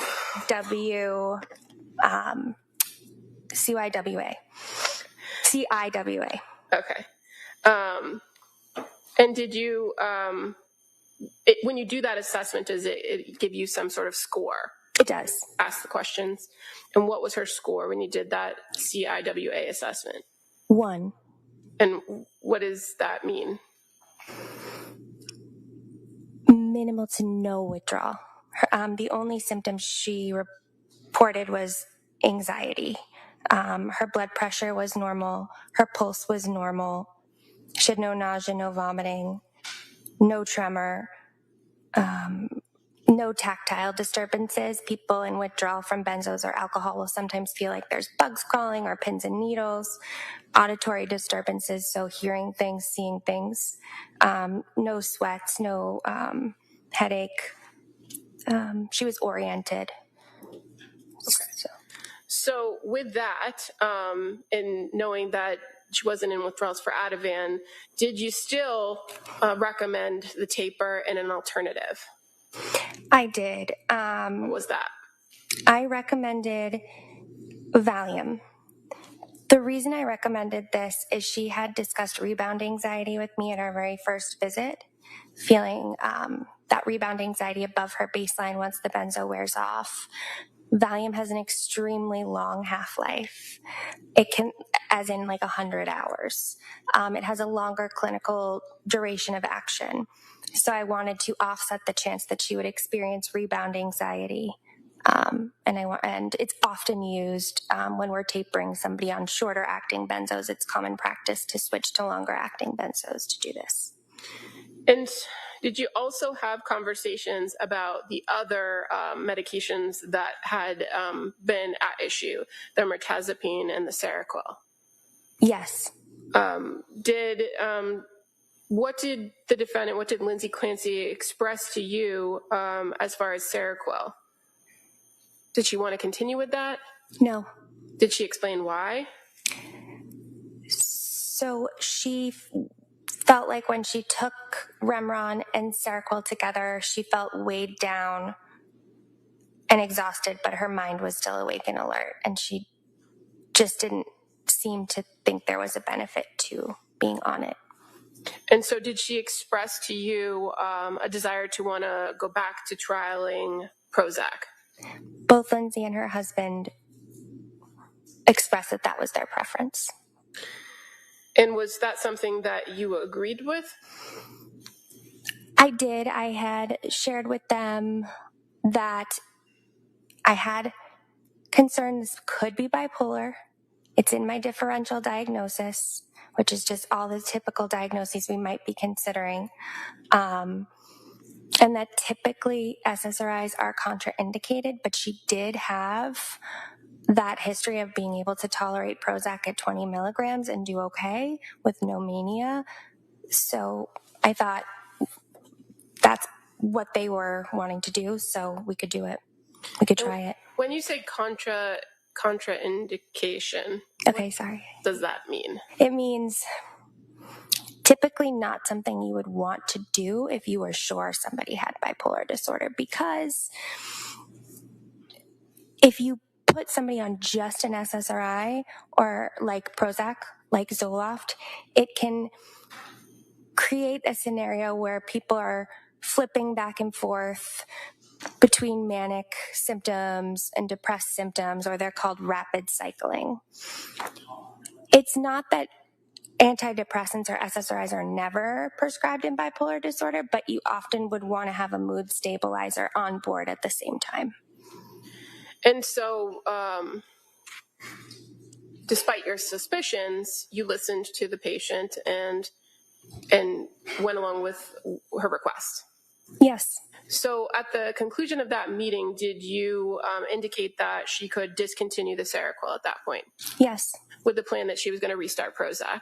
Yes. Which I had been recommending the Prozac. Earlier, I believe even on November 30th, I had recommended it. And with that previous recommendation, it was in addition to the Seroquel. And the Remeron, yes.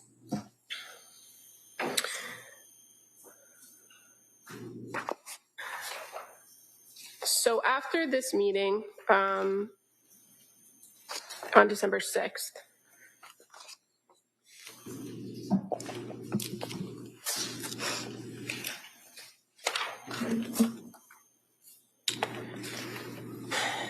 did you have additional communications with Lindsay Clancy via the MyChart messaging on December 7th?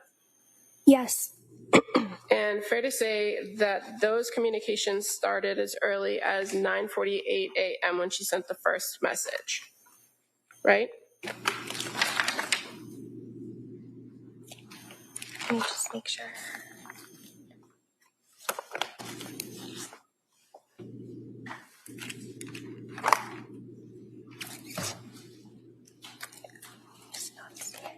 Oh, yes. Yes. So on December 7th at 9:48 a.m., she sends a message saying, "Hi, Rebecca, last night did not go well at all. I took the Valium and melatonin and slept only slept from 9 to 1. Then around 2, I got desperate and took 25 milligrams of Benadryl and only slept about 1 more hour. What can I do? I really need help. So that was the message that you came into on December 7th, right? Yes, And did you respond to her in the messaging app? I did. And what was the response? I'm trying to find the sequence. Be at 10:19 a.m.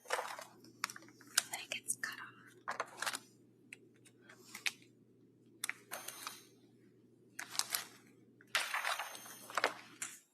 Okay, so I discussed, I mentioned, so your husband made a good point yesterday.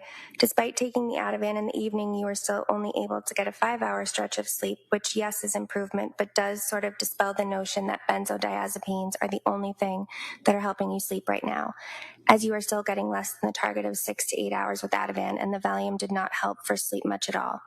My next step in this case is to try a higher dose of Seroquel on its own. Are you feeling any subsequent loss of energy, exhaustion, fatigue with lack of sleep? Why would it be the next step to increase from 75 of Seroquel to 100?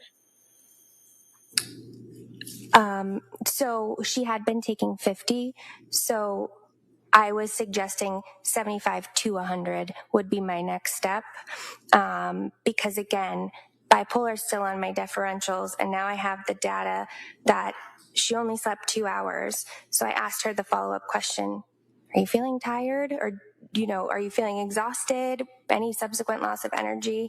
It's still in the back of my mind that this could be bipolar. So as far as the Seroquel goes at that point, creeping up the dosage, do you get now from the using it to treat insomnia to using it to treat something else like bipolar? Correct. And so that piece of it about feeling subsequent loss of energy and exhaustion, fatigue, why ask that? Patients can have insomnia because they're anxious or because they're depressed, but typically they're exhausted or they're tired the next day, and it really does affect them. If a patient has an underlying bipolar, they could go on 2 hours of sleep and not feel tired at all, and that's unusual. And so that is one of the signs, potentially, of a manic episode? Potentially, yes. So on December 7th at 10:33, she responds, no, the weird thing is I don't feel tired at all. And she says, so just Seroquel tonight, ? I feel like I'm going to panic without a benzo with it. And then again at 11:44, another message, would I be able to do the Valium with Seroquel? Is that a safe option? So again, in this exchange with her in my chart, she's asking you questions to clarify what you've said and also alternatives to address the issue, right? Right. And as far as her questions go, and then her response about not feeling tired, how did you respond in the message? So she kind of sent those in succession. So I don't feel tired, would I be able to do the Valium with the Seroquel? So I respond by, if you're not sleeping well with the Valium alone, there's no need to continue it, and I will prescribe a short taper to get you off benzos altogether. Because you are not tired at all and had a significant reaction to Zoloft at 50 milligrams. This is an underlying mood and bipolar disorder. I know you and your husband did not necessarily agree with that, but I feel that I'm going to send along this information to review. So I sent her a list of symptoms of bipolar, risk factors, so that she could have it to refer to. And again, at this point, the only symptom she was reporting of mania was this not being able to sleep and not feeling tired, right? And yes. And the racing thoughts and the trouble concentrating. Okay, is that things that she had reported to you in your visit on the 6th? No. Okay, in these messages that she was sending to you in her on December 7th, she didn't talk about racing thoughts, did she? No. Okay, she just talked about the sleep? Mm-hmm. Okay. But based on a review of her history, she had at one point indicated that she was feeling those in relation to a symptom she was describing. Is that correct? So at this point, what do you recommend her to do? I explained the importance of knowing if this is bipolar is significant because SSRIs like Zoloft and even Prozac would be contraindicated. My recommendation is to do 100 of milligrams of Seroquel tonight, 200 milligrams of Seroquel tomorrow night, 300 milligrams on 12/9, 400 on 12/10, and we will hold there. I actually say hold the Prozac as I'm concerned this is a hypomanic mixed manic state. And what about the Remeron at that point? Where did this fall into the mix, if it fell in at all? I had recommended a very short taper on December 6th. I think I advised her to take half of a 7.5 milligram tablet for 3 nights, but in her message to me on December 7th, she had not taken it that night. So I had assumed she had just stopped that entirely. Okay.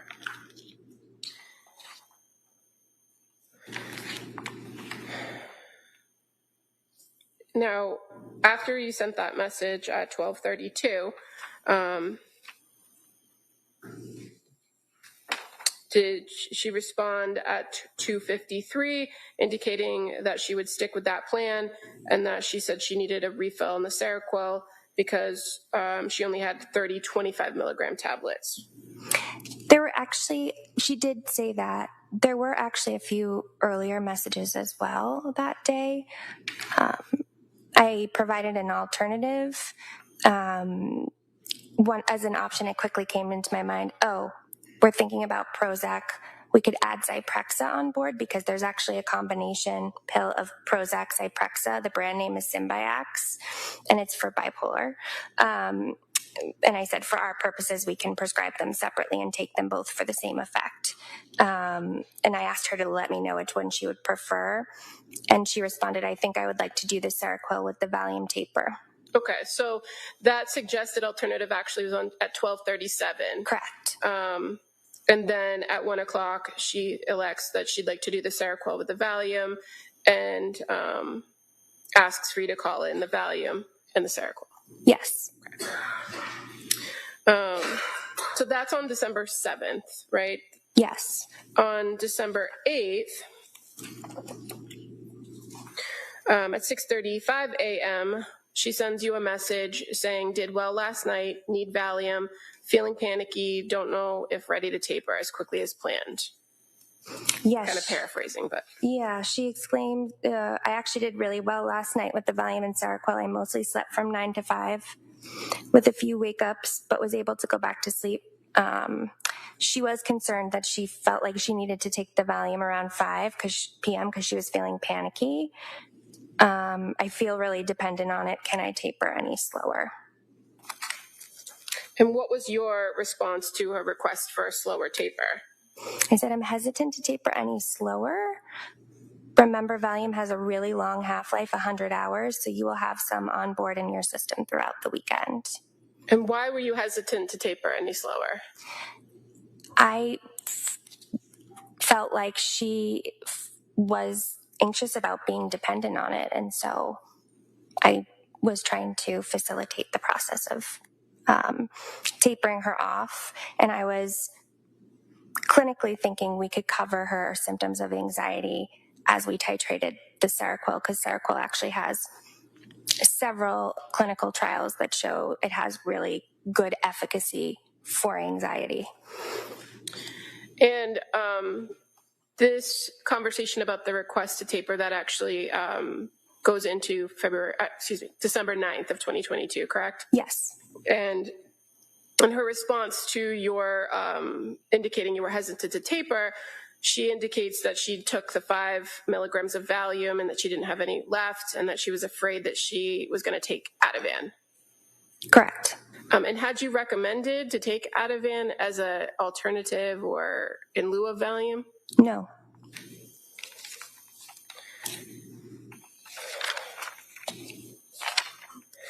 Were there any more communications on that day, December 9th of 2022? Yes. What were they? Later that afternoon, Lindsay and her husband called. Okay. And so did you, fair to say they called the clinic, leave a message, and then you call them back? Yes. And when you called them back, what was the nature of that conversation? What did you guys talk about? Her symptoms, we discussed that the plan was to taper the Valium over the weekend, but they both agreed that Lindsay's symptoms were too acute. She's sleeping better, but still waking up with panic symptoms and intrusive thoughts, feels numb, has thoughts of SI, but no plan and no intent. I encouraged her to engage with women and infants in Rhode Island to complete an intake for partial hospitalization program. But she was able to contract for safety over the phone with her, with the three of us on the phone, that she didn't have a plan, no intent, that she would reach out if needed. I did agree to continue the Valium until our next appointment, which was scheduled for 12/13. I prescribed it as 5 milligrams, but I advised her she could take a half tablet twice a day, so 2.5 milligrams twice a day. So walk me through that. She had she had indicated to you that she wanted to slow the taper. Yes. And then you said no, that wasn't a good idea. Right. And then on the 9th, they call you and say that she doesn't want to taper. She wants to stay where she is, right? I think it was that same day. The messages were earlier in the day, and then later in the afternoon around, it's noted at 16:10, so 4:10 p.m., that she and her husband then called, advocating to stay on. And in advocating to stay on the Valium, that she reported she's still waking up with panic symptoms and having intrusive thoughts, feeling numb, right? Yes. So in addition to agreeing to continue the Valium, did you make a recommendation about the Seroquel? Continue the titration. So when you say titration, what does that mean? So I had recommended 100 on day 1, 200 day 2, 300 day 3, 400 day 4. This is the manufacturer recommended titration schedule to treat manic symptoms, because again, I had shared with her, I think this is a mixed manic hypomanic state. So that's what I was targeting.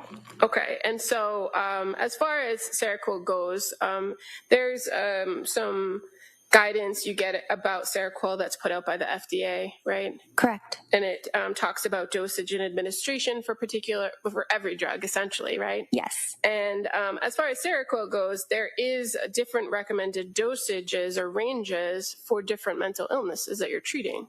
Correct. So in this instance where bipolar is in your differential diagnosis and you're recommending titrate up to 400, is that consistent with the thought that you believe she had bipolar diagnosis? Right. So I was thinking it was a mixed manic state or possible hypomanic state. A mixed manic state is when patient has symptoms of mania, like poor sleep, no loss of energy, but they also can feel depressed, numb, suicidal. It's sort of like it's a mixed state. It's a mixture of symptoms. That a mixed state presentation is clinically acute. It's unstable. So I really wanted to get the manic symptoms under control. I really wanted to get her to sleep. And so going up slowly to 400 milligrams, what's the recommended dosage range for somebody with bipolar disorder of Seroquel?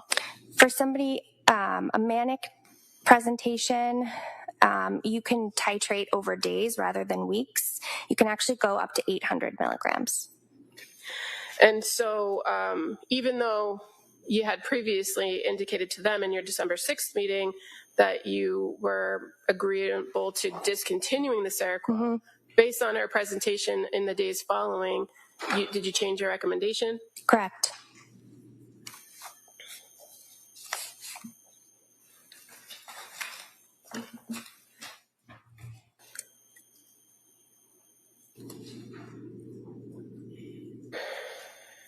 And with the increased Seroquel that you had requested as of December 9th, she was reporting sleeping better, right? Correct.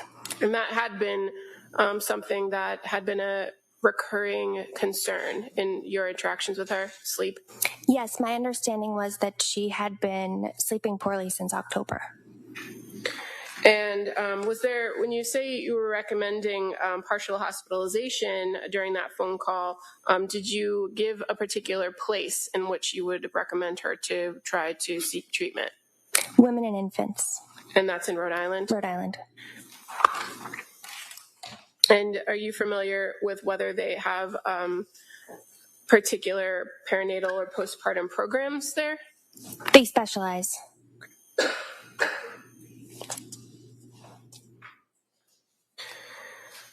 After that call with the Clancys on December 9th, when was the next time you had contact with Lindsay? December 9th was a Friday, so I believe it was Monday, December 12th. Now, people are able to send my chart messages all hours of the day, every day of the week, right? Correct. But in this instance, you did not receive any messages over the weekend? No. So the next my chart exchange was actually on December 12th of 2022, correct? Correct.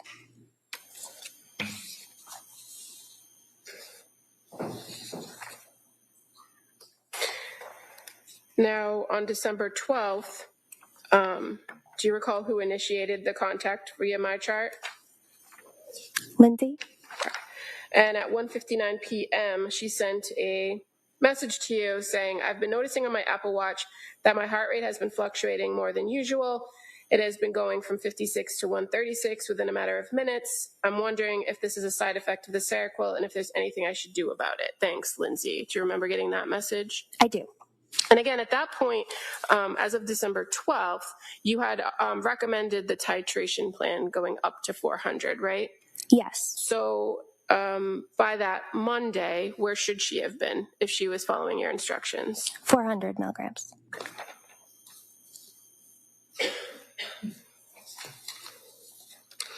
And did she report to you whether she took 400 milligrams of Seroquel? She reported she was taking 200 milligrams. Did she say why? No. But your recommendation was that she should have been up to 400 at that point? At that point, yes. As far as the concerns about the fluctuating heart rate, were you able to address that with her in a response? Yes. I explained that medications like Seroquel can cause something called orthostatic hypotension, which is basically when you get up from sitting or standing, your blood pressure doesn't compensate in time, so it goes low and people can feel dizzy. I explained that the mechanism for that is alpha adrenergic blockade, so the alpha receptors that help us with like adrenaline. They're also part of the picture here with Seroquel. It's often accompanied by orthostatic tachycardia, meaning getting up from sitting to standing, your heart rate can fluctuate. I said both can be common in the first days of medication exposure or when the dose is being increased. It's generally benign, meaning non-harmful, and self-limiting, meaning it goes away on its own over time. I also advise it sometimes necessitates slowing a dose titration or dividing a dose into like 2 or 3 smaller doses. Okay. And so with this response and trying to address these concerns, you're aware that she had spoken to the nurse that morning? Correct. And that she had expressed to the nurse a desire to get off the medications altogether? Correct.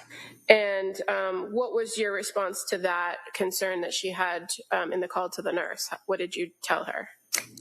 I said, as long as you are aware of the risks, I don't think you've been on Seroquel long enough for it to have a positive benefit on your mood or anxiety. But if you have noticed benefit, the risk would be worsening of mood and anxiety upon stopping the medication. We also discussed tapering off the Valium, which I'm fine with. If you would like me to send along the taper schedule. Being off medication might help you see where you are at baseline, but I do think you are experiencing significant and severe symptoms of postpartum depression that needs to be treated. I acknowledge that medication alone is not always the best option for someone, but often it's part of the puzzle. Other treatments include counseling, support from others, exercise, healthy diet, yoga and relaxation techniques. I know this has been brought to your attention several times, but I strongly recommend a partial hospitalization program so that you can get started on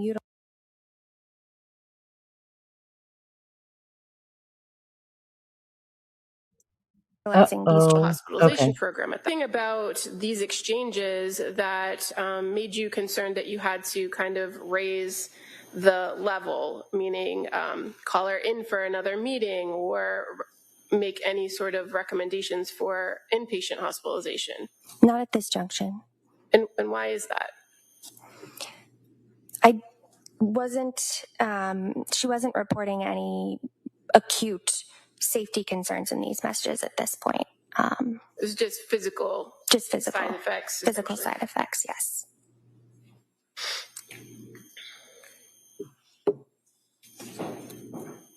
So the messages continued on December 12th, correct? Correct. So at 2:44, Lindsay messages you saying, "Thank you, Rebecca. It does seem to be orthostatic, and I'm glad to hear that it's benign and known side effect." And then she tells you a little bit more about the prior nights, right? So she says, "So the last 3 nights I've taken 2.5 milligrams of Valium and 200 of Seroquel.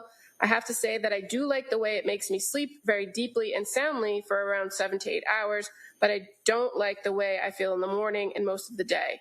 Incredibly depressed and unmotivated to do anything at all. What would you recommend for tonight?"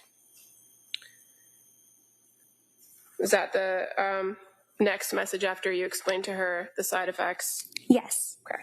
So for 10 p.m., you respond to her, don't you? Yes. And what did you recommend to address those concerns about incredibly depressed and unmotivated? So at this juncture, I recommended at least continuing the 200 of Seroquel because at least now she's sleeping. So I felt like although I had recommended getting up to 400, we had gotten sufficient activation symptoms down. She was sleeping. And the 2.5 of Valium. I think I advise that we need to give time for Seroquel to work for your mood. Let's continue to accumulate good nights of sleep, as this can only be a good thing in terms of recovering and feeling better moving forward. I would say take them tonight, and we will discuss further at our visit tomorrow. And you had a visit scheduled for December 13th, correct? Correct. The message continues on that day where at 7:17 p.m. where she says, "Okay, thank you. I need to make our visit virtual tomorrow. I will not be able to make it to the office. Can you please change it to that?" Is that right? Yes. So after having met in person with her on December 6th, having had subsequent communications with her through the date of December 7th and kind of, again, changing a little bit about the medication plan and having further communication with her on December 9th and now December 12th, the plan was for her to again come in person on the 13th, correct? That was my recommendation, yes. Why did you recommend in person at that point? This was somebody who was communicating with me every day, and I did feel that she had significant symptoms of depression, some mixed symptoms with mania, anxiety. I felt that her symptoms were severe and significant enough that I wanted to touch base with her weekly, and I wanted to see her in person. But again, I was okay with her doing virtual because I'd rather see her and lay eyes on her and try to treat her than not see her at all, if that would have made her just cancel the visit outright. Because generally you do the same thing whether you're in person or virtual, right? As far as getting the history, going through symptoms, asking how they're feeling, doing the mental status exam, right? Mm-hmm.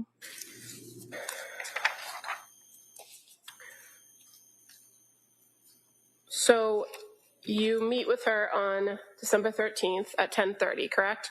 Correct. And now this is a virtual at her request. Yes. And do you revisit with her kind of the recent events and the timeline of the changes that you've gone through the MyChart messaging?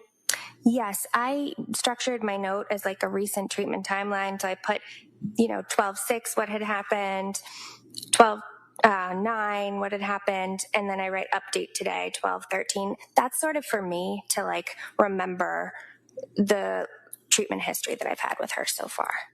Okay. Because while the MyChart messages are available to you, they might be in a different place, right? So they're not all contained within your same note. Right. So I made note of, again, our visit on 12/6. I made note that she and her husband had called me on 12/9, and then I made note on the 13th. So I wasn't documenting all the MyChart messages, but just sort of my visit history with her and phone calls. Okay. And so when you saw her in this virtual visit on December 13th, was she reporting improvement in her sleep?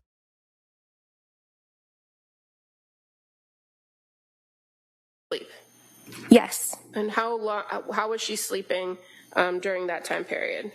7 to 9 hours. Okay, and that was holding at 200 on the Seroquel? Correct. And was she taking anything else daily? Valium, 2.5, just once daily at night. Okay.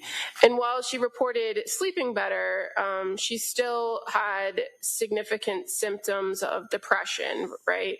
Correct. And what were the symptoms she articulated? Hopelessness and, again, anhedonia, that feeling no pleasure, feeling numb. Okay. And she also kind of complained of that racing heartbeat, and that's tachycardia, right? Yep, the orthostatic tachycardia. So I recommended holding a bit longer at 200 milligrams. At this juncture, she had been on 200 milligrams for 4 nights. I wanted to continue it for a full 7 nights. And then we were still discussing whether to taper benzos, and our plan was to kind of slowly phase them out at that point. So we were going to decrease from 2.5 milligrams daily to 2 milligrams for 7 days, and then we were going to reassess at our next visit in a week.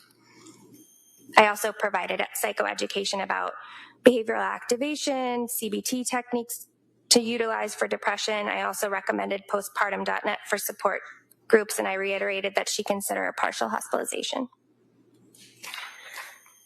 And again, during this telehealth visit, you have these conversations with her, but you also do your mental status exam. You make observations of her, right? Yes. Did you observe any signs of mania? No. Did you observe any signs of psychosis? No. Did she articulate to you any suicidal ideation? She had endorsed that she had had thoughts of it on the Edinburgh over the previous weeks, that she sometimes had thoughts of harming herself, but not at that visit. Okay. And would that have been something you'd follow up on? Would that statement from the Edinburgh? Or Objection. Would that be something you'd follow up on? So I'll Okay. allow that. So just to clarify, so again, the Edinburgh... After coming from the witness judge, I'm sorry. Objection overruled. Next question. The Edinburgh is over the previous 7 days. So she had that thought sometimes when I asked her, are you currently having SI? It was no during the visit. Okay. And it just was the response sometimes? Yes. And so did you ask further in your interaction with her on that day on the 13th about whether she was experiencing suicidal ideation? Yes. Did she say she was? No. Did she indicate whether she had any plan or intent? No. And as far as intrusive thoughts, did she speak about intrusive thoughts during that meeting? No. Did she tell you she was having horrible thoughts? No. She had previously used that terminology in your MyChart exchanges, correct? At some point? I do remember the intrusive thoughts that she would mention. Intrusive thoughts. I don't recall horrible thoughts. Okay. In the MyChart messages. As far as the intrusive thoughts, were they things that you followed up on in your telehealth or in-person visits? And was she able to articulate to you? Yes. Yes or no? Sorry. Was she able to articulate to you what types of thoughts she was having? Yes. What were they? Intrusive suicidal thoughts. So thoughts of harming herself or just wanting to die? Thoughts of wanting to die. At any point, did she ever indicate to you thoughts of wanting to harm her children? No.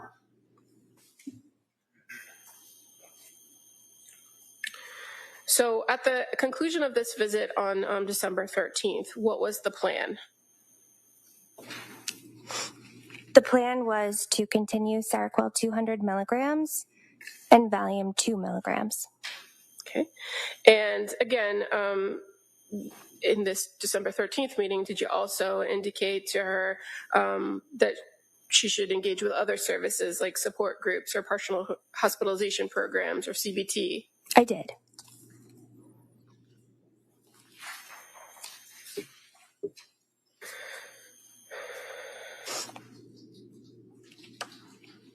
Do you recall whether you received any MyChart messages from her after that visit on the 13th?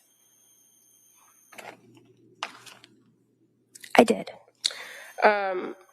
So I actually sent her a message on the 13th. Okay. So on the 13th, you meet with her at 10:30.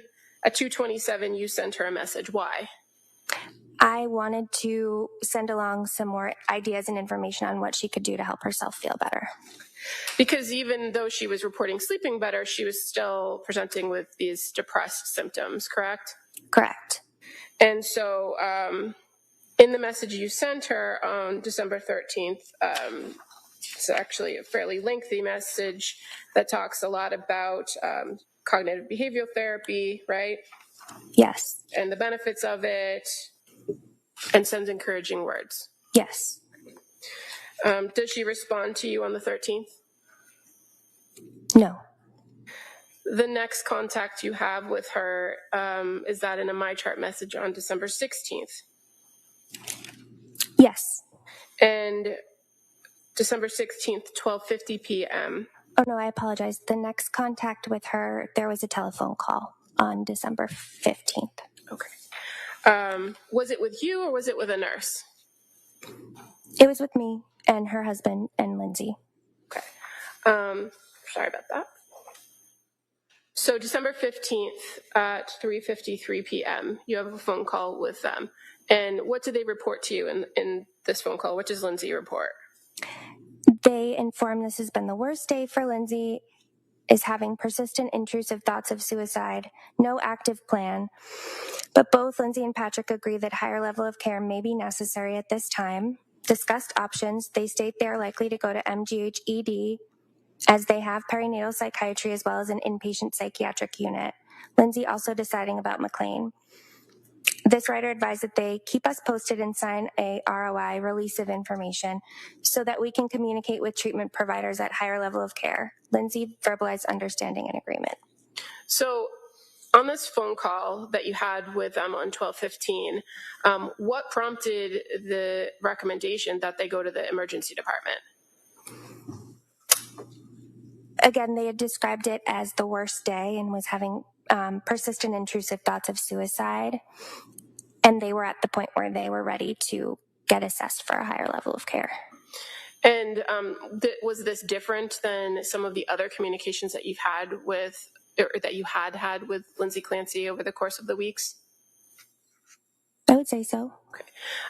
And so you talked to them about the process of going to the emergency department and the potential for going to McLean for inpatient? I recall advising them that if they were to go to their nearest ER, which would either be BI Plymouth or South Shore Health, the process would be that they would get evaluated, but if they were determined to need to go to a higher level of care or an inpatient psych, those facilities did not have inpatient psych units. So they may be sitting there waiting for a bed at any first opening in the state, which could be, up in Amesbury or Newburyport. But that if they were to go somewhere like MGH has a unit called Blake-11, which is a psychiatry unit, and oftentimes they prioritize admissions from their own emergency department. MGH and McLean are also combined combined under the umbrella of what's now MGB. So sometimes if somebody presents to MGH-ED and there's no beds at Blake 11, they might reach out to McLean and try to get them in to McLean. So you communicated all of this information to them to kind of give them options on what the best course might be to get inpatient. Yes, I summarized it in my note, but that's my recollection of the phone call. Okay. And you're aware that that Ms. Clancy had been employed at Mass General as a labor and delivery nurse? I was. So they were familiar with that facility. So I did ask, would you be comfortable with that? And they were. And so, to your knowledge, after this conversation, did they go to the Mass General Emergency Department on December 15th? They did. And so then you were able to communicate with Lindsay via my chart that next day on December 16th, correct? She reached out to me on December 16th via my chart, yes. And she indicated to you on December 16th at 12:50 that she, after visiting the ER yesterday, I opted to remain outpatient and pursue the partial program at Women and Infants. And Women and Infants, that had been the program that you had previously recommended in Rhode Island, correct? Correct. She indicates I'm waiting on a call back for them to schedule. In the meantime, I want to know how to proceed with my meds.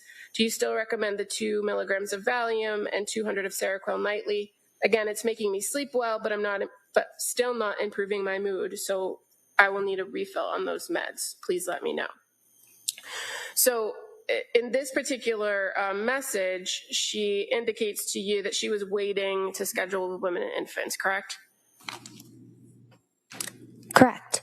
Or were you aware that prior to that Letitia Dukes had already initiated the referral process for Women and Infants? Yes.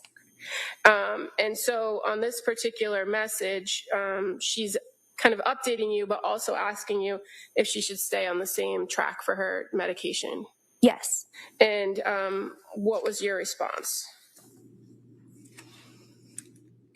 So December 16th at 1:14. I said, hi, Lindsay. I know Letitia may have called you yesterday about information about Women and Infants, so I hope you were able to connect with her. Target dose for Seroquel treating depression is 300 milligrams, so we can increase it to 300 milligrams.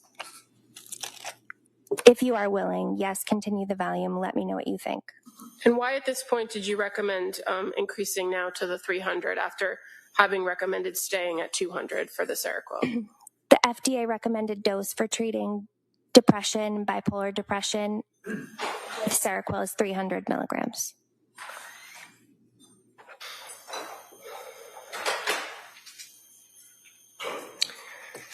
So on December 16th, you continue to have messages with, my chart messages with Lindsay Clancy, correct? Correct. And any of, or do you know that she went to see her previous psychiatrist on that day, December 16th? Yes. And so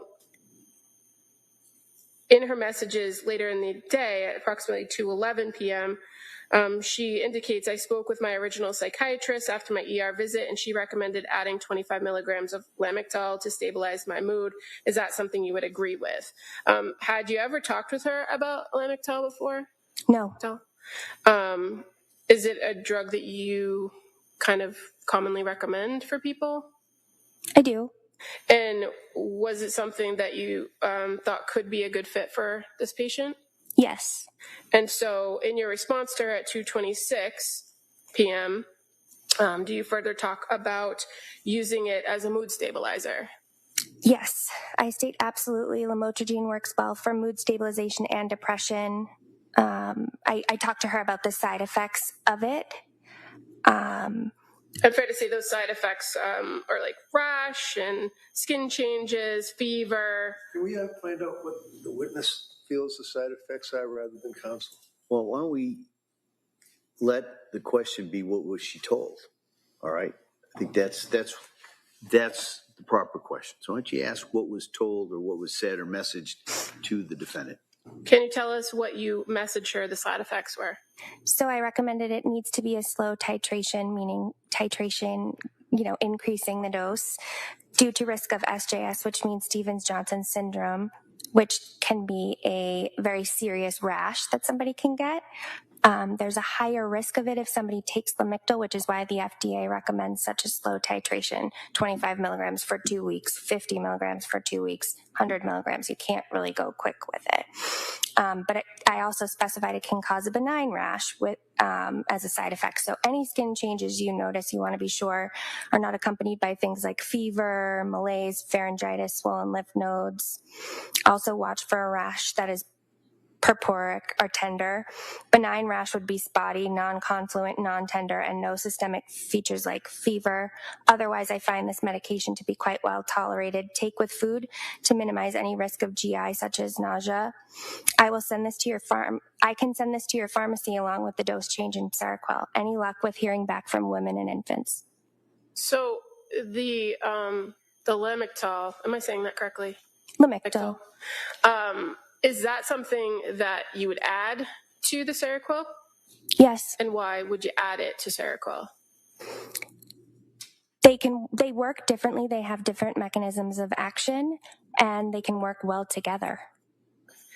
And so at that point, on December 16th, do you recall kind of what the last version of the medication recommendations were? From me? Yeah, so at this point, you added a medication. So what was on the prescribed or recommended list for you, for her, as of December 16th? So I asked her if she needed me to send along the lamotrigine, and she said that she had her psychiatrist send it along. Okay, but as far as now what you know to be the medications that she's been advised to take, Correct. What are they at this point, December 16th? Lamotrigine, 25 milligrams, Seroquel, 300 milligrams, and Valium, 2 milligrams. And the Valium, is that still a daily recommendation? Yes.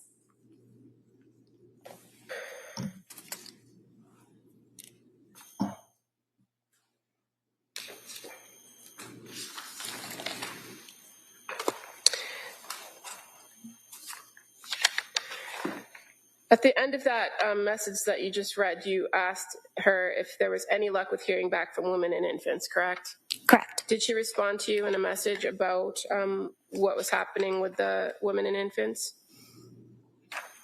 The next message at 2:33? In 2:33, she said, unfortunately missed the call this morning from women and infants, but I did request them to call back. I'm hoping they do so today. Okay. And you said that you'd also learned in this exchange that her other psychiatrist had already called in the lamotrigine prescription. Correct. And then,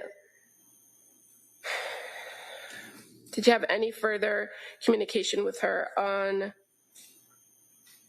12/16?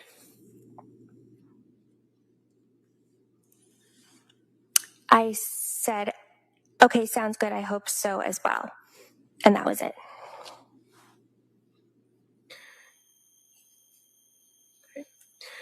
Okay. When's the next time you spoke with her? 12/16 was a Friday, so I spoke to her on Monday, December 19th. And again, did you speak with her via the MyChart messaging, or did you speak to her on the phone? MyChart messaging.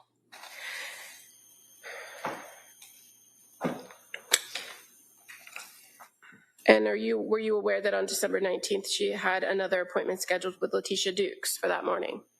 Yes. And in your communications with her via MyChart, they started at 11:04 a.m. on December 19th? Yes. And does she indicate to you in that message that she is starting with women and infants partial hospitalization tomorrow, meaning the 20th? Yes. And that she's concerned because she has an appointment scheduled with you already, and she's asking what she should do about that, correct? Correct. And what was your response to her? So she has an appointment, but should be in the program. Should I call and cancel or reschedule because she thought the program would be starting her medication? I said, I'm so glad you were able to get into the program this week. That's great. So feel free to call and reschedule. The only issue is that I am on vacation next week, so it might be 2 weeks out that we touch base again. If that's okay with you, let me know what you think. Okay. And her response at 124, that says, I think since I'll be followed by women and infants, that 2 weeks out will be okay. My only concern is potentially needing more Valium before that. I'm trying my best not to take it at night, but have still been taking 2 milligrams every other night. Can we refill that just in case I continue to need it, right? Right. So at that point, when she sends that message saying she needs the new prescription for Valium, was that in line with the recommendations you made for a taper of Valium? I had recommended that she take it daily. Okay. And so in this, she indicates to you that she's trying not to take it at night, but taking it every other night. Mm-hmm. Correct. And on December 19th, you respond, sure, no problem. When will you be out of Valium? And she responds, I'll run out tonight. And then you agree to send in a refill. Yes, I wanted to make sure she had an appointment rescheduled with me, and then I would refill enough of the Valium to get to that next appointment. And so did you refill the prescription based on what she reported she was taking, or what your recommendation was that she take of the Valium? What my recommendation was that she take.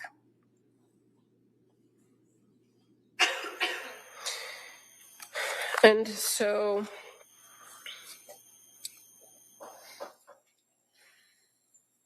do you recall receiving a message on December 20th via my chart from Lindsay? I do. And she reported to you that she had been discharged from women and infants that day, correct? Correct.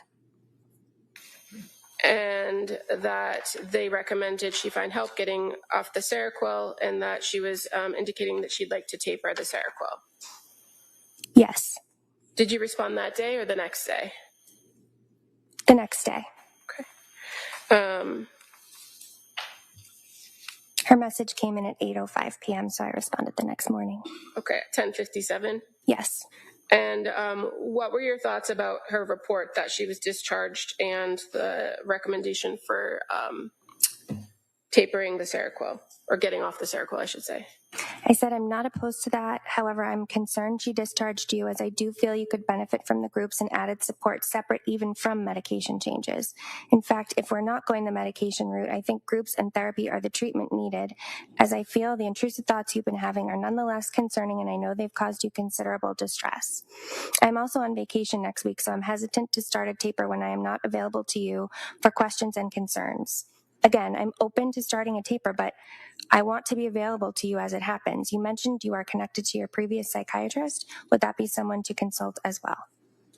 And so when you sent this message at 10:57, were you opposed to the idea of tapering the Seroquel? I understood that it was helping her to sleep, and I also understood that she felt as though she was still depressed, and she wanted to come off of it. And in this correspondence back and forth on the 21st, was there any conversation about the lamotrigine and whether she took it as a mood stabilizer? No. As far as coming off medication, was that something that you thought might be a good option for her? As I had expressed to her, I was hesitant. It could be done, but she would need a lot of what I would recommend to be group support, therapy, other types of treatment. At that point, based on your interactions with her through the clinic, through all the messages, through the meetings that you've had, were you aware of whether she was getting any other support, like groups, other than Letitia Dukes and yourself? No. And this partial... I apologize. Is she aware or no, she wasn't? She just said no. If you could just... Are you aware of whether she was? I was aware it was recommended. I was not aware that she was interacting with any groups. And the South Shore Perinatal Behavioral Program, you have groups that are offered through the clinic, correct? At that time, we did, yes. And if she was attending groups through the clinic, would that be something that you would have access to or be noted in her records? Yes. And as far as your communications with her, did she report to you that she was attending any sort of groups or therapy at other places in the community? No. The only person you were aware of that she was communicating with was her previous psychiatrist, correct? Correct. And that's why you made that recommendation to consult with her? Correct. And what's your concern, or what was your concern for not being available to her while you were on vacation with a taper? I wanted to be there to evaluate if the taper was going okay, if she was suddenly having a hard time sleeping again. So maybe I could recommend that we go back up, or, just to reassure her, to be there for her while this was happening. In your prior communications with her, she was very communicative with you about symptoms, about issues, about concerns, correct? Correct. And if you're on vacation, are you responding to my chart messages? No. There would be someone that would respond. It would have been my nurse, and they would have consulted with the two other, and Julie, I believe her last day was the 22nd, but they would have consulted with the other NP there, but I would not be available, no. And you were invested in this patient's care, weren't you? Yes. So on December 21st, after you made that recommendation that she not start the taper while you weren't available or consult with her other psychiatrist, did you get a response from her at 3:57?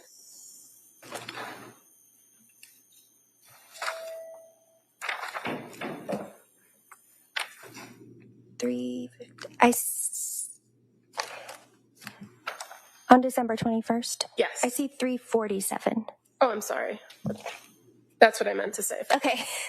So 3:47, she responds back to you, correct? And gives you some more information about the women and infants recommendation? Yes. And it reads, the psychiatrist at Women and Infants recommended a more general mental health, PHP, partial hospitalization program, right? Correct. Such as the one at McLean, which I'm open to. I'm also looking to schedule with a CBT therapist in Duxbury. My other therapist does have appointments this and next week, so I can follow up with her too.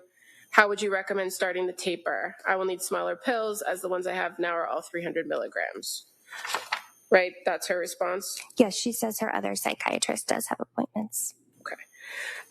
And in the meantime, she had also sent an email to the clinic. Are you aware? I'm not aware. Okay. Do you know if she spoke with the nurse at some point on the 21st? Yes, I asked my nurse to call to, again, go over the risks of tapering, which could include worsening of mood, worsening of sleep, verify that this was really something she wanted to move forward with, remind her that I wouldn't be there. Okay. And on December 21st, 2022 at 4:26 p.m., you respond to her in the My Chart message, right? Right. And you had expressed reluctance for the taper, but ultimately did you provide her a plan for taper? Right. I said, I know Nicole reached out to you and she relayed that you would like to proceed with the taper.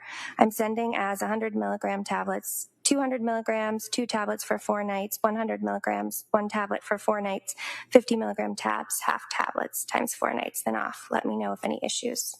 And is that a standard or slow taper off of Seroquel being at a 300 milligram dose? Considering the fact that she had only been taking it for a few weeks, yes. If she had been on it for months, I would have done a slower taper.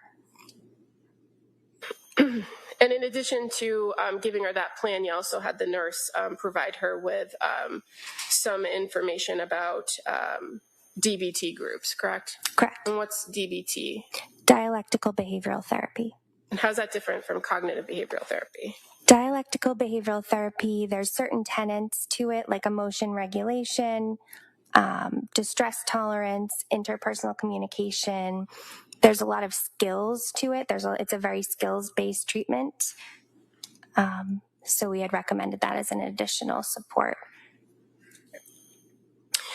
And the next time you had contact with the Clancys, when was that? After December 21st?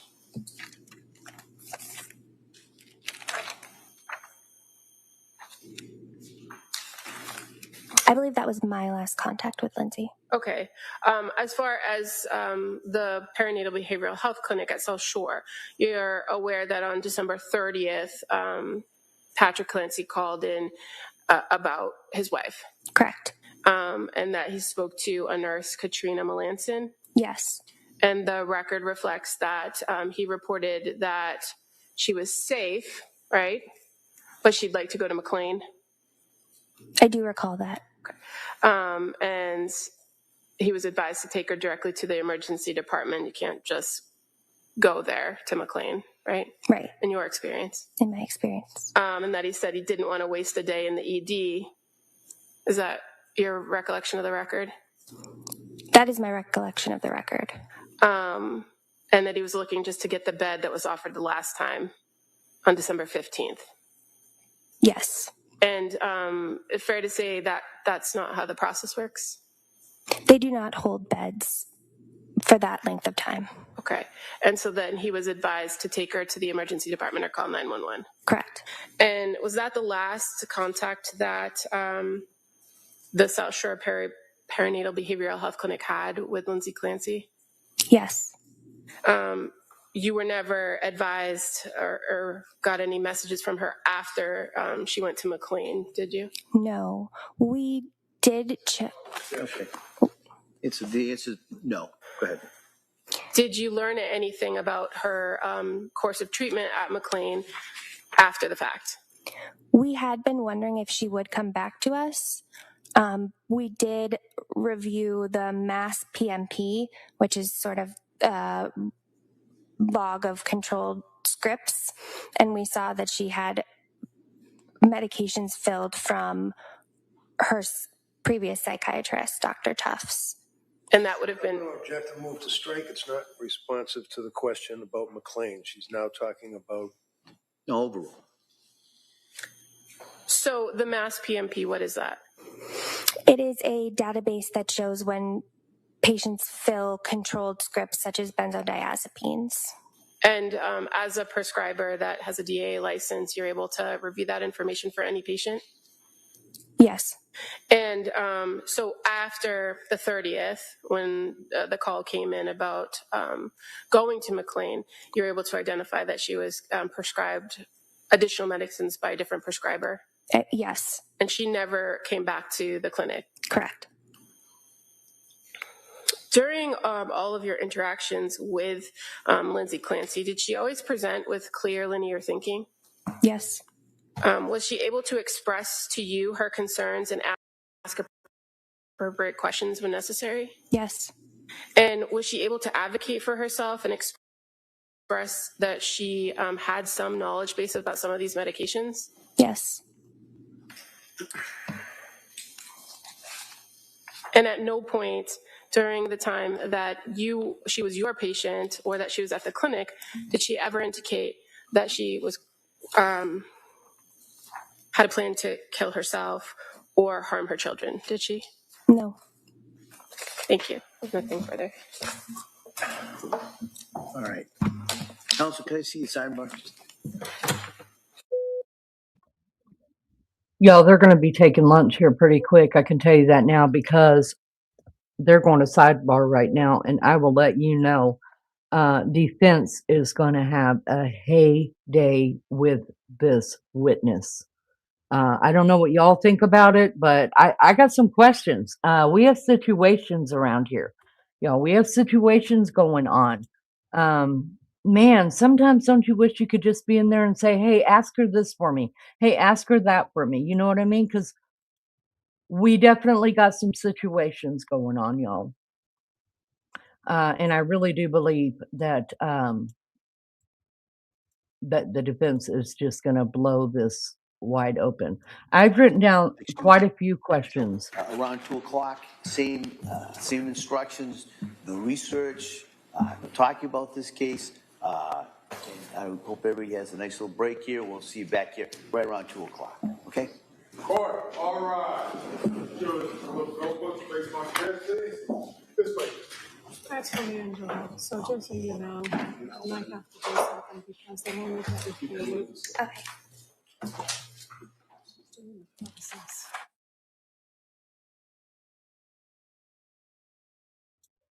The defense sure doesn't like it when they talk on hot mics. You notice every time that they forget to turn off the mic, he's looking over there like, yeah, idiots.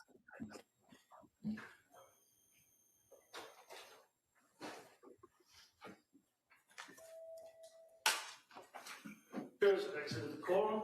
All right, so we'll be in recess on this matter till around 2 o'clock, okay? All right, guys, so we have a little over an hour. Like I said, I've written down a couple questions, but I'm just going to leave that alone because I'm hoping that the defense has picked up on the same questions that I'm just like, wait, what? You got to ask for this now because I mean, it's just so many holes. I feel like I need to know how long has this prosecutor been a prosecutor? Does anybody want to know that?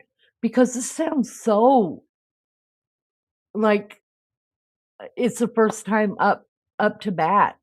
I mean, I don't know if that's the way you guys feel, but there's so many follow-up questions that should be asked that would make us understand this more, I think. But I'm going to hold back my questions because hopefully we know that at least the defense, you guys, he's been doing this a long time. I mean, he's been doing this a long time.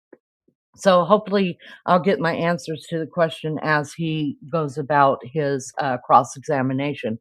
Thank you guys so much for being here. Listen, thank you, Maggie, for the thumbnail. Listen, this is going to be very sensitive to some people, very, very sensitive. If you do not like blood, I will not be showing any bodies. No bodies. There are no pictures of any of the victims at all that I know of out there. Believe you me, I'm looking for them because I'm morbid. But anyways, the pictures that I did find have a lot of blood. Some pictures we're not going to understand because obviously they have yet to bring all these pictures into evidence, even though that's what they were taken for. We've seen some of these pictures. Maybe you've seen all the pictures. I don't know, but I want to make it very, very clear. Strictly over 18, which, listen, if you heard my mouth, you should already know by now. Nobody under 18 needs to hear this, and probably even under 30 wouldn't understand a damn thing that I got to say about anything. So, yeah, we want to point that out. So I just want to give plenty of time for everybody to understand that this could trigger you. And I don't want it said, Lainey just started throwing out. I mean, the weapons on here, you guys, I think in 2 different pictures very clearly, very, very clearly. So right before we go to that, let's go ahead and break down really quick just what the basement looks like, you guys, and not just for anybody's question as to what are the layout of the basement because they thought that maybe the exercise room was in a different room, but mainly because you're going to be seeing pictures. And so I want the basement in your mind so that when you're seeing the pictures, you can say, oh yeah, remember that's what, screenshot the basement real quick. That way you can look at the pictures that I'm going to show you. And then maybe look at your screenshot of the basement and say, that's where that is. Okay, so let me bring up this really, really quick right here. All right, let me share this. Can you guys see it on there? No, Maggie, can you thank you, Max. All right, so I'm going to show you guys with my cursor. If you could follow my cursor. Obviously, this is someone's head. This was done in an AI mode, you guys. So, all right, this is upstairs, but it's looking down into the bathroom. Like I said, there are only 2 areas in the whole basement that are actually like little rooms. This is the office right here where Patrick would work. Off to the side here is where there's a closet right back here, and that is where Sweet Dawson was found, y'all. Over here is yes.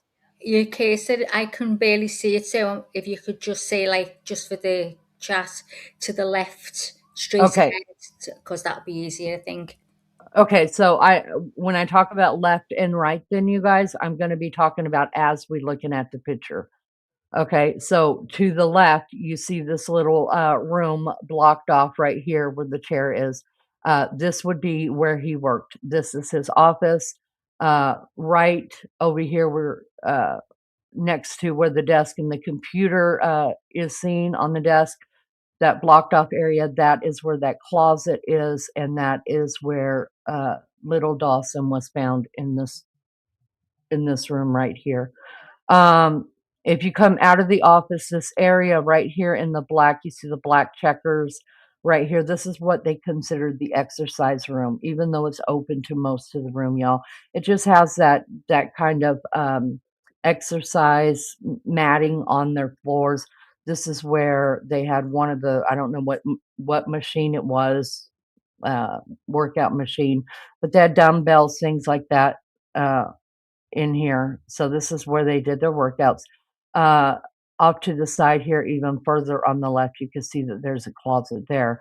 Going back down this way towards the right, you see the stairs going up to the first floor.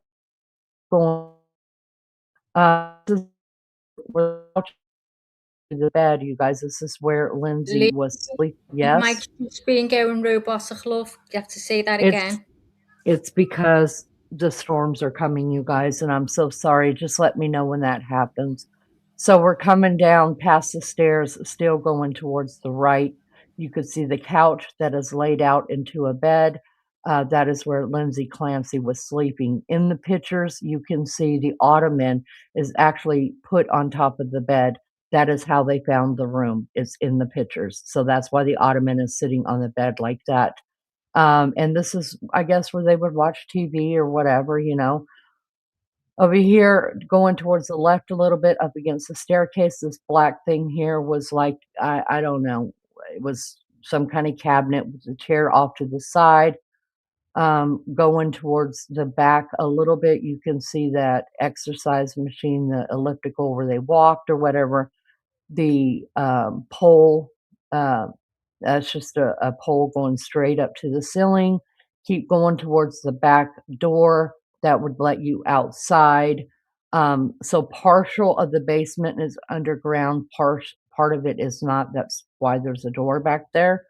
And then if you come back to the left just a little bit, you see this closed off room here. It looks like to me there's a washer and a dryer in there, as well as maybe their heating and air, uh, big ass things, maybe a water heater's in here, but this is also a bathroom. So, I want to show you once again where the kids were found, and then we will move on with pictures.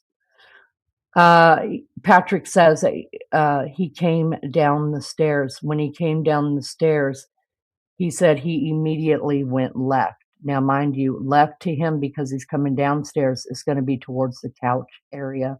This is where Cora and the baby Callan was found both together on this carpet. That is where we see the bloodstains as well.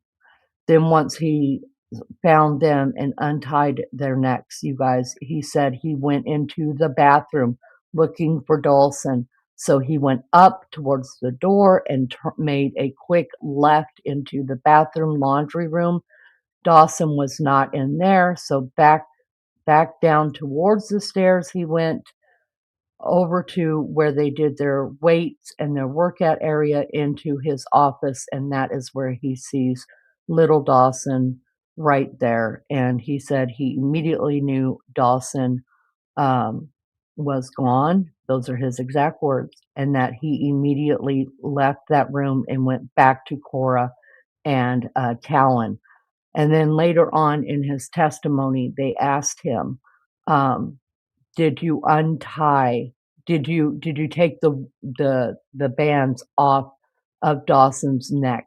And he said, "Yes."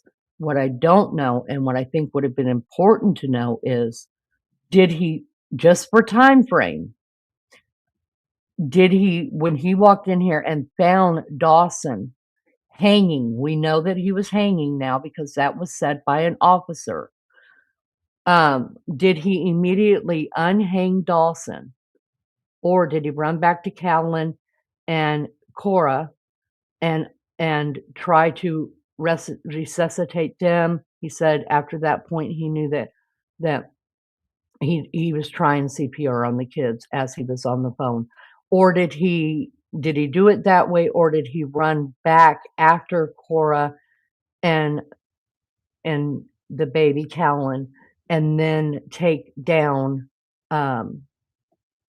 Dawson from hanging? And the reason why I think it is the latter, that once he looked at Dawson hanging there, he knew Dawson was already gone. He ran back to the other kids to try to save them.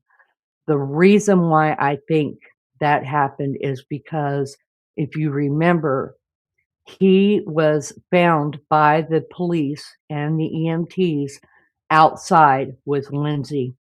He asked them, "Stay here with Lindsay, let me go find my kids." Lindsay had already told him the kids were in the basement.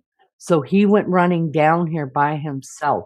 There were no police that came down here with him. That's why he was given enough time to take the bands off of them. Then I think a police officer realized, hey, I need to probably, like, it's a crime scene. I need to go with them.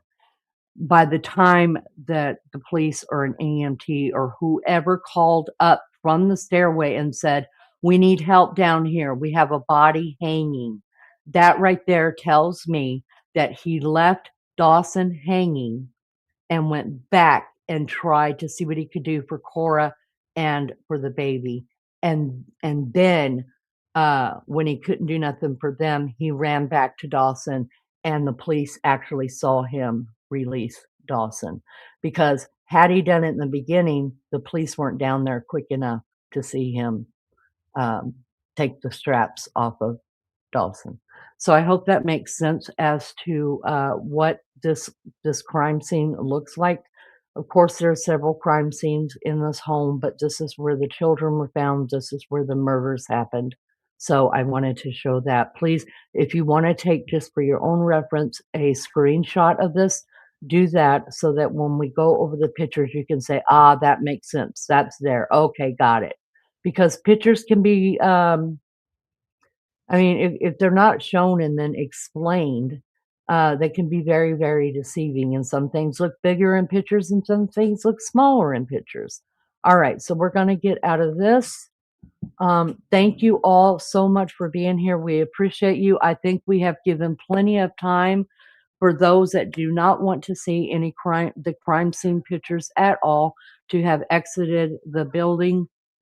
We don't have to have this scrolling right now. We'll just scroll a trigger warning because this is my own content that I'm using, and I just don't plan on striking myself. So this is it. All right, guys, here we go. And if any point during this, when we're talking about it or bringing it up, if you're just like, nope, too much, I'm going to have a sandwich. See you guys. And that's absolutely fine. Absolutely fine. Protect yourselves, you guys. All right, I'm going to bring it up. And the first thing you're going to see, you guys, I'm pretty sure is probably already a crime scene photo. Like I said, some of these are not going to make any sense to us. Some of these are going to make a lot of sense to us. And some of these you may have seen before, if not all of them. All right, we're going to start with just the first one. This is my own Facebook page. Yes, we do have a Facebook page. It's According to Leanie on Facebook. And also we have a email address if you need to get in touch with me or Maggie right away. It's accordingtoleanie@gmail.com. Well, I can't say right away. We're terrible about that. We're terrible. We're really terrible. That's a lie. The easiest way to get in touch with me and maybe Maggie would probably be just find a video. I promise. Yeah, there's like 8,000 emails. Yeah, you guys, I'm a terrible person. But the easiest way to get in touch with either one of us, especially me right away, because I get all the notifications, is find an old video or one of these videos or a picture or something, leave a comment on it. I'll get a notice, and so will Maggie. Let's start off right here, you guys. I had a lot of questions about this picture right here. Me too. Obviously, most of these were taken in the basement. If they are not in the basement, I will let you know that which part is not in the basement. This, to me, because of the flooring, this does not look like carpet to me. If you guys remember the area that had, it had right by the door that was there and going into the bathroom, it had more of a hard flooring. So I'm thinking this picture was taken over there somewhere, and he is showing evidence. Now, I asked Beefcake and I asked Maggie, what does this look like? I don't know. To me, it looks like tape. It looks like tape is hanging off of one of his fingers and he's folded the tape so it's not sticky on his gloves there. That's just what that looks like to me, you guys. I can't be sure about it, but it made me cringe a little bit because if it was tape, and it's obviously part of the crime scene because it has got the placard right down here, Exhibit 115. If that was tape, what was it used for? Were their mouths covered? Was Dawson's?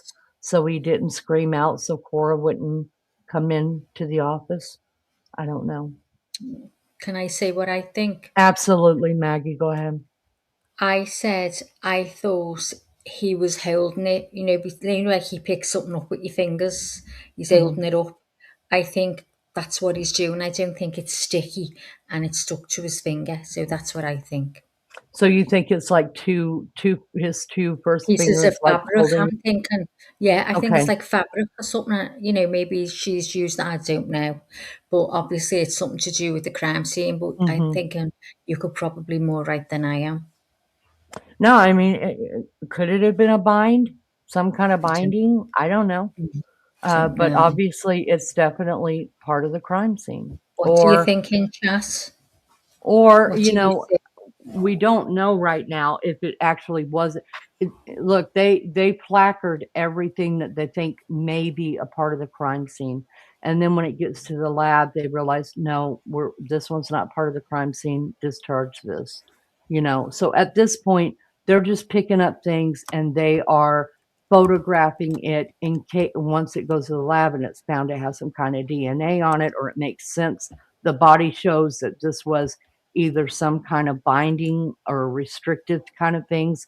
It'll have DNA on it. It will show it. Maggie, I'm looking at the pictures, so I cannot see chat, y'all.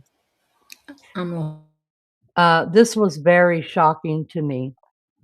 I was shocked the other day when Maggie had to re-show pictures of all the blood, y'all. I had no idea how much blood there was. I had none. You can clearly see this right here. I don't know if you guys can see my cursor now. This is a couch right here. It's folded out into the bed that is going this way. Okay. Here are her boots right here. Maybe she had taken them off at some point or they were just left. There's some some hair ties. Listen, us women know about them hair ties everywhere. This looks like maybe a bra to me. I don't know what's going on around here.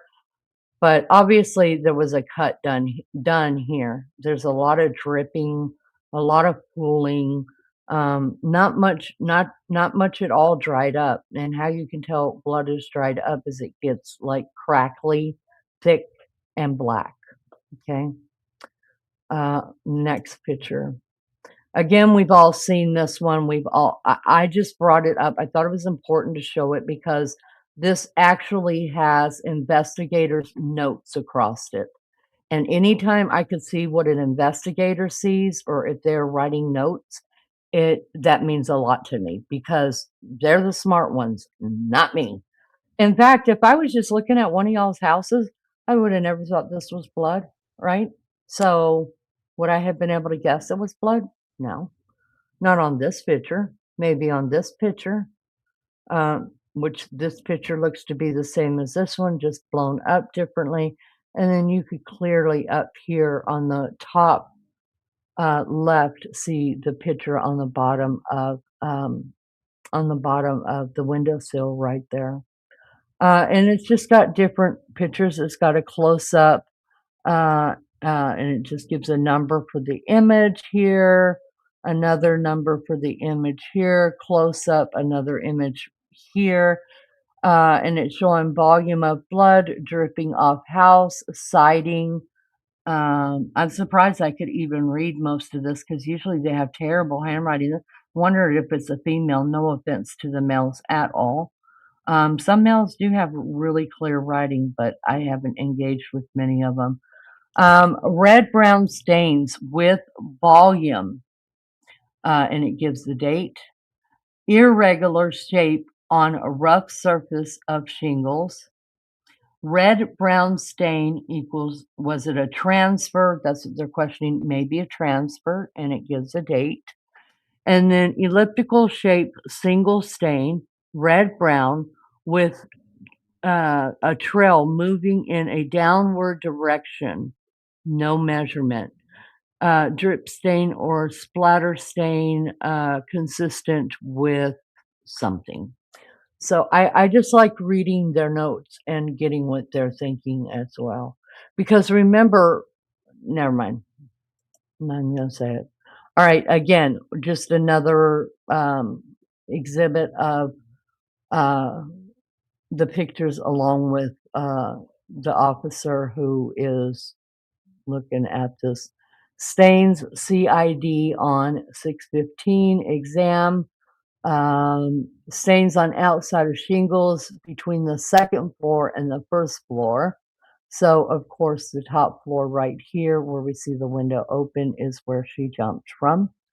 Down here, we're seeing, he says, red-brown stains over 2 different shingles, irregular in shape, same smaller something with larger stain, rough surface of shingle, red-brown stains transferred. So they believe that that was transferred maybe from her hand, not from a drip. Distribution, none. And then it gives a measurement of how long it is. And then, of course, once again, they are given the date on that. Moving forward, now we are down in the basement, you guys. The only place that there's this kind of material is over in where she was sleeping, where I showed you that the 2 bodies were likely laying, and it's actually where Patrick pointed when he was on the stand as to whereabouts the bodies were. And we were so curious about this, right? I mean, from before, I mean, we were just like, whose blood was it? Whose blood? I mean, I don't know how many witnesses we got through before we finally got to the blood analysis. That more than likely this is Cora's blood. And y'all, that's what scares me about the very first pictures that we looked at, those, whatever they are, pieces of material or tape or what, that this is more than likely Cora's blood. Now, did it have strains of Patrick, Lindsay, Callan, and Dawson's blood mixed in it? Yes, but the biggest amount of blood DNA was Cora's, and the whole reason why you would find their DNA in her DNA is because they all share the same DNA besides Patrick and Lindsay, right? So Cora Blaird's where from, Lee? Well, I asked that the other day, and some of the people who were in chat gave really, really great thoughts. Some of them said maybe she bit her tongue, maybe she bit Yeah, they her. said she wiped him out, didn't he? Something about yeah. This was definitely. Now, guys, this is before any swabs or anything has happened yet, because they have to take the pictures as the crime scene is, and then crime scene goes back in and they start taking all of swabs and things like this. So we do know that Cora and Dawson Cora and Callum were both found stomach down. So this could have been where her face was. It's very possible she bit her tongue or bit the side of her lip or something like that. And because she was laying on her stomach, she lost blood that way. And it just talks about red and brown stain area on rug, irregular shaped, and it gives the measurements of it. Bright coloring in some areas, darker in other areas, something not identified, irregular in shape, distribution size, brighter area on surface, darker area soaking into the carpet, saturation stain, which means that's a lot of blood, with transfer stain. Most of the stain was lighter red-brown stain. Look further than the darker stain. So I don't know what all that means. I hope they bring all this back up, because if they don't, the blood stain analysis person, yes, she told us where the stains were and who they belong to, according to how much a person's DNA is in that. You have to go with the strongest DNA, which was Cora's. Because I was wondering, wait a second, did Lindsay start cutting herself there? But that was ruled out because the main source of DNA is coming from Cora. So it wouldn't surprise me if you guys are exactly right that maybe she bit her tongue, her lip, and then she bled until her heart quit beating. This is outside where Lindsay Clancy's body was found, you guys, in the snow. I do not know how much ice. I don't know what kind of snow. Everybody that comes from a snow area, snow is different. We've got the white puffy snow. We've got the snow that has kind of unfrozen and then frozen back, so it becomes more icy. We've got the kind of snow that is nothing but a sheet of ice over the snow, which is the most dangerous type. And then we got some that's, kind of melting and it's slushy. There's all different types of snow. Were we told what type of snow this was? Were we told? No. And I think that's important to know as well. So this is showing, of course, Lindsay's body has already been removed. Red and brown, diluted red and brown stains. Well, you would expect it to be diluted because what is snow made of? Water. Irregular shaped, unknown distribution. Not enough detected info to determine slain. I don't know what that means. Red and brown staining, blood stain. Okay, so there's that. That is outside on the ground. And the stain is anywhere from 3 to 4 to 5 inches. Now, I don't know if this came from a neck wound or if it came from one of her arm wounds. We don't know. It doesn't say in here. Again, just a picture of the outside, you guys. Top window all the way right here in the back side to your right. That is the window that Lindsay Clancy came out of. They said that she dropped right down. So right here where you see all this, I don't know if you guys can see my cursor, but right here in front of, these are the basement wells, you guys. These are the, in the basement, they will have windows that look like these. It's a safety precaution thing, you guys. So, anyways, I'm thinking right in here, because they said that she just dropped or fell right outside, right out here. All this where the snow is disturbed completely and it's black and things like that. I'm gathering that is where her body was found. This is just a closer up area. You can see right here where this is the window going down into the basement. And some people were wondering, well, did she vomit or what was going on here with this green substance? It was determined, and I don't remember where I heard this information, but it was determined that that was just patches of grass. And again, in this picture, you can see the blood. These brown marks that you see within the green and kind of around here, y'all, this is not blood. These are old fall leaves that have stuck around. And then the mess you see out here, you guys, I'm pretty sure that stuff is from the EMS that were opening different things to try to save her life, medical intervention. You can see, tape right here, just different things that, and I'm sure they picked that up later. But so here is the red stain. You can clearly see there's some redding up in here. So I'm wondering if this right here would have been a wrist, maybe her head here. I don't know. I'm just speculating at this point. Again, just another shot a little further back.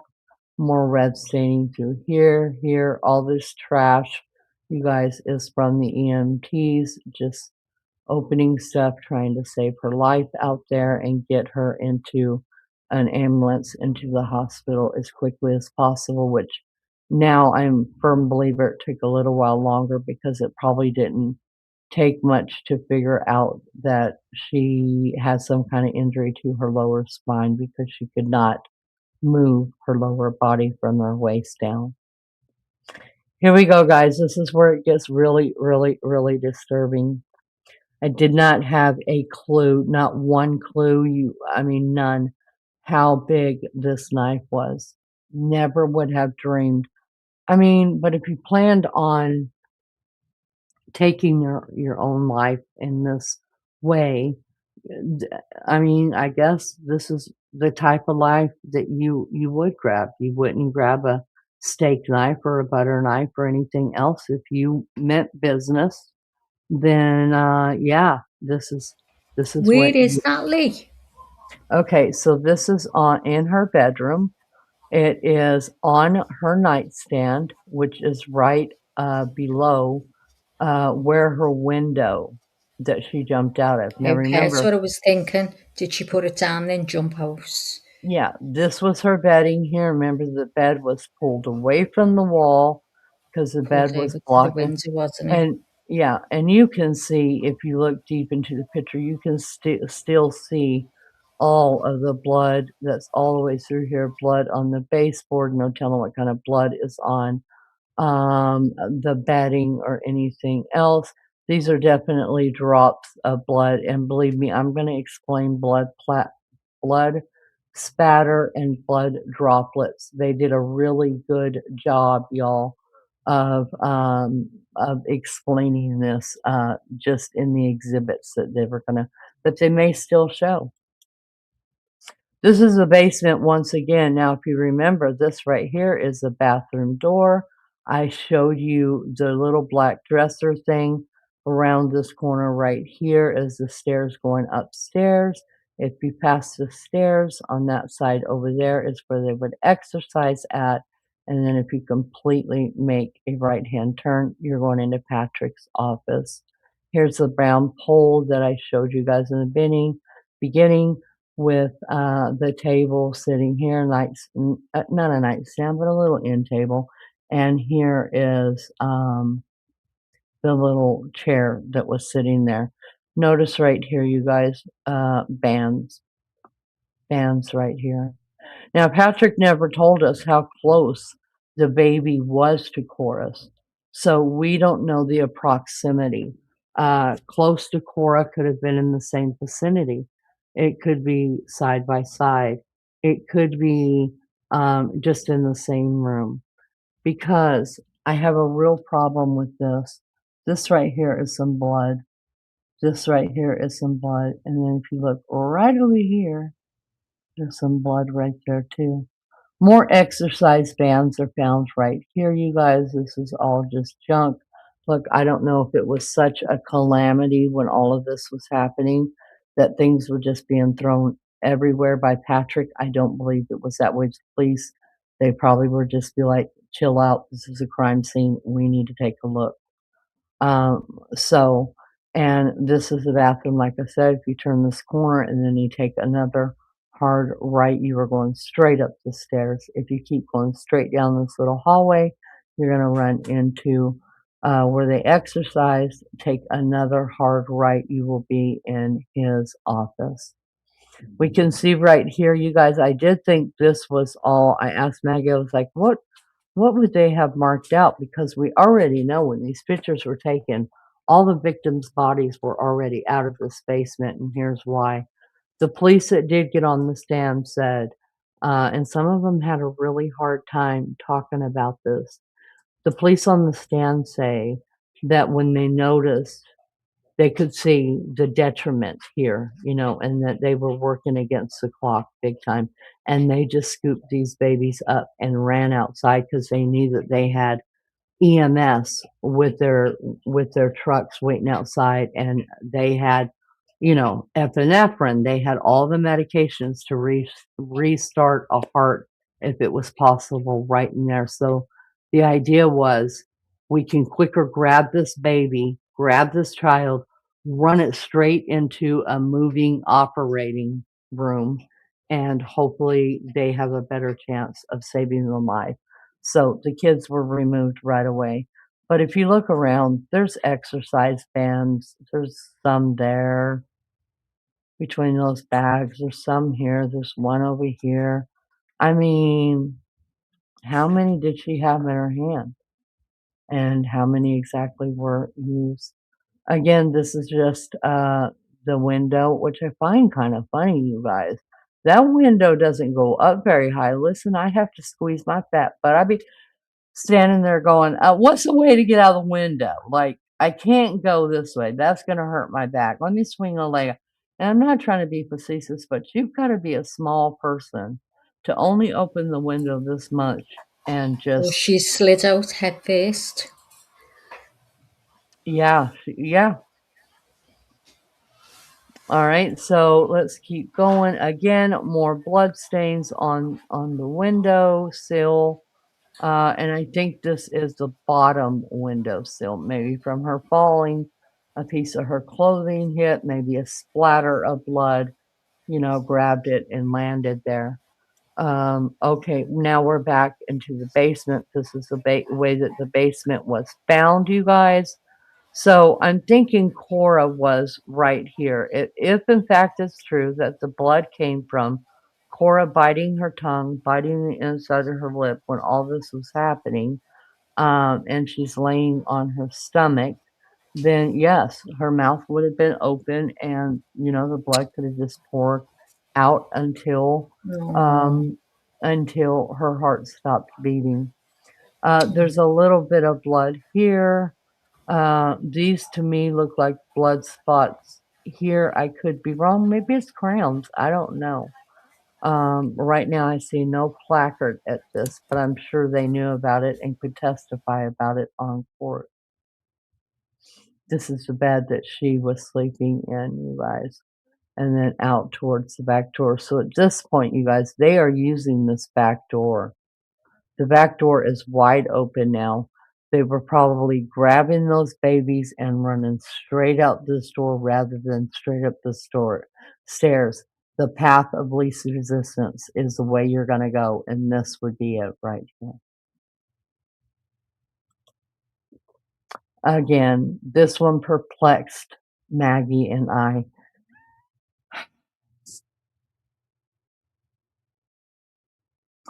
This one grips my heart because yes, we have seen the picture of the green and the orangish red band tied right there. But for some odd reason in this, when the pictures that they showed us did not have these black things here, right? I don't know what they're used for, you guys. Listen, I don't exercise. I exercise with this finger scrolling back and forth. That's all I do is just roll. Can you zoom in on that? I'm trying to right now. No. Because that it looks from here, it looks like a hinge, but when you get it close up, it looks like something that's been prized through the crack of the door. I mean, it's just sticking out for a hinge. And a hinge, how would you get them through it? Look at your hinges on your door. I'm looking at one right now. There's no way you're going to get them through it. Let me try and get a picture and just zoom in while you're talking about it. Make sure it's an American picture because I know some of our doorknobs and things like that look a Now little I'm bit going to different. get this picture up if I can, but zoomed in. Do you get what I mean? hmm But if you look down here while Maggie is doing that, you guys, there's even more cords here. I mean, was she thinking, how many freaking cords am I going to need to do this? Plus, this is where Dawson was hanging from. So I don't understand exercise cords. Y'all, if you saw me, you'd be like, oh no, that bitch don't exercise at all. She wouldn't understand this at all. But for those of you that do, if you know what these little things off to the sides are, is it just where you could add more tension, another tension band to it? I mean, I don't know. But I do know that one of the pictures we saw did not have this stuff around it. The only thing we saw was the hanging cords. There was nothing else attached to it. I do think that's a hinge. Our closet doors come out hinged like that, and I can show ours, but most Americans know how ours look. So, y'all, I hate to say this, but I mean, it's true crime, right? It's true crime. We're all adults here. From here to here, it just, I mean, Dawson was 3 years old. Let's just say he was between 2 and 3 feet tall. There's no way to hang somebody from here to here. Sadly, my question is, was he hung upside down using this part? Like taking this hinge to this hinge up here, and the cords wrapped around his neck as he was being hung or suspended from somewhere up here. It just doesn't make sense to me that there's more cords here, there's these kind of cords here. None of that makes any sense to me. Maggie, are you want to show those hinges, babe? Do you want me to take this off or show them after? Do you want me to put this one up now? Yeah, you can. I can I exit. think it'll go over. Let's see. Okay, let's see. Yeah. Is that any better? So can you see that? I can just see the one that I had up there. Take yours down, Lee, because I can see that. Can anyone see my picture? It's a close-up. Okay, hold on just a second. Let me remove me.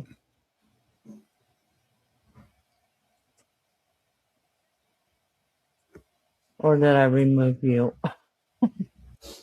No, I removed me. Well, it's in the pictures if you want to go and... Hang on. Can you hear me, Lee? Yeah, I can hear you. It's in the pictures if you want to go and get it. You put it on. It's in the ones where us are as the dolls.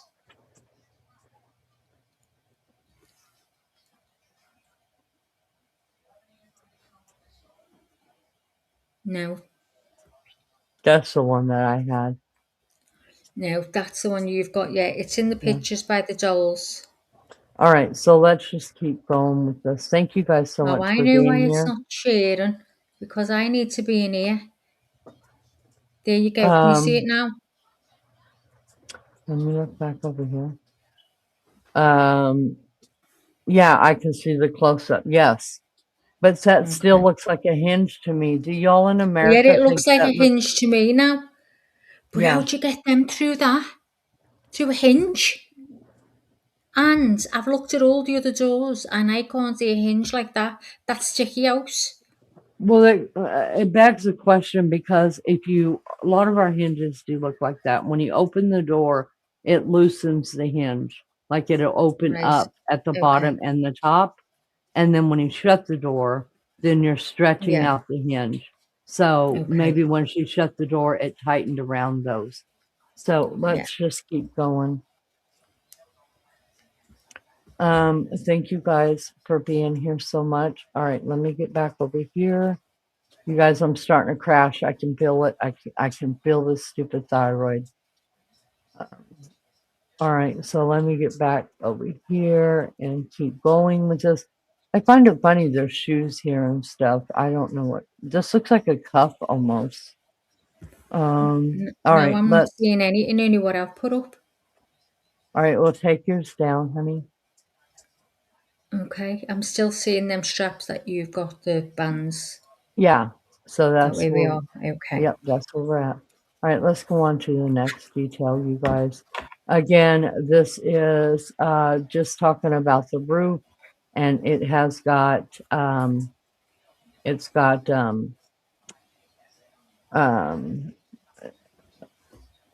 investigator notes on it. We've already seen this one. I'm going to keep going with it. Same as this.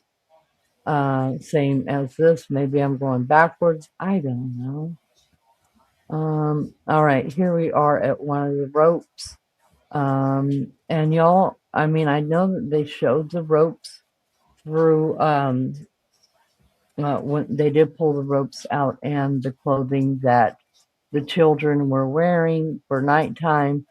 And then Lindsay and her team went ahead and stipulated to all of the photographs are true and on point because they didn't Lee, want to. Yes, Dolores is saying, you know what we think was the hinge yes. used for the bands. It's part of the bands. The handle will be on the other side of the door. It says, hang on, where's it gone? You open the door and put it in and close it. Part for the exercise bands, apparently. Really? See, I didn't know that. I They didn't put know it that. like that because when it's closer, it's like something's prized through. So it must be Okay. that. Yeah. Okay. Yeah, pretty o- sure it's the handle for the bands. Look them up, she Okay. said. Okay. Thank you for that. Yes, thank you. Another, like I said, cord that was used on the children.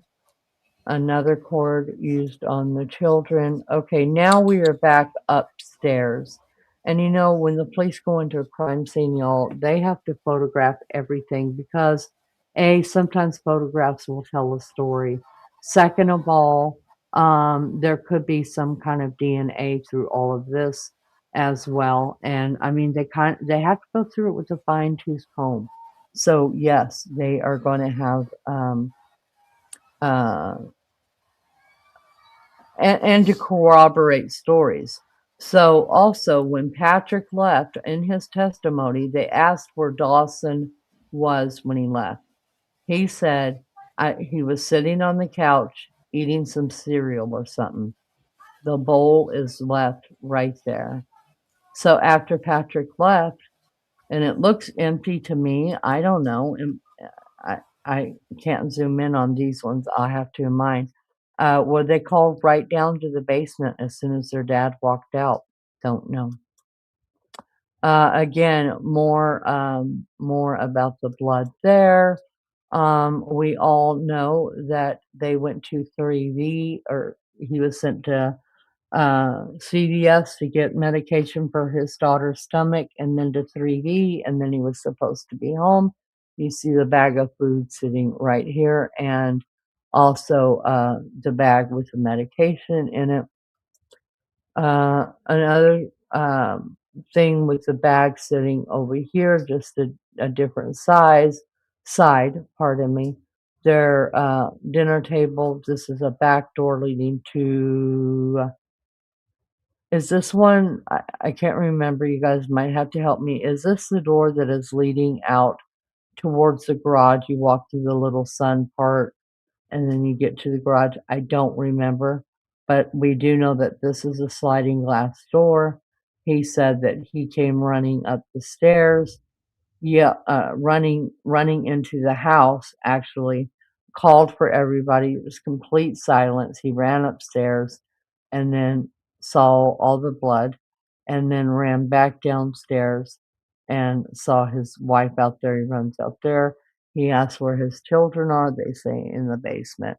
He waits until EMT and the police get there to stay with his wife, and then he comes out, and right over here somewhere is where, like past the picture that you can see, is where you would go down the stairs to the basement. Again, just another look at the back side of their house that night, where we were talking about the sliding glass door over here on your left side, and where we were talking about where their dining room table was. This was the glass door that was across from the dining room table. Right here is where you can. Oh, you guys, I'm storming. Maggie, if I fall off, it's because we are storming really bad. Say that Right. again. I said if I happen to fall off, it's because we're storming bad and I lost electricity. Okay, so we know that she jumped out of this window and landed right in here. The window, again, left open. The curtains on each side of the window, you can see a little bit of blood. Right here, I'm sure there's got to be blood other places, maybe smudged or something like that. This is the bed. The bed had to be pulled away from the wall, and you can see that it is because their nightstand is back over here. And see how far away it is from this nightstand, so it's pulled out so she could get back there and jump out that window.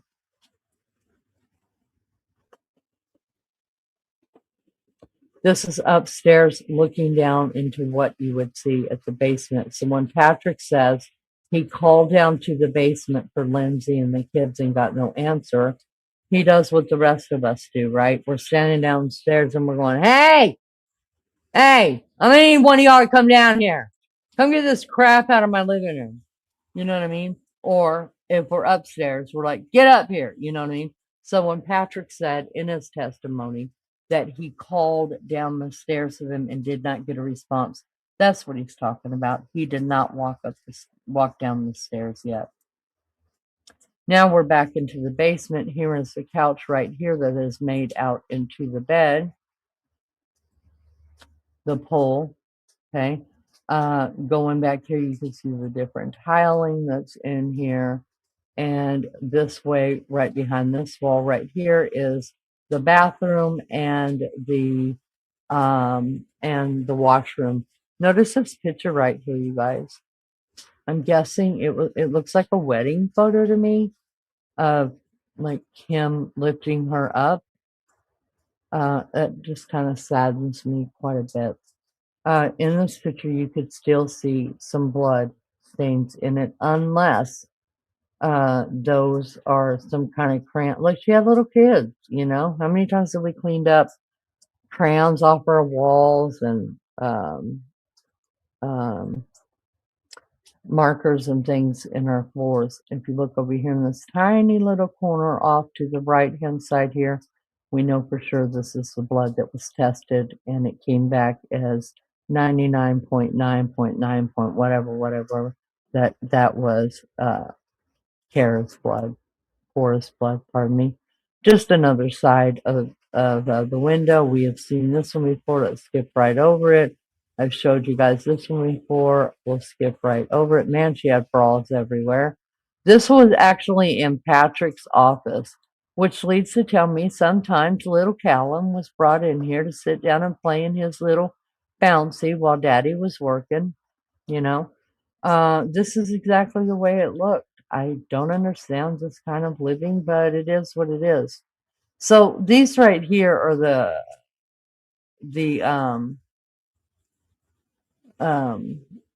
what do you call them, Maggie? Help me out. The door. I'm crashing, you guys. The door. Where's your case, Lee? Can't even see it. Wiggle it around. Right here. Go on. What are we looking at? The hinges. The hinges, yes. So that's what this hinge over here looked like to me. But I could be wrong. I have to look it up even closer. This right here, over in here, is where Dawson was hanging. But what's amazing, you guys, is her bag is still hanging here. So it's not like there was a whole lot of fighting going on. that's just odd to me, right? So there's that. There's the office. A look into the office from outside the door. We know right over here around this corner is where Dawson once again was found. This is looking into from like the back door area, looking into the room that their TV is right above this piece of furniture here. This is the bedding here that is pulled out of the couch. Their little nightstand thing here. More cords. This is life. Okay, we need to be real careful though, you guys. This obviously is a blood pressure cup. These are obviously medications that they did try to use to revive, which was either the baby or Cora, because I believe this is Cora Lane here. So a lot of what you guys are seeing laying around is still medical um, life-saving techniques that are laying there. But there's also a band right over here. Curious, did she just pull a whole bunch of bands together and only use the one that she thought they had to use? I My don't God, know. bands were everywhere. I mean, Mm-hmm. if she's sitting there thinking what way she's going to do it and she sees them bands, oh my Mm-hmm. God. All right, and here is another look towards the bed that Lindsay Clancy said at first she asked her husband to go in the basement and sleep there. That only lasted 2 or 3 nights, and then she ended up sleeping in the basement with the baby. And you can see what I was talking about. This ottoman, I'm sure, went right, and the couch is folded up. I'm sure the ottoman went right here So on she was this. allowed to stay with the baby on her own. Mm-hmm, That baby stayed with her. Oh, this is mm-hmm, just terrible. mm-hmm. I'm thinking over here is where they found the baby. Because you see right here, this is Cora. I firmly believe this is Cora. There is no medical supplies around here. She was already gone. They brought Callan. Uh, uh, they got a heartbeat on him. And so I think that's why we're seeing so much medical stuff here. Maybe the Uh, blood was from that, them putting IVs in 'em and things like that, like. Maybe, but usually people don't bleed this much with an IV. True. And she was too young really to be on paint Yeah, thinners paint thinners, Lord have yeah. mercy, thinners or anything like that. This is looking down the hallway like you're coming out of where they would exercise into the room where the bed is right here. The TV is right here. You can still see the blood on the floor right there, which is where I believe Cora to be laying and Callan to be down this way. I'm All looking right. at the layout as you're going around and I'm thinking this was all done in 12 minutes. Mm-hmm.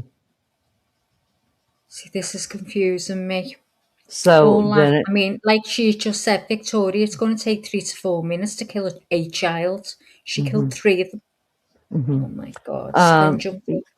Yeah, and that's what we mean about jumping around. Like, could this be done in the 17 minutes that they said that it took? Again, we are back at where, see, now it looks different. Now it just looks like a complete hinge to me. I wish this was moved out of the way so we could compare the two.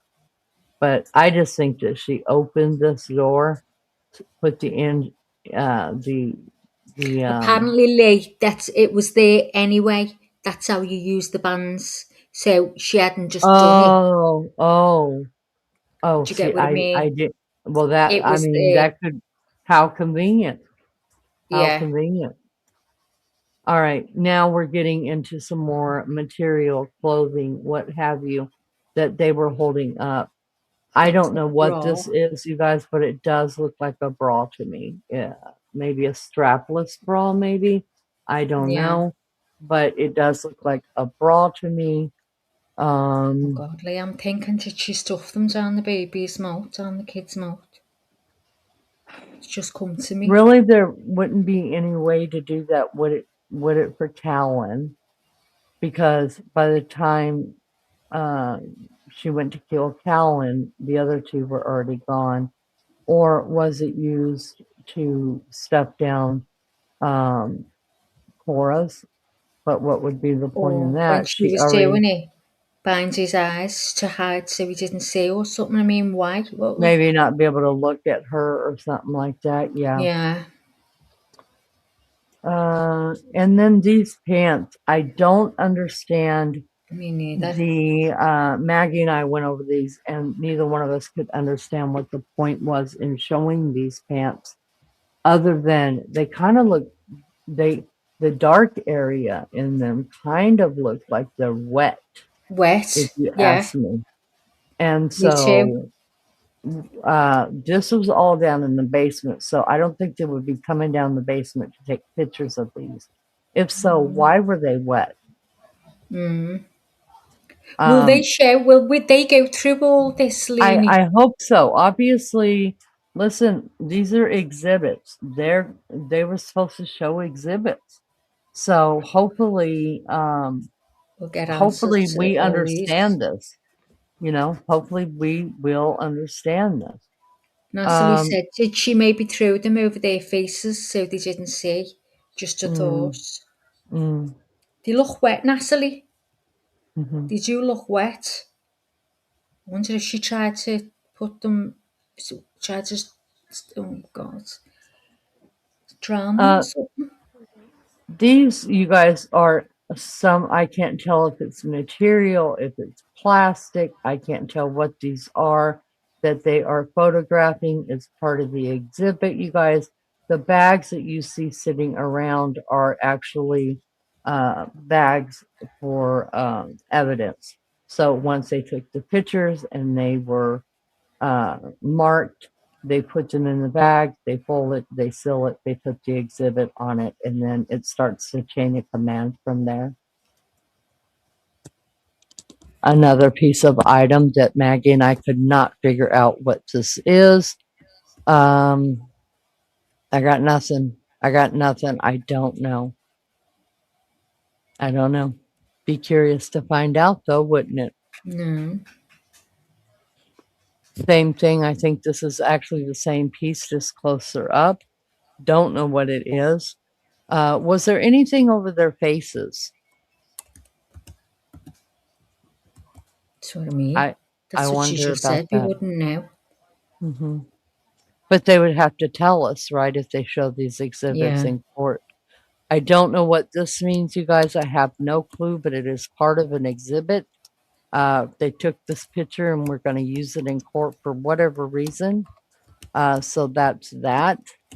And then again, in a drawer. Now, I think what they're showing in this drawer, I can't be sure, but hopefully we'll find out. I think this is the diary she was Yeah, keeping. it looks like Remember? yeah. Remember they were talking about she wrote some things on her phone and some things she wrote Yeah. down. So maybe that's what that was. Mm-hmm. I don't understand this, Maggie, but it's an I know. I exhibit was for a having a good look. reason. I don't Um, know. Maybe she had another one in there or something. I don't Or know. maybe there was a splash of blood on Maybe. the cabinet. Mind you, why would they open the door? Don't know. Was it already opened when Yeah, the true. murders happened? And maybe she Mm-hmm. threw something up there Yeah. and that's where they found it. Who knows? Yeah. Here we go again. Just another position of the knife, you guys. This is a lot bigger the knife than I thought it was going to be. I don't know why, y'all. I just don't know why. Again, more blood, just in a different way of seeing it. This knife was completely bloody. I don't know how she didn't cut her hands. We know that when blood is on a knife, that's how perpetrators cut their hands, because it slips. This is where her phone was found, you guys. So remember, she had that last discussion with her husband, and then I think she threw it on the bed and finished up. I think I don't know for He, sure though. Pardon me? now, he must have literally pulled away out the drive and she started killing the kids. Mm-hmm. Agreed. And maybe she didn't even bring Callan and Cora down. Maybe she just brought Dawson down first Yeah. and did it, and then, Right. left Callan I sitting mean, in 'cause his little boppy seat, the two older and ones together. yeah, but we So do one know of that. them have seen the other lady. Oh my God. Well, maybe not though. If she took, we know that Dawson went first. And if she Yeah. told Cora, stay up here with your baby brother, I'll be right back. I got to show Dawson something. And she took him down there and he, I'm sorry, guys, I'm crashing. I can't help it. I've already taken my medicine and it's not Do you want to helping, go? but, I'm just trying to get through this because Come I've on, got to try to keep get an through eye the on this faces and weather. then go. Anyway, so I think she just, once she got off the phone, she was only on it for like 14 seconds or something. And I think she just threw it on the floor and that's when she jumped. That's my opinion. And let's see this, another close up look at, um, So that knife's being moved, hasn't it? Because look at the line. yes, and More over to the right. Who's done that? right, right here. But also, not only has it been moved, there's other things on here that have been moved. Let me show you. Oh So yeah. let's look at the dates real quick. Oh, yep, here it comes, you guys. So the knife even from this picture had been moved because here is where the blade looks like it laid at first, correct? Mm. We've got these two things here, these bottles back here. So let's just go back over here. And And it looks now, like someone with left hands because how can someone? It just doesn't seem right, does it? You wouldn't. I don't know. I see. I don't know about it either. I know some of the theories is going around about Patrick actually the one using the knife. Pardon me, because he is left-handed and Did she he is pick it up just right-handed. as a matter of picking it up and like thinking, "Oh my God"? I don't know. And then somebody told him to put it back down. You know what I Yeah. mean? Who knows? Who knows? But you could Let's hope see we find out. clearly. We do know the knife had been I moved though, mean, she must have been standing there. There's the drips. Had all she over. hasn't done it there. Did she just try again there? Maybe I she think, had loads of marks. So maybe she done some more there. yeah, maybe she started off with one thing and then that's not working quick Yeah, enough. So let's start on another thing. All yeah. right, so let's keep going. Another one that I really, really like, you guys. I like this. I hope that you will go and take a look at it because now they're getting into explaining what type of splatters these are. Chris Nanos, maybe you should have thought about all this. But anyways, that's Mm, neither here nor this on this one. You could see where the dropped and then splattered out all these little tiny pieces. And that's explained, you guys, many times over in this. And then also, so I can't tell in this one. Okay, so is this the bed over here, y'all? I can't tell. Is this no, the bed over here? Because there's no you can zoom blood in. right here So, yet. There's no blood right here yet. So there's just another I'm patches going of to look. blood. So which picture is that? Okay. I'll zoom in and tell you once I get it. The blood ones, isn't it? Sorry guys, I'm going through Messenger where Leonie sent them to me, so I'm trying to zoom in on the pictures. I'm going to keep going while she's Okay. doing this, you You guys, keep, unless you've got it, Max. no, you keep going because I've got Okay. loads.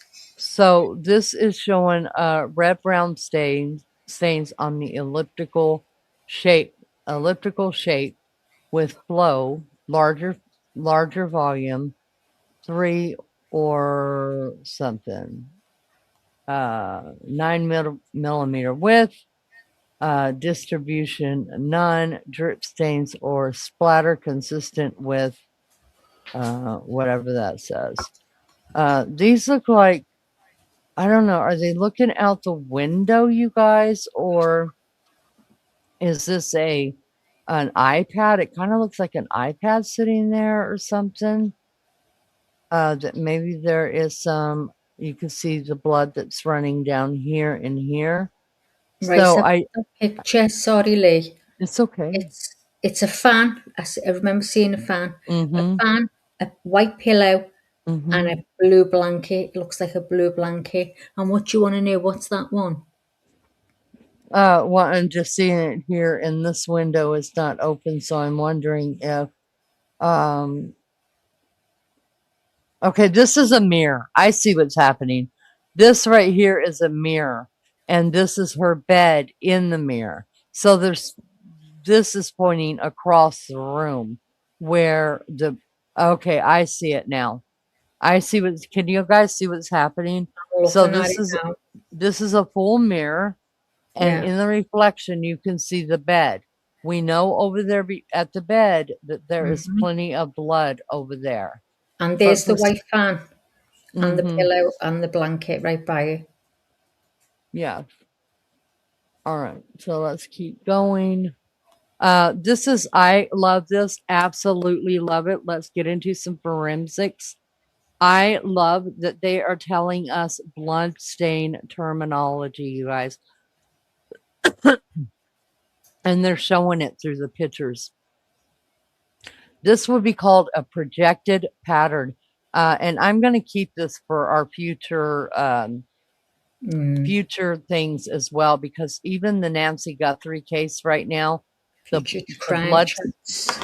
blood stain patterns, we were talking about that, and the Brian Koberger thing. So projected pattern on the wall and on the ground. All right, so that's what these would be called, projective, I guess, where they hit or drop and there's so much blood that it's able to go down the wall, and then here it's able to splatter off. Okay, so they were going to show that in an exhibit and explain that. Spattern stain, a blood stain resulting from a blood drop dispersed through the air due to an external force applied to a source of liquid. So, does this mean that, okay, so this is splatter.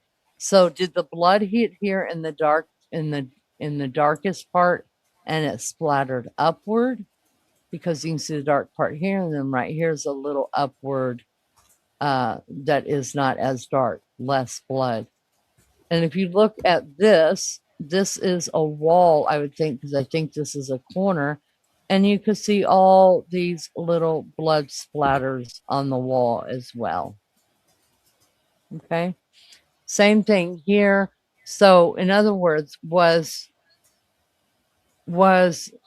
whatever's being cut or stabbed, however you want to put it, to me, this is saying that if the blood splatter is going this way, hence why this is like a lighter color. If the blood splatter is going this way and okay, coats on, Lee. All right, we'll go back to this. Thank you, Maggie. Thank you for keeping up with it. We're going to have to rewind it a little bit, because I want to hear, y'all, I want to hear it all. I think they've just walked in, haven't they? Okay. I'll just try a little bit. Oh, hang on. Just want to make sure, leave it there. We're yeah.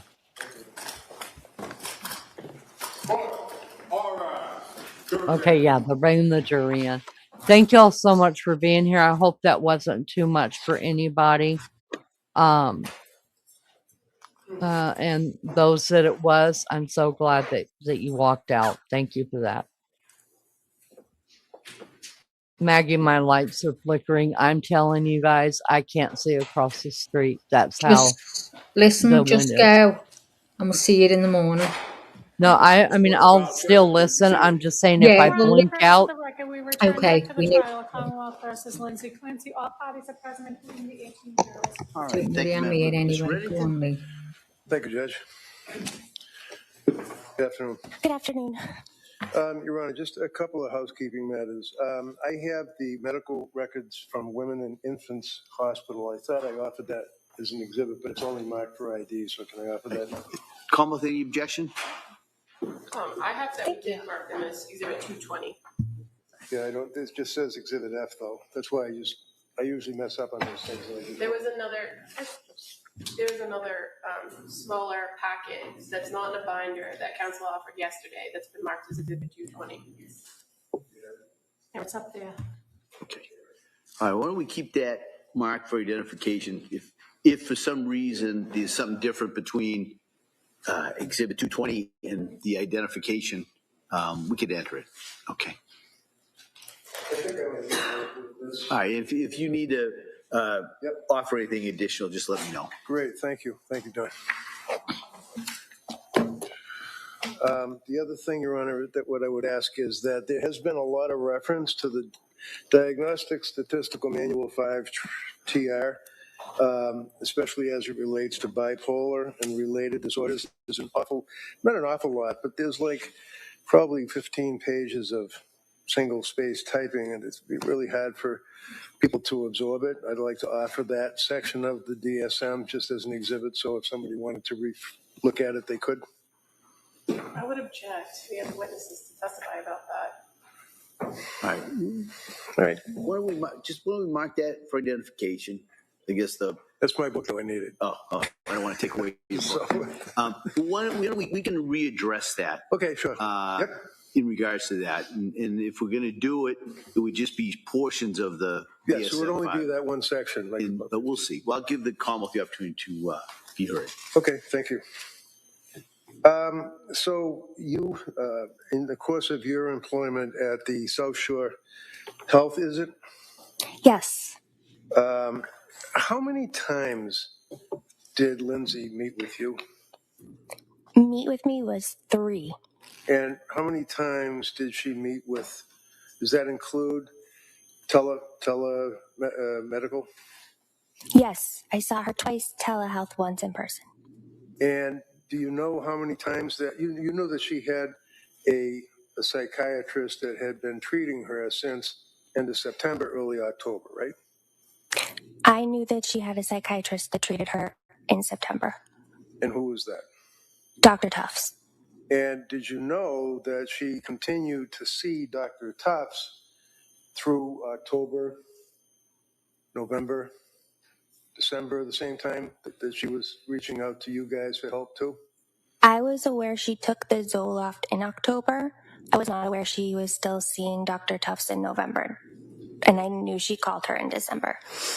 You would agree with me that young woman came to you people for help, right? Yes. Okay.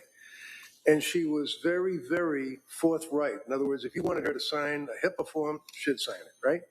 Right. And she would answer your questions to your perspective in an honest fashion. Yes. You didn't really hide anything. Nope. She told you all about the medications that she had been on and her fears and concerns about the medications, right? Correct. She described for you, as District Attorney brought out, what she felt her symptomology was, including suicidal ideation, worrying about suicide, feeling heavy, lethargic, you can't get out of bed, all of that stuff, right? Correct? Correct. And one of the things that you had left us with towards the end of your testimony is the fact that you were very willing, if you will, to work in tandem with other providers. In other words, you were concerned about being able to get information from other providers that had been dealing with. Correct. And that would be within a compressed period of time. I know it's the last week, I believe, in September, but October, November, December, and then January, right? Yes. And during that period of time, you're aware that she was provided many, many, many prescriptions for antipsychotics, selective serotonin reuptake inhibitors, benzodiazepines, all of that, right? I'm aware she was prescribed other medications. She was what? Prescribed other medications. Did you ask what other medications there were? Yes. And did she tell you? Yes. Did she tell you who prescribed them? Yes. It's pretty easy to get a list from CVS, right? Yes. And did you have any difficulty determining who was providing the prescriptions for all of these medications? No. And did you know that, in fact, it was Jennifer Tufts that prescribed the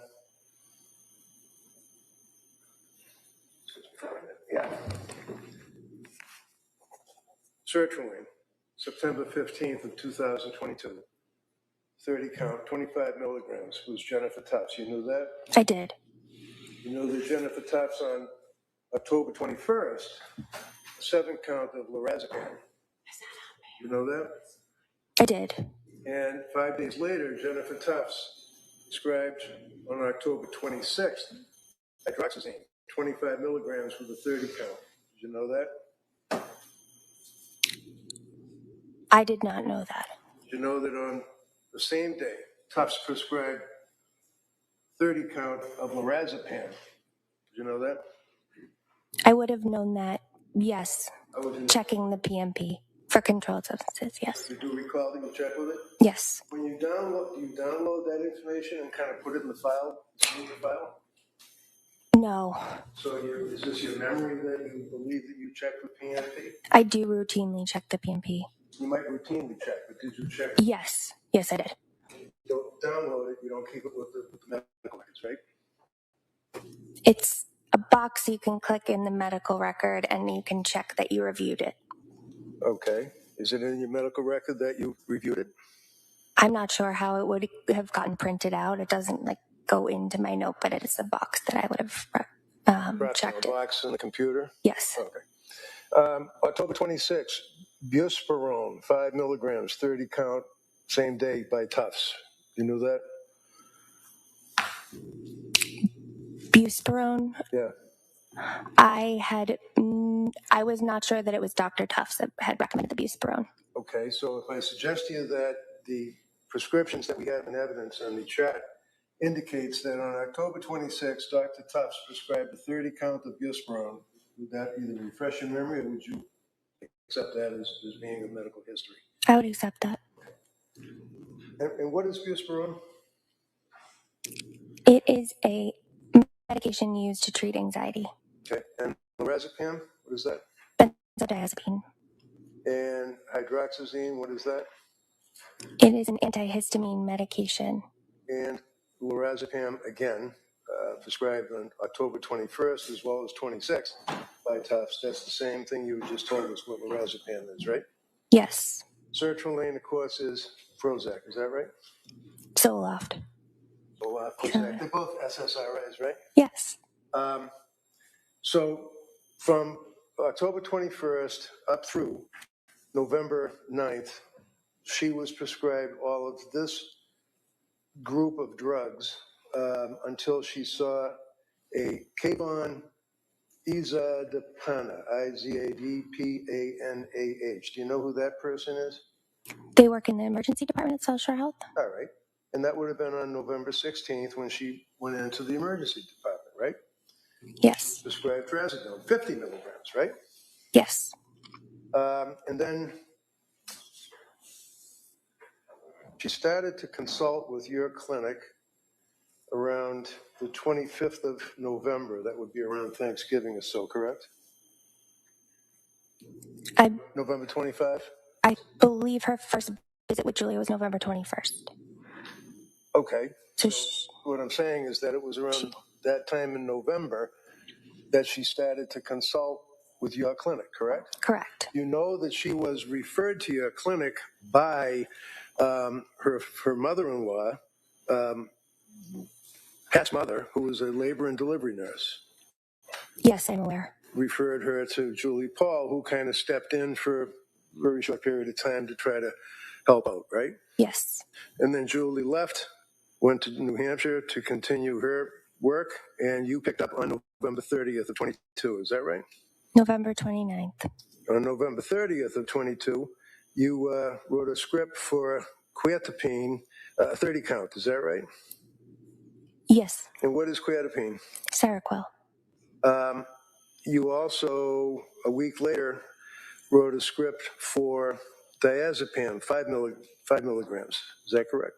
Correct. And then the next day, you wrote a script for, December 6th, you wrote a script for diazepam, 5 milligrams, right? Correct. December 7th, you wrote a script for diazepam, 5 milligrams, right? Correct. December 7th, again, you wrote a script for quetiapine, 30 count, right? I would need to check my... You can look at anything you want. If Okay. you have your records, feel free, please. Okay.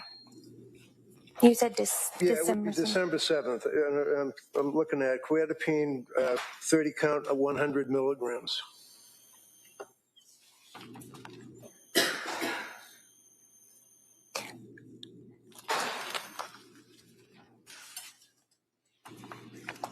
I don't believe it was a 30 count of 100 milligrams. Do you remember writing quetiapine script for 100 milligrams? I do. I believe the quantity was 22. 22. Okay. So on December 7th of 22, you wrote a script for quetiapine, and forgive me, I'm sorry, what is that again? Seroquel. Seroquel, for 100 milligrams, right? Yes. And why did you write the script on November 30th for quetiapine, 25 milligrams, and then about a week later increase it to 100 milligrams? On November 30th, I had anticipated utilizing it over a 4-week course of treatment for sleep and anxiety. But her clinical symptoms, presentations changed, and we opted to use it for mood stabilization. And who's we? Me. Okay. And were you working with anybody else, any psychiatrists or anybody? No. So when a person comes to your clinic as a woman who has recently had a baby or is within that postpartum range of time and presents with the symptomology that she presented, is that something that would give you cause for concern? Suicidal ideation? I in no way want to minimize what Lindsay experienced, but it's common for us to treat. It's common to treat women in that fashion that are postpartum? Postpartum who may have suicide. Oh. Keeps cutting off the witness before she gives an answer. May she complete her answer? Sure. As I've said before, let's only talk one at a time. You finish your answer, and then we'll go to the question. Go ahead. Her symptoms were serious, and it's not uncommon for me to treat women with serious symptoms in the postpartum period. Okay. 2 days later, you prescribed 8 count, 5 milligrams of diazepam. Is that right? 2 days from December 7th? Yeah, it was December 9th. December 9th. Yes. And 4 days later, you prescribed more diazepam. Is that correct? December 13th? Correct. That would have been 2 milligrams? Yes. Okay. And then jump ahead to December 19th, you prescribed 14 count 2 milligrams of diazepam. Is that correct? Correct. And then December 19th, you prescribed 300 milligrams of quetiapine, 30 count, right? Correct. And that was on December 19th. 3 days later, on December 21st, you prescribed additional quetiapine, 100 milligrams, 14 count, right? Correct. And then 1 day later, you prescribed more quetiapine, 25 milligrams of 14 count, right? Correct. As far as your prescriptions continued on, if we can jump ahead, you continue to treat her. And on January 13th, you prescribed 2 milligrams of diazepam, 7 count, right? That would be on January 13th? I did not prescribe that on January 13th. All right, if I suggest to you that Rebecca Gelada has a script for January 13th of diazepam, that doesn't refresh your memory? Would it have been a script that I had sent previously that hadn't been filled at the original date? Well, I believe the records would indicate that we'll make a note of it. January 13th, diazepam. How about January 16th? Do you recall prescribing diazepam to her, 2 milligrams, 3 count? No. Diazepam on the 19th of January, 2 milligrams, 14 count. No. No? So you're not able to prescribe medications, or somebody else can't use your name, right? Right. Okay. And you have the DEA license to prescribe medications, correct? Correct.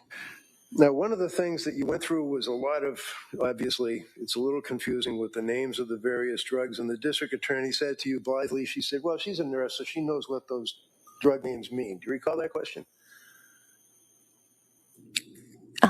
I do. Yeah. And you just said, yeah, right? Mm-hmm.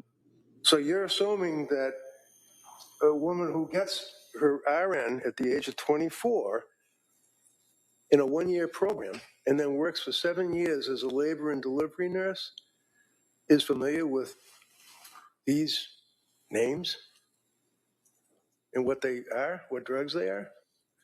She seemed to be familiar with them. Yes, she understood. Right. Did you know that she was Googling 60, 70, 100 times a night what benzodiazepines are, what Seroquel is, what all of these medications are?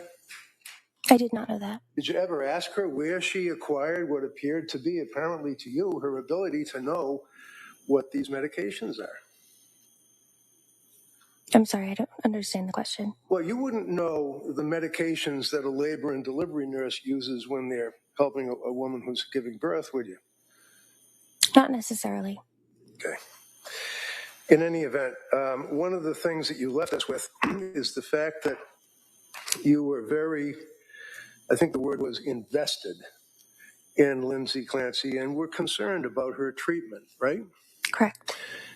You knew that she had gone to the Rhode Island program for Women and Infants Center, Behavioral Health Day Program in Providence, Rhode Island. You knew that, right? I did. And you basically gave her the referral. You didn't make the referral. I think it was Latasha Dukes that might have done that. Correct.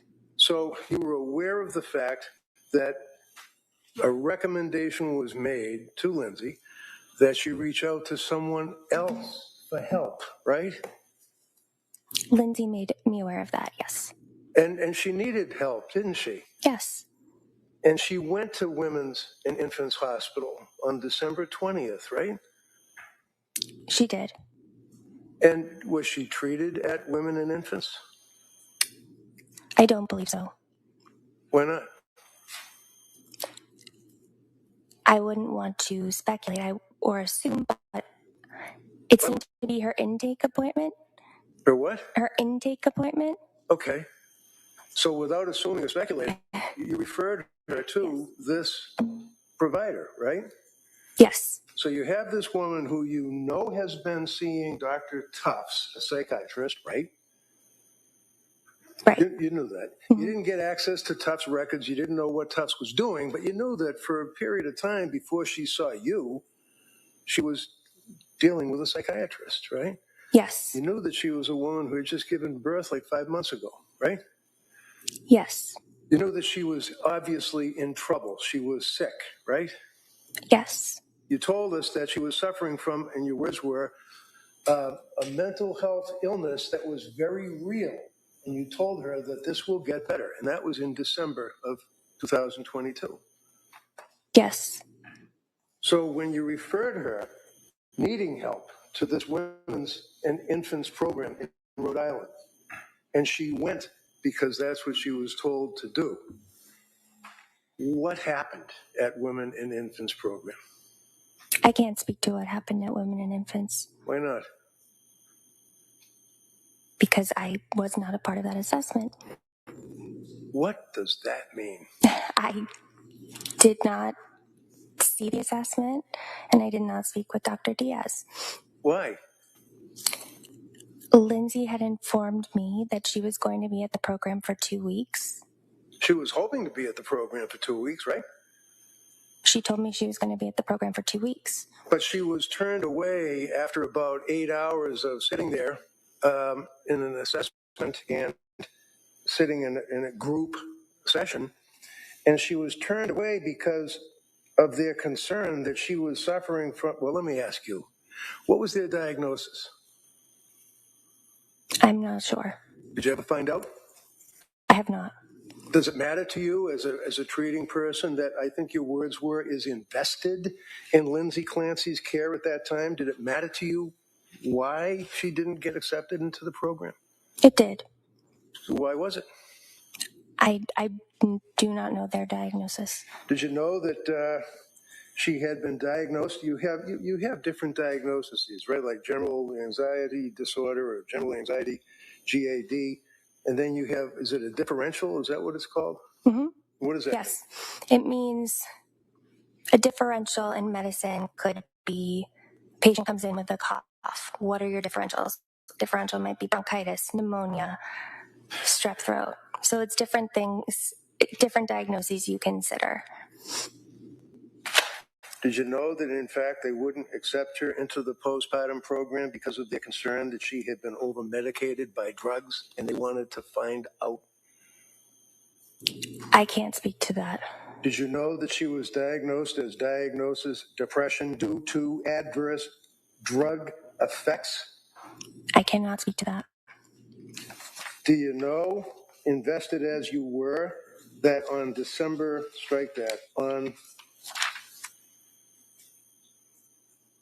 20th, the very same day that she had finished being evaluated, woman you were invested in, had been evaluated by Dr. Diaz that you recommended or you mentioned, that in fact, looking at the exhibit, that they recommended tapering Seroquel, starting 200 milligrams tonight, follow up with outpatient provider of note. We attempted to reach current outpatient provider Rebecca Gelada, but did not receive a call back. I never received a call from Women and Infants. So this medical record from Women and Infants saying that they called Rebecca Gelada and never got a call back, your memory is that they never called you? They never called me. I absolutely would have called them back. Okay. Well, regardless, you never talked to anybody from Women and Infants, did you? Whether they called you or whether you reached out to them being invested? I did not. I know our program re-referred her a few days later. I'm going to offer this now. You want to, I think, just... It's already in it. Yeah, we'll just start. Mark, yeah, well, we'll keep it as an exhibit for identification. You can double check, make sure the pages that have been referred here are contained within, is it exhibit 220? Yep. And if not, then we can admit the second. Okay, thank you. One of the things that is a takeaway from your treatment of Lindsay is that she was, I think your words were that she was scared and thought that starting these drugs, the drugs, it was scary, were your words, right? Yes. And at no time did it occur to you that Lindsay was doctor shopping or trying to get drugs. She was trying to basically get off drugs, right? Correct. One of the things that you had mentioned is that the Good Moms Have Scary Thoughts book is something that you guys would give out to women when they would come into your program. Yes. And hopefully it would be a good source for them to read things and maybe get some comfort from it. Right? Yes. This is not, in your opinion, something that is indicative of like being a smoking gun. No. Police officer would seize it and the search warrant is. No. This is something you guys provide people to just help them out, right? Yes. Yeah.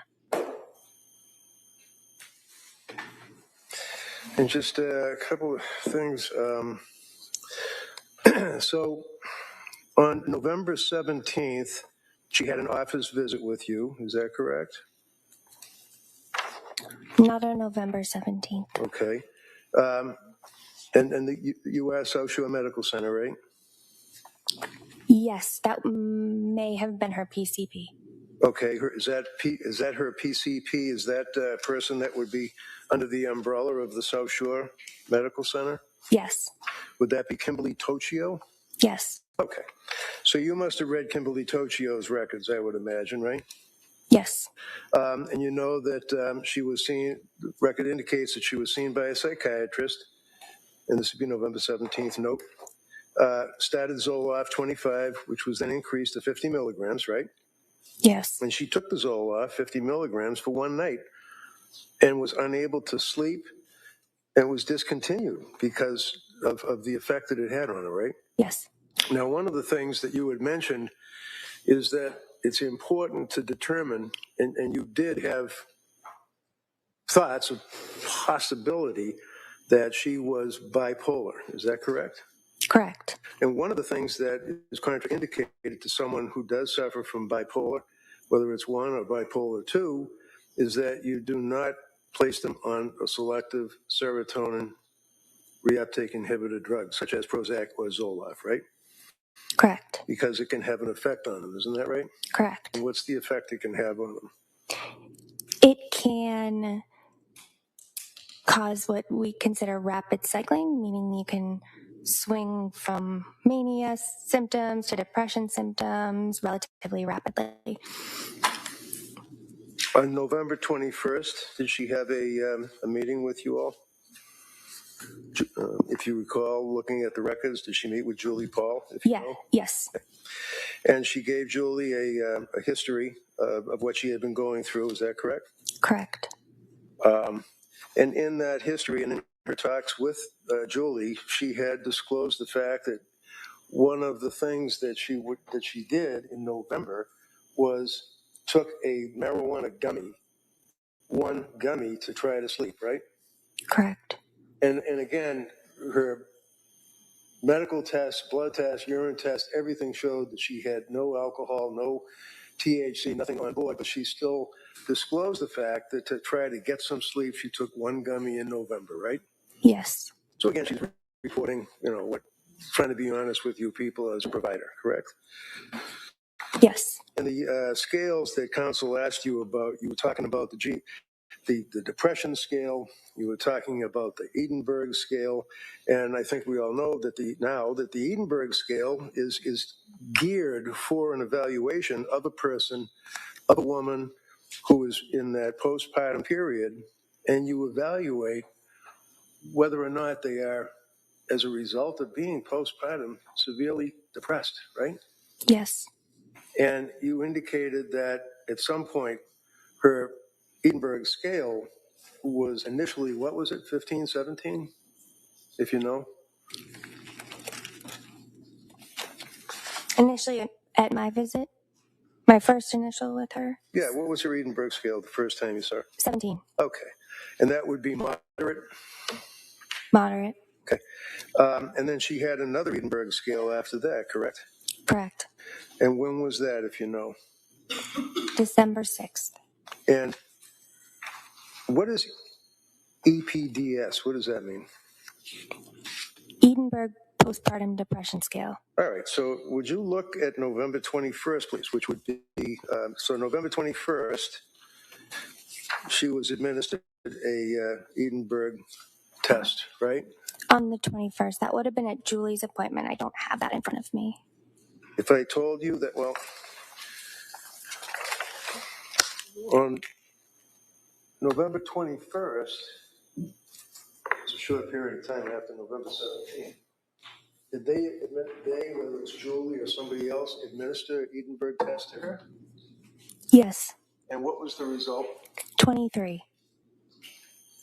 And that's severely depressed, isn't it? Yes. So in like 6 days, she decompensated from Edinburgh scale 17 to Edinburgh scale 23, right? So she was 23 on November 21st. Right. And 17 on November 29th. Okay. So when you see a patient that's come to you and has an Edinburgh scale of 23 and an Edinburgh scale a couple of days later, that would be, what was it? 17. And what was it when you first saw it? You referenced it before, 17? 17. Yeah, that's still pretty high, isn't it? It's high, yes. Would that give you pause in conjunction with the symptomology that she's referring to and self-reporting what she's feeling? I mean, the fact that she has a 23 on the Edinburgh scale, which is very high, and then followed up a couple of days later by a 17, taken in conjunction with what she was saying her symptoms were. That's of a concern, isn't it? Yes. So on November 20th, which would be the day before, that Edinburgh scale of 23, and the jury will have access to all these records, she was reporting struggling with postpartum anxiety, right? I can't speak to Okay, that. that's fair enough. We'll go to when you treated her. Yes. Did you have a chance to review Julie's notes at all? I did. Okay. Yeah. And when was the first time that you actually met with Lindsay? November 29th. Okay. Which would have been after Thanksgiving, obviously, right? Yes. And you would have reviewed the records up to that point, right? Yes. So one of the things that you would have reviewed was what she had indicated or reported to Nicole Harden Francis. Do you know her? Yes. And who is Nicole Harden Francis? She's the nurse at our program. All right. And this would be on November 28th that she was speaking with Nicole, the nurse. You read the report before you met with Lindsay on the 29th, right? Right. So you knew that she had been reporting panic symptoms, that she was disoriented, that she was forgetful, that she was not connected to her body, is what she told her, right? I would have to review that just to be accurate. Right. And this was it.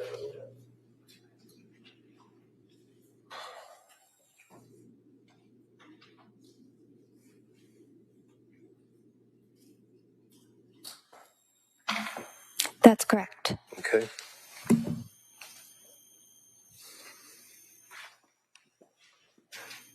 And would you agree with me that symptomology of mania, especially when incurred or encountered by a woman within the postpartum period, that's one of the symptoms, is being disoriented, right? Not necessarily. How about maybe a little bit? Could be confused if you're manic. Yeah. How about forgetful? That's an issue, isn't it? Not necessarily a symptom of mania. Okay. How about not connected to her body? What does that mean? I'm not sure what that means. So if you have a patient who's coming to see you, who's indicated the day before that she has the panic symptoms, disoriented, forgetful, not connected to her body, wouldn't you ask her what she meant by that? Yes. Okay. So when you saw her on November 29th, you diagnosed that she had postpartum anxiety, right? Mm-hmm. Adjustment insomnia, right? Correct. And when you met with her, you noted that over the last 2 weeks, you asked her about how she had been feeling, and she said she was feeling nervous, anxious, and on edge, and she said nearly every day, right? That's November 29th. That would be under screenings. Yes, she was. I would give you a page number, but they don't give us page numbers. She told you, and you can pull it up if you have it there, that she was not able to stop or control worrying, and that had been for several days at least, right? Correct. And she was worrying and stressing about things, worrying about different things every day, right? Nearly every day, yes. Couldn't relax nearly every day. This is a questionnaire form that you have, right? Yes. Being so restless nearly every day, correct? Correct. Asked if she was annoyed or irritable, and she said not at all, sure, like she didn't believe that she was a person that would be irritable or angry with people, right? Yes. And then feeling afraid as if something awful might happen, and she got that GAD-7 score of 14. Is that correct? Correct. So what does a GAD score of 14 tell you on November 29th? Moderate anxiety. And then you ask about in the last 7 days, trying to get a history. She denied, definitely not so much now, that she was able to laugh or see the funny side of things, right? Right. And that she was asked, is she looking forward with enjoyment to things? And she responded, hardly at all, right? Yes. Blaming herself when things go wrong, she says, yeah, some of the time. Yep. Yes. Anxious and worried for no good reason, yes, correct? Yes. Scared and panicky for no good reason, yes, correct? Yes. Then they asked if she felt sad or miserable, if she was a miserable person, and she said, no, not at all, right? Right. Did she indicate that on that date, you gave her the EPDS Edinburgh test, and she had an Edinburgh score, as we said, of 17, right? Yes. All right. And then the medications that you prescribed to her, we've already got an evidence. The jury will be able to look at the actual scripts in the exhibit without going through every single day. The next time you saw her was November 30th. Is that right? I messaged with her on November 30th, yes. Okay. And you indicated that if you're not sleeping well with Valium, no need to continue it. I'll prescribe a short taper. And you went on about tapering and 5 milligrams of Valium to 2.5 milligrams and no benzos. And That was not on November 30th. okay. Does it say on the record, are you looking where it says patient message in the perinatal behavioral health program of South Shore Health, November 30, 2022? Yes, I'm looking at the messages. Okay. So is it a different date that you sent that message? It says November 30th on it, right? I just don't know internally if you guys have different. Oh, I understand. Oh, at the top it says November 30th. Okay. More specific, it'll say the dates, but the header will say November 30th. So I understand. Okay. And basically, you indicated that you were going to send along information about bipolar 1 or bipolar 2, which actually would be what's known as a bipolar spectrum disorder. Is that correct? Yes, that was on December 7th. Okay, but it's underneath November 30th, so forgive me for looking at it that way. Yeah, I don't know why I printed That's all right, no problem. So one of the things with the mania that you refer to and that you talk about is excessive activity. Is that it? Excessive cleaning sometimes, right? Sometimes. Excessive exercise. Sometimes. Did you know that after she had Callan, that within a matter of a couple of weeks, that she ran a 5K? No, I did not know that. And that nobody wanted her to, including Pat, but she just had to get out there and run and did. Objection. No overrule. You know that? I did not. Is that something that would be important to know? I mean, as far as whether or not a person is in that manic stage where it's post-delivery, and that's a significant artifact, if you will, of exercising, right? It would have been something I would have considered. Okay. And as I said, you were pretty much the only one that actually considered bipolar spectrum disorder of all the doctors that she had seen. You know that, right? Are you aware of that? All right, never mind. That's right. She's going to object. That's okay. Okay. So the symptoms that you noted were a mania. It says mania characterized by exaggerated excitement, hyperactivity, and racing scattered thoughts, right? Yeah. So what is... Go ahead. Was that from my note? I'm looking at the same thing that we've been looking at, which is... Oh, the information I sent her on bipolar. Yeah, it says, yes. Hi, Lindsay, and then your note, right? Mm-hmm. Your Honor, if I may suggest maybe showing the witness what he's referring to. She has it in front of her. Yeah. I think I understand what he's referencing, but thank you. If the witness has a problem in regards to that, and you need to look at some, just let me know. Okay. All right. Thank you. Thank you. If you move ahead to, I think, the message portal or whatever it's called, on November 30th, it's captioned "Stopping Remeron." Yes. And it's okay, you're with me. And it says, no, this would go to the fact that she was still not sleeping. It was a huge problem for her, right? Yes. And she told you in her message thing, no, the weird thing is I don't feel tired at all. Correct. And that's one of the things that you had told us earlier is a symptom, correct? Correct. a person that is not getting sleep but doesn't feel tired. Correct. What is the symptom of? It's a symptom of mania that we look for. Okay. And when we looked for that mania, did you notice that? And did you factor that into your diagnosis? Yes. Okay. How many times, if you recall, did Pat come with his wife to meet with you? Was it 3? He came to a visit once. I believe I spoke with him and Lindsay on the phone twice. Would you agree with me that, as counsel asked, did he get permission to be there? And you indicated no, that you would welcome the third-party contact, right? Correct. And did it appear to you that he was very, very invested in her care and was very scared and worried? Yes. And he was complaining about the fact that he believed, that they believed, that she was being over-medicated, right? I believe he was concerned about her symptoms. He felt that they started once she started being medicated initially. Right, because she indicated that when she first started taking the SSRI back in October, I believe, that she ended up having it increased and then had a period of almost 2 days where there was no sleep whatsoever. That was one of the instances, right? Yes. She also, counsel had asked you, and you did not recall her saying horrible, intrusive thoughts. So if you would just look at November 30th patient message. It says, "Hi, Rebecca."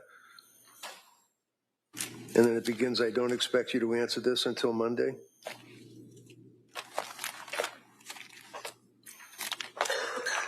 I see that. Okay.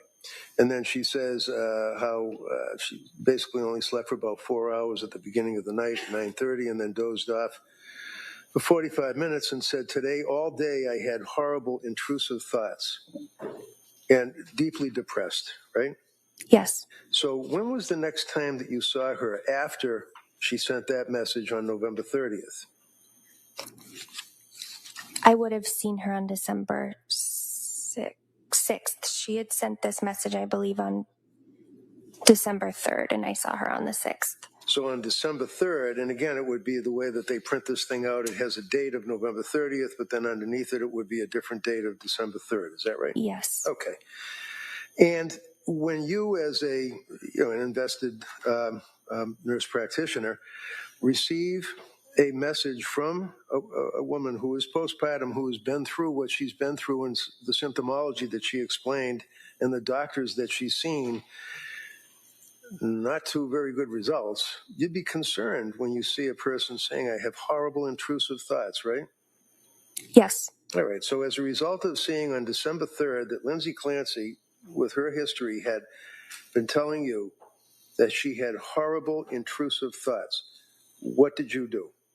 Did you call her?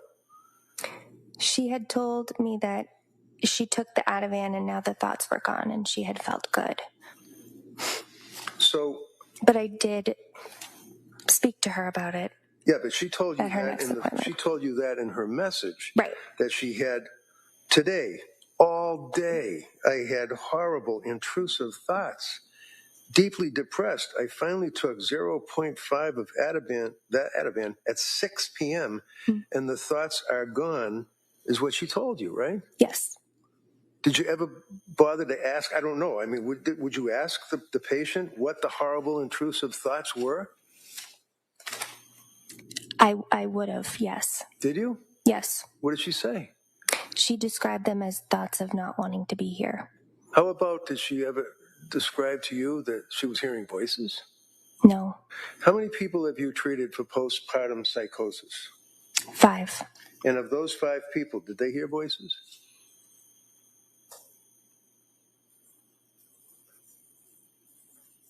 Not all of them. How about some of them? Some of them. And that's a real thing, isn't it? Yes.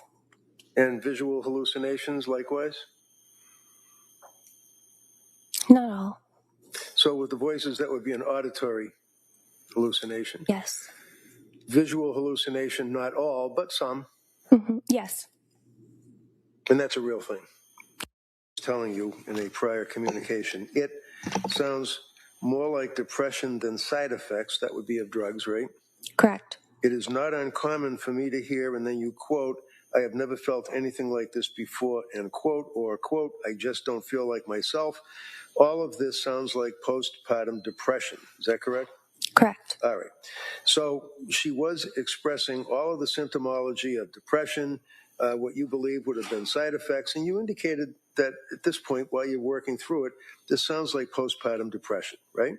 Correct. And what would the symptomology of, what does postpartum depression mean, and what is its effect on a patient? Postpartum depression is like depression at any time during a patient's life. However, there are some unique considerations. It's typically occurs in the first 3 months after a person has a baby, but it can happen at any point in the first year. The considerations that are a little bit different than regular major depressive disorder are that there are significant hormone fluctuations that a person undergoes when they deliver a baby. Sometimes they breastfeed and they wean from breastfeeding, and that can set off additional hormone shifts. And it tends to be a very anxious presentation. And obsessive thoughts can occur with greater regularity in postpartum depression than they would with major depression outside of the postpartum period. So as a result of this information, you prescribed medication to her? After I sent her the information on the postpartum, would this still be December 2nd? Looking at the form that you have, it would be, yes, but I don't know if it's another date that there's a message underneath it. So let's look at the record where it says that on December 7th. 7th, Yes. Okay. And that's where you talked about bipolar spectrum disorder, right? Yes. And that's where you talked about how people would have these feelings of goal-directed activity, overly talkative, racing thoughts, need for sleep, things of that nature, right? Yes. What was the end result of that? Did you prescribe medication for her? I did. And what was it? Seroquel. One of the things that you had mentioned is that you provided a mood chart, I think. Is that what you said, a mood chart? Is this it? Is that an indication just so the jurors know that it's in the records? It's a horrible That looks accurate, yes. Yeah. Yeah, there it is, right there. See on the very top it says mood chart? To the left? Yes. All right, and on the top it says daily mood chart. And then you also provided another chart on that date. What is that? That's another variation of it? It's the weekly mood chart. Okay. So did you tell her to fill this out? I suggested that she fill it out so we could keep track of her symptoms. Okay. Do you remember if she filled it out when she spoke to you? She did not speak to me about filling it out. After that, she did say she printed it out. Okay. Did you ever ask to see it? I don't recall. Okay. On December 1st, you met with her, is that right? Oh, no, wait a minute. Christine Zappi. Who's Christina Zappi? I believe she's also someone that works at South Shore Medical Center. All right. Do you know that she saw Christine Zappi on December 1st? Christina. I'm sorry. It says Christina. I'm not sure if she saw her for a visit that day. Okay. Have you seen in the pool of records that you have that she did see this individual and noted that she had been dealing with the problems, the insomnia symptomology, for over a month and a half, and medications keep changing, and it doesn't seem like much is helping. Did you ever see that? That does sound familiar. Okay, so she was somewhat this is almost hand in glove with saying, I'm not being hurt, right? Same yes. idea. Did you see her on December 2nd, the next day? I spoke to her on December 2nd. Okay. And again, the district attorney kept asking you about, she had the opportunity to come in and see you if she wanted to, and things of that nature, right? Yes. And would you agree with me that it's sometimes better to have a face-to-face actual meeting with a patient rather than just on the computer? Yes. Did you ever, if you recall, with all of the symptomology and deterioration going by week after week, say to her, I really think that we should get together in person? Yes. So we met in person on the 6th, and our plan had been to meet in person on the 13th. Okay, so that would be December 6th, correct? Mm-hmm. Yes. Now, December 2nd, you had a conversation with her on the phone. Is that right? I believe it was just my chart messages. Okay. So you see on where it says, again, it's got the big black letters, December 2nd, 22, and then underneath it, it says behavioral health history. Can you find that on your records? If you don't, that's fine. That would be the time that she indicated that she had been to the ER for anxiety symptoms as well as insomnia and heart palpitations. You remember that? I don't see that. Okay, well, then let's get it. Do you have access to other staff notes and records, right? I do. I only brought my own. Okay, Me. that Yeah. answers that. So if I approach you. Yes. Can I see what you're showing her first? Sorry. Sure. Let's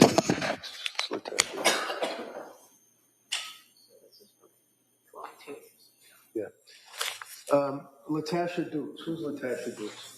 Letitia Dukes was a clinician at our program at the time. All right. So am I looking at Letitia Dukes, MSW? What does that mean? Master of Social Work. All right. And does that indicate a date that Ms. Dukes saw Lindsay?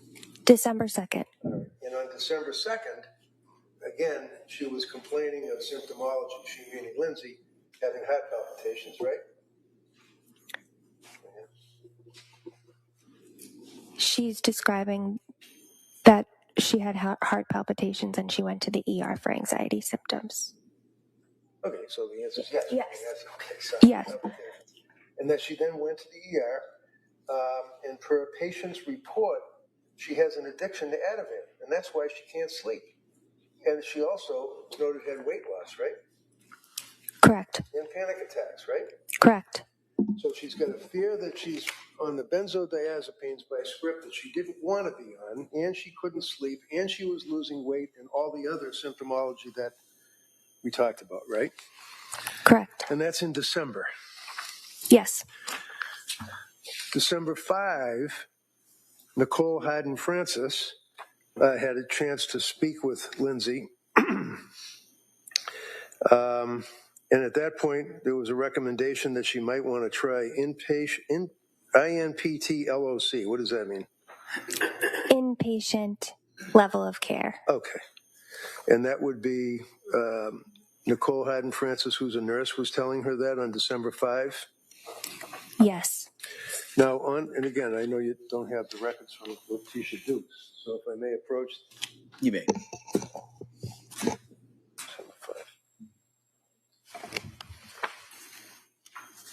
On December 5, and you correct me if I'm reading these wrong, this would be Letitia Dukes, December 5, right? Correct. Okay. And on that occasion, Letitia Dukes notes that she called Aspire Crisis Support, she meaning Lindsay, right? Yes. What is Aspire Crisis Support? Aspire is the community mental health program that operates the local 24-hour emergency services program for psychiatric emergency services. Okay.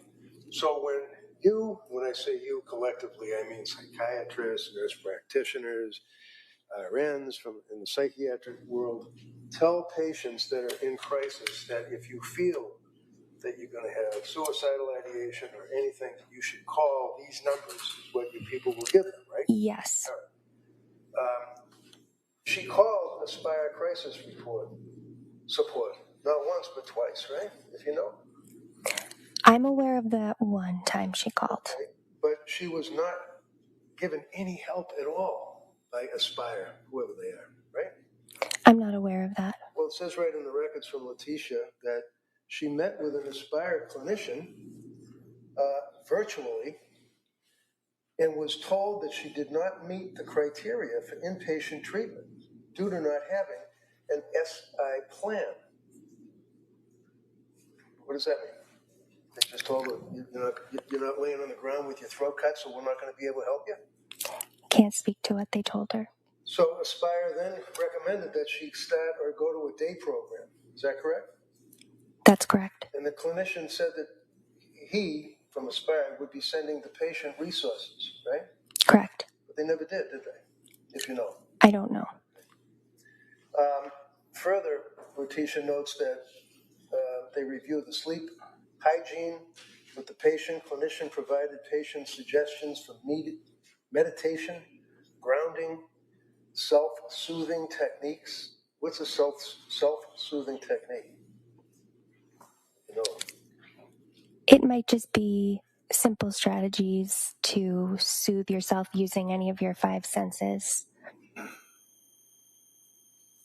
And she notes, and again, this is on December 5th, that Pat, patient's husband, joined the visit, reporting that her anxiety had become significantly worse since starting the psychiatric medications. Did that say that?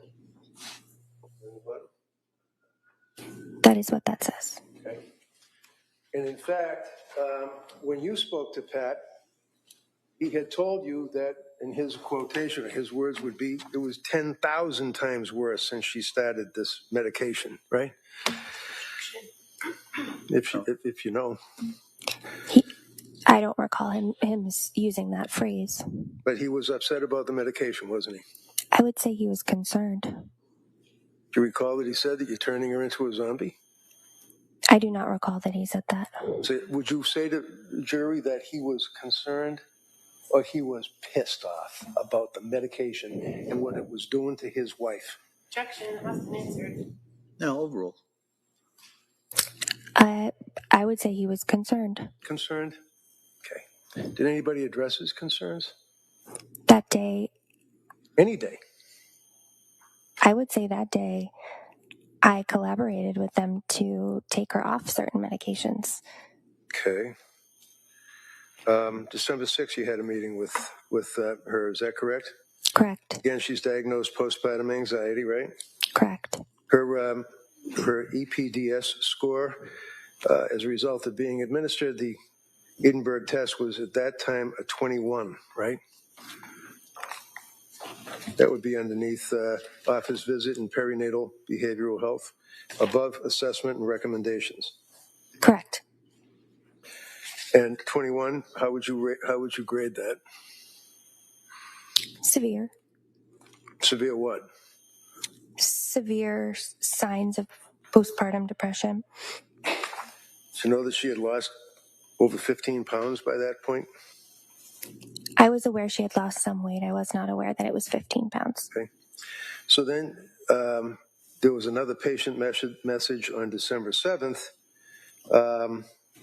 where she again was expressing concern about the drugs, and you indicated, either way, I continue to recommend the Valium taper, right? Correct. There was a period of time that she indicated that she wanted to get off the medication and get off the drugs, and you indicated, as you told us, that you were on vacation that week, right? Yes. You basically told her to tough it out and just hit me up when I come back from vacation, right? No. Did you tell her to call you when you came back from vacation? No, I asked that she try to hold off and wait for me to come back from vacation for the taper. She had wanted to taper it sooner. All right. Do you have somebody that covers for you if you're on vacation? Yes. Does somebody cover? She said that she was going to follow up with her other psychiatrist for the taper, but she did reach out to our program while I was on vacation. Sorry, I couldn't understand you. I'm sorry. I know that she said that she had an appointment with her psychiatrist who would work on the taper with her. And I do know that she was in contact with other providers at our program, including Letitia Dukes, while I was on vacation. And Letitia Dukes is a social worker, is that right? Yes. Okay. December 9th, there was another telephone encounter, it's called, right?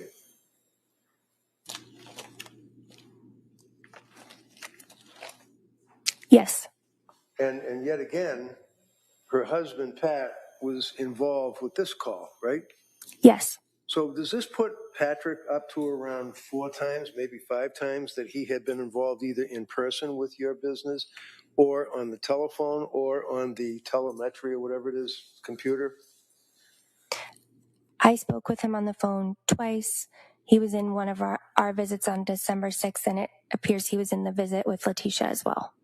So this would be a Rebecca Gelada telephone Yes. encounter on December 9th, right? Correct. And on that occasion, Lindsay, and it says, and her husband called this writer, that'd be you, right? Correct. Regarding the plan to taper, correct? Correct.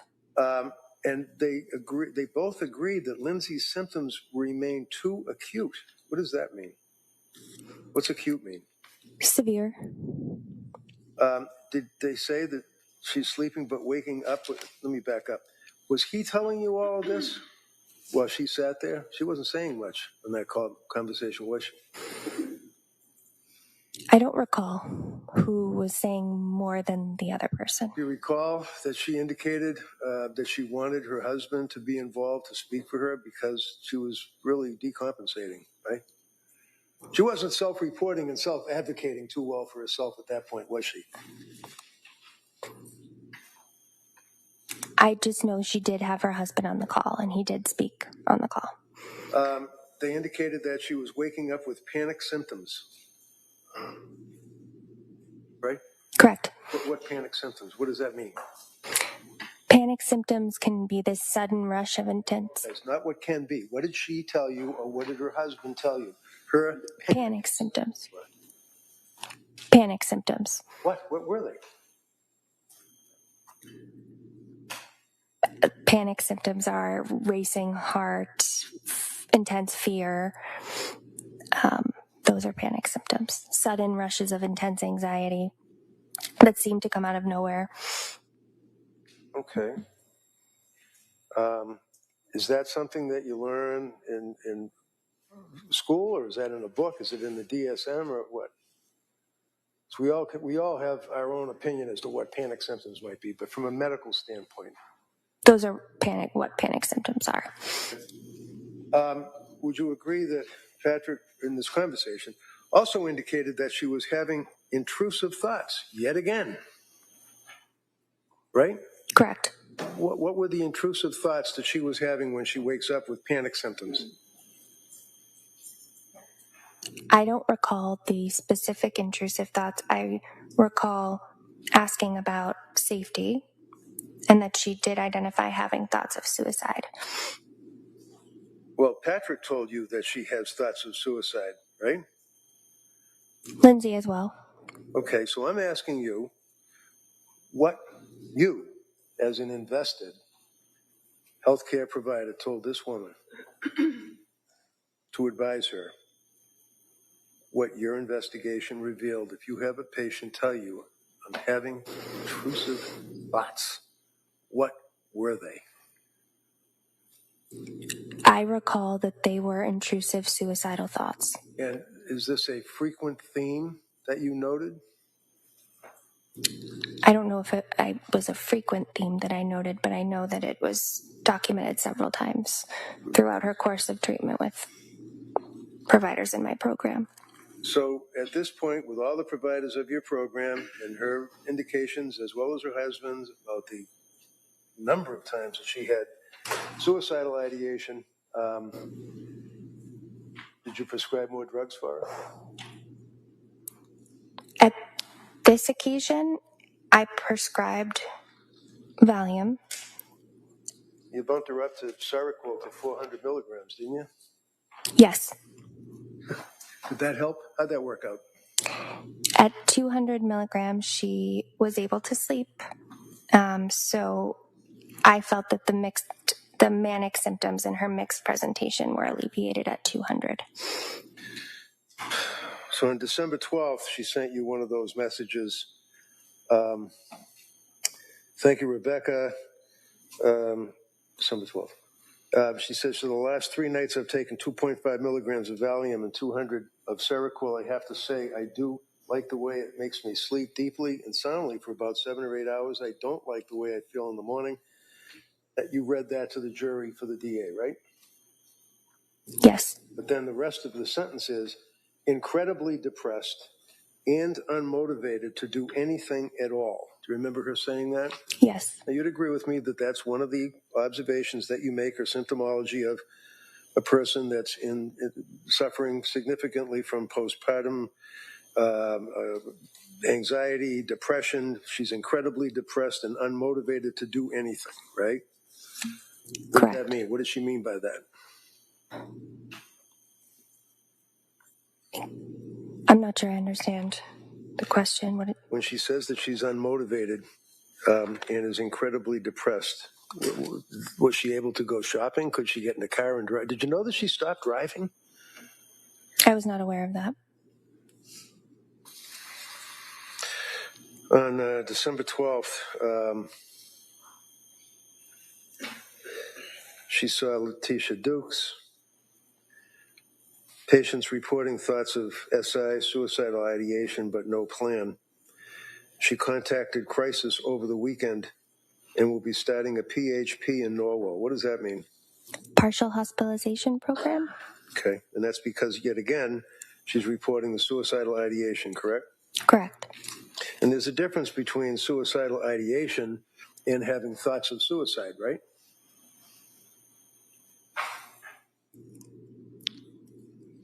Under the DSM, is there?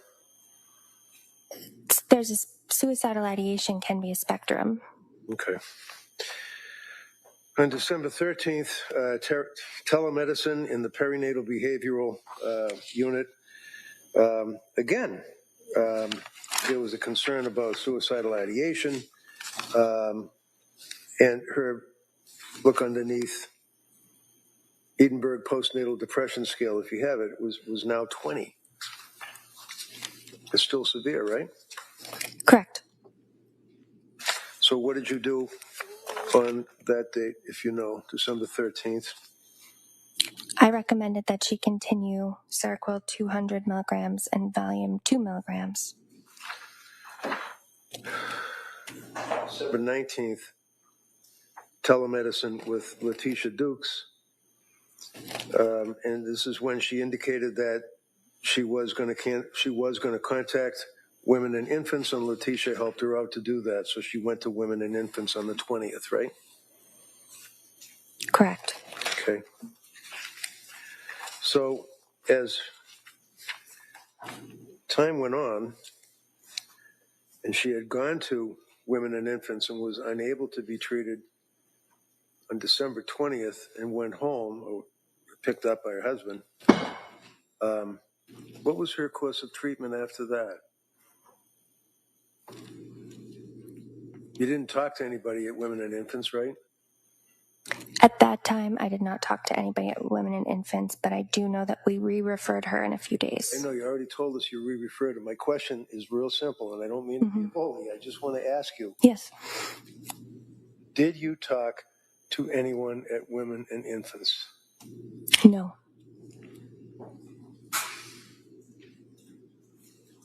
So, as I read the record, which is an exhibit, Women and Infants, December 20th, differential diagnosis, concern about medications, reaches out to Rebecca Gelada, no return call from Gelada. You don't recall that.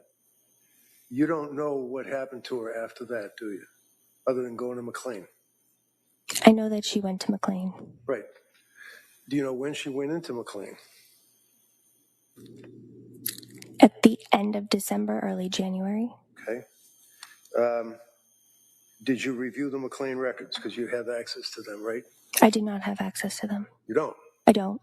So if you're treating a person for all of the stuff that we've talked about, and it's now apparent that things have decompensated so bad that they have voluntarily admitted her to a locked ward in a mental institution, is it important to Rebecca Gelada to find out what the diagnosis and treatment was of their patient?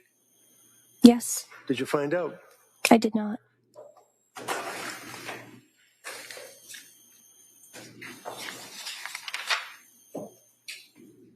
And anytime you called in an ROI, anytime you needed a release of information, such as a HIPAA release, she would have signed it, right? Objection. Overruled. Would have. You have no reason. Speculation. Well, not hardly. I'm going to allow that. The jury can weigh that. You can explore that on cross-examination. Redirect, I'm sorry. From your treatment of Lindsay and her efforts to be a good patient and tell you all what her symptoms were and third-party contacts and everything, to your opinion, she would have signed a release for you to get access to pretty much anything you wanted, right? I'm not sure if she signed a release for McLean to be able to speak with us. Did anybody ask her? Did you ever ask her to sign a release? I did not.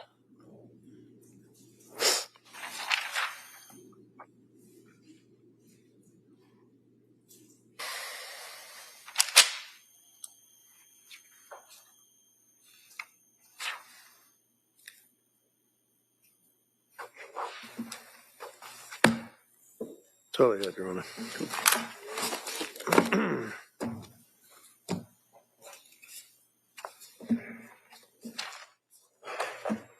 All right, Attorney Buckingham.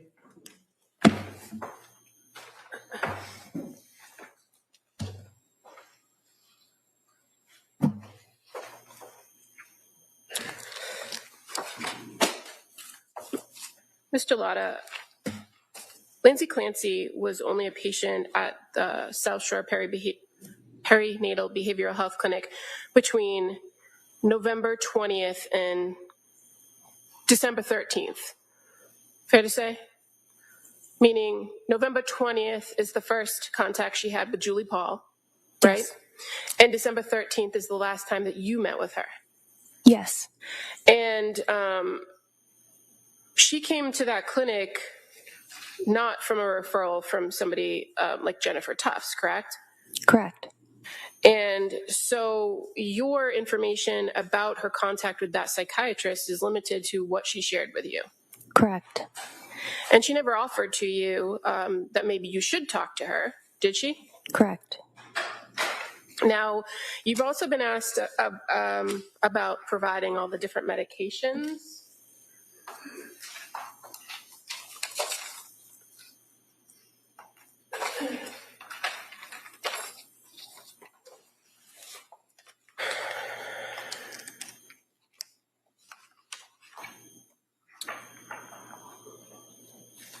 And if I may approach with Exhibit 1, please. Yes, you may.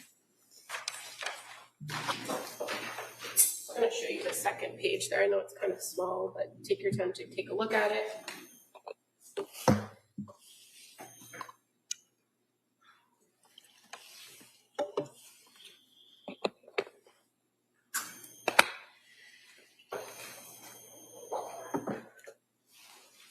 Do you ever see on there that you prescribed any medications to Lindsay Clancy in January of 2023?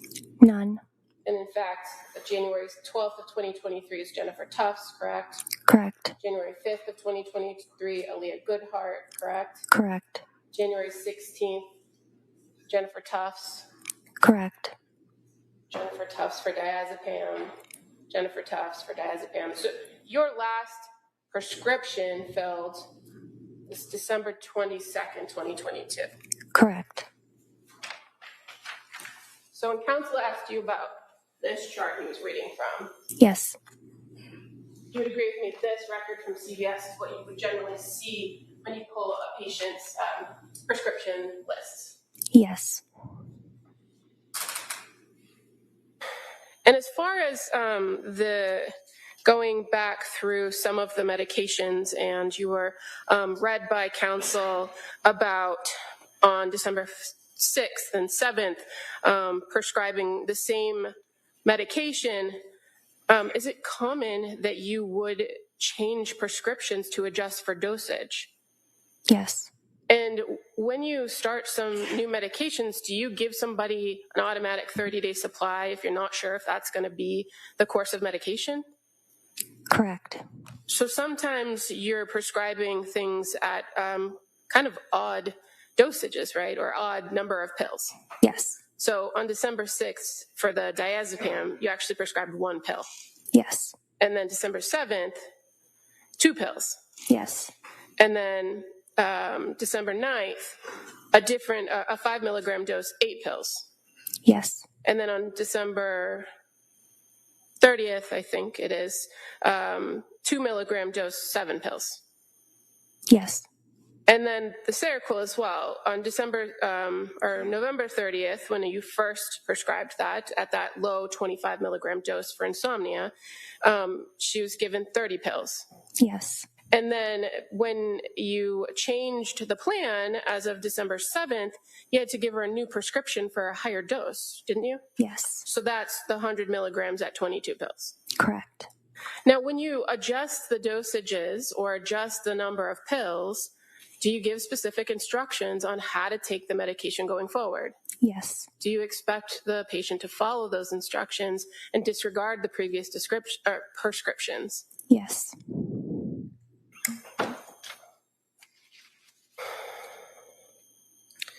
Now, at several points, you've indicated and counsel asked you about referrals or recommendations that Ms. Clancy go to a partial hospitalization program, right? Do you recall that line of questioning? I do. And does South Shore Perinatal Behavioral Health have a partial hospitalization program? Not at this time. And so oftentimes you have to pair or recommend places outside in other communities, correct? Correct. And you've talked about women and infants, and that's one of the places that you've referred and that you did in fact refer this patient, correct? Yes.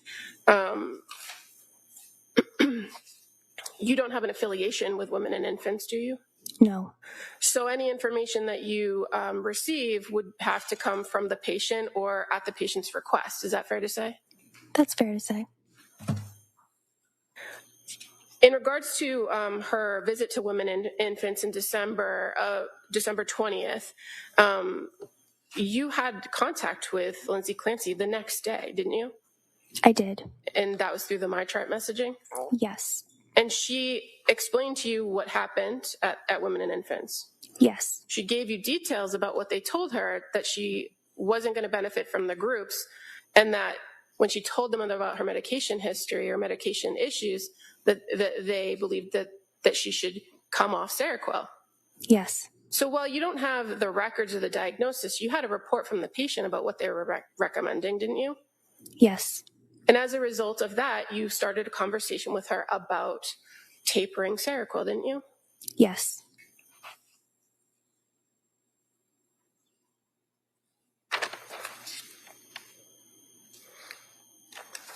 Council bounced around a little bit with the dates, but as far as some of the communications and contact with her,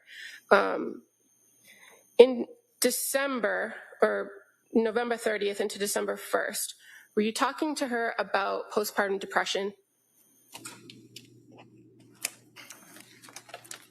Let me double check, please. Mm-hmm.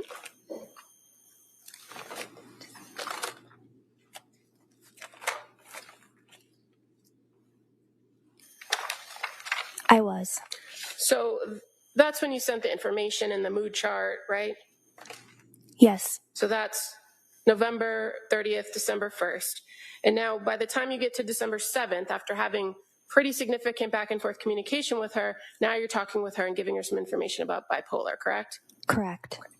So upon her presentation at the clinic and her initial focus of treatment, it was for postpartum depression and anxiety, was it not? Yes. And as you began to have more contact with her, as you began to trial different medication regimens, is that when your differential diagnosis started to emerge? Yes. And you responded to that appropriately with the medication you recommended, right? Yes. That's why the titrating of Seroquel became a conversation. Is that fair to say? Yes.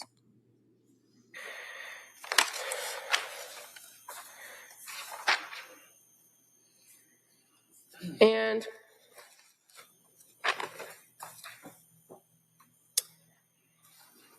when you, after the Women and Infants program on December 20th, You didn't see Lindsay Clancy again in the clinic, did you? Either telehealth or in person? No. And the only contact you had with her was through the messages about the plan for tapering, correct? Correct. And while you were going to be away and not available to her, you still gave her a plan and a prescription to assist with tapering, didn't you? I did. Was your clinic or your colleagues still available for her if she needed it? Yes. Did she reach out? I believe that either she or Patrick did reach out on December 30th. And that was for a higher level of care recommendations, right? Correct. But as far as issues with the taper, did she reach out to you or your colleagues about issues with the taper? No.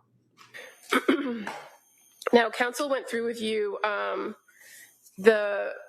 call in which Patrick and Lindsay, or Lindsay indicated to you that she was having panic symptoms and intrusive thoughts. Do you recall that? Yes. In that call, did you contract for safety? Yes. What does that mean? It means assessing immediate safety. For example, not to speak in hypothetical, but if somebody was saying, I have a plan to kill myself, I have a knife, I am calling 911, I am sectioning that person. If somebody's saying, I'm having thoughts of suicide, okay, what are they? Do you have a plan? Do you have intent? What I recall from Lindsay is she was having thoughts of suicide. She did not disclose a plan, no intent, and her husband was aware of this as well. He was on the call. And in fact, in any of the times that you met with or had messages with Lindsay Clancy and she talked about intrusive thoughts or suicidal thoughts, did she ever articulate that she ever had a plan? No. Or that she ever actually had any intent of completing the act? No. And you're aware that she did have support in the way of her husband and her family, didn't you? I was aware of that. And again, intrusive thoughts, when a person tells you, a postpartum mom tells you they're having intrusive thoughts in your training experience, in the times that you've treated moms with postpartum depression or anxiety or even psychosis, that's a fairly common complaint, right? Yes. And again, depressed and unmotivated, fairly common to hear those from new moms. Yes. And in your experience in treating individuals with postpartum psychosis, whether they hear voices or not, did you ever have any concerns based on your contact with Lindsay Clancy that she was suffering from postpartum psychosis? I did not. I have nothing further. Well, it appears as though she was, doesn't it? Objection. Hold on. Why don't we do this? Why don't you get over there, Mr. Barrington, if you can, go ahead. Let me ask you a question. I will try it. All right. Anything further? All right. Ma'am, you can step down. Thank you. Thank you. All right. Counsel, could I see you over sidebar?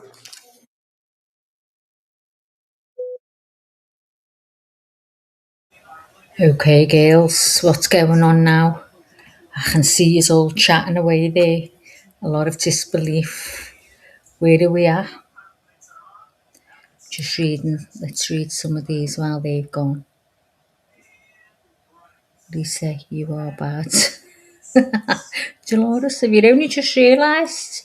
I realised as soon as she come into chat the first day, she was trouble. So Lisa takes care of, oh God, where's it gone? Her 89-year-old mum. I threatened to cut her bangs if she isn't nice. I used to take care of my 86-year-old mum. Oh God, it's sad, isn't it, eh? So we've got 440 joules off Grace. Thank you very much, Grace. Are you still in the chat? Thanks a lot. I hope someone thanked Grace for them joules. Thank you very much. Let me put my cup out the way. Hang on. Been drinking a cup of coffee. Goes on.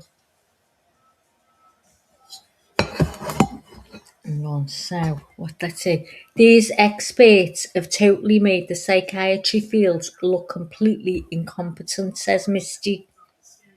Once she said, I'm back. The power is back on. Woohoo. That's the way she said it in my mind. Oh, they're all saying that, like, thanks now, Grace. Do you know what I mean? It's probably 3 weeks late from all of us. Grace, I hope you haven't gone.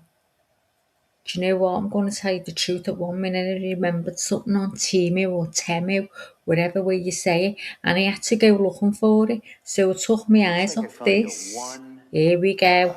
They're prediction about back. how the day was going to go. Pretty close. Well, thank you, Gracie, if you're We're still going there. to Mary break Jane the Joe, day at this thank point. you. And so what I'm going to ask you to do is come back tomorrow at 9 o'clock. The hope would be kind of a similar schedule that we can follow tomorrow as well. And then I'm told that we are well on schedule and perhaps somewhat ahead of schedule. So just for purposes, I don't want to jinx us, but that's kind of where we are. So I'm going to excuse you till tomorrow. Remember those instructions. Don't read anything about this case or any similar cases. Don't do any research. Don't talk about anything. Don't take any field trips. Don't happen to be driving by any certain places. And put this out of your head till tomorrow. All right. It's been a long day. I appreciate it. So I hope you have a nice evening and come back here tomorrow morning. We'll pretty much follow the same type schedule. So again, my thanks. I hope you have a great evening. We'll see you tomorrow. Court, all right. Sure, close the notebook, please. I know you had lunchy. You got that right, didn't you? Oh, look at Lindsay. Oh, her face hasn't changed. Oh, let's just have a little look at her face.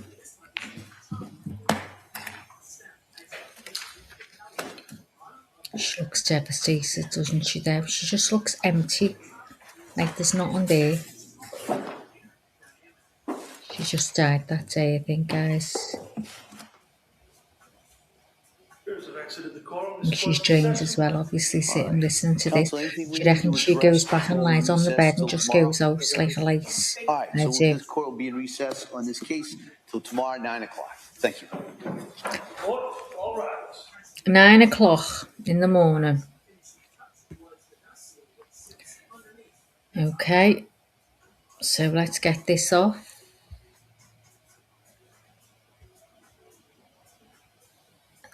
Let's take it off. Let's close this.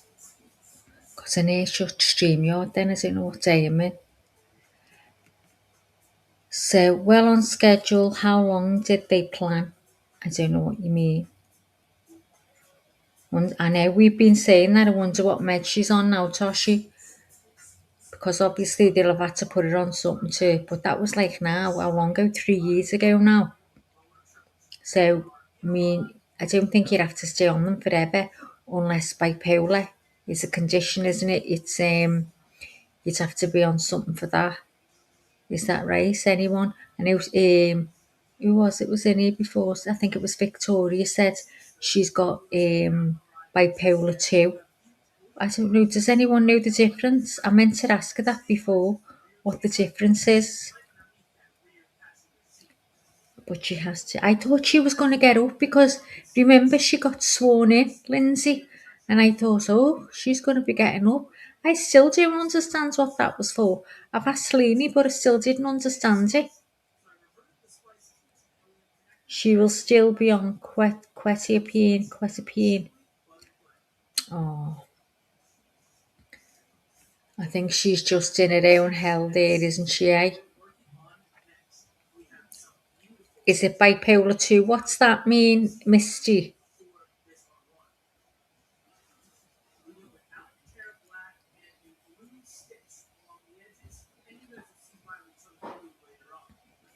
If anyone can, just hold on a minute, guys, anyway. Wonder how many days they plan on this lasting in court. Well, I'm just thinking if they're going to go through all these meds, I think, what else is there to do? Because what they're trying to prove, isn't it, is postpartum psychosis or it was with intent. I think what the jury will struggle with is where she had the ability to work out and control all of the timeline where she ordered the food, he went to get it, she was then she obviously knew there what she was going to do to send him out. So that was like premeditated, but in a psychotic way, wasn't it? So I said, it's crazy how they changed their meds so frequent. I've never heard anything like it in my life. My doctor required me to wean off before I could change dosage. Well, yeah, but they were just handing her them by the minute, just giving her prescriptions for a new one, then a new one, then a new one. They weren't even getting time to like work on it. But what they were doing, they must have all been fighting each other. You know, when you can't take certain drugs together, they must have all been killing each other. She must have been a total mess. Teresa said they literally make up DSA categories and diagnoses in order to push meds and support the system. We are guinea pigs. Well, you know what? I think to some we are.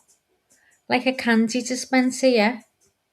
So sad for her now. I mean, see, I'm back to it wasn't her fault, you know. I know she's made it, but what I'm waiting for more than anything now is to find out when her kids, when she woke up, when her children were first mentioned, and how did it work out that she owned up she was guilty of killing them. I want to know what was said, and I hope we're going to learn all that. Because all we've heard is that her first words were, well, it wasn't even a first word, she wrote it down on a whiteboard, was, do I need a lawyer? See, that messes with me.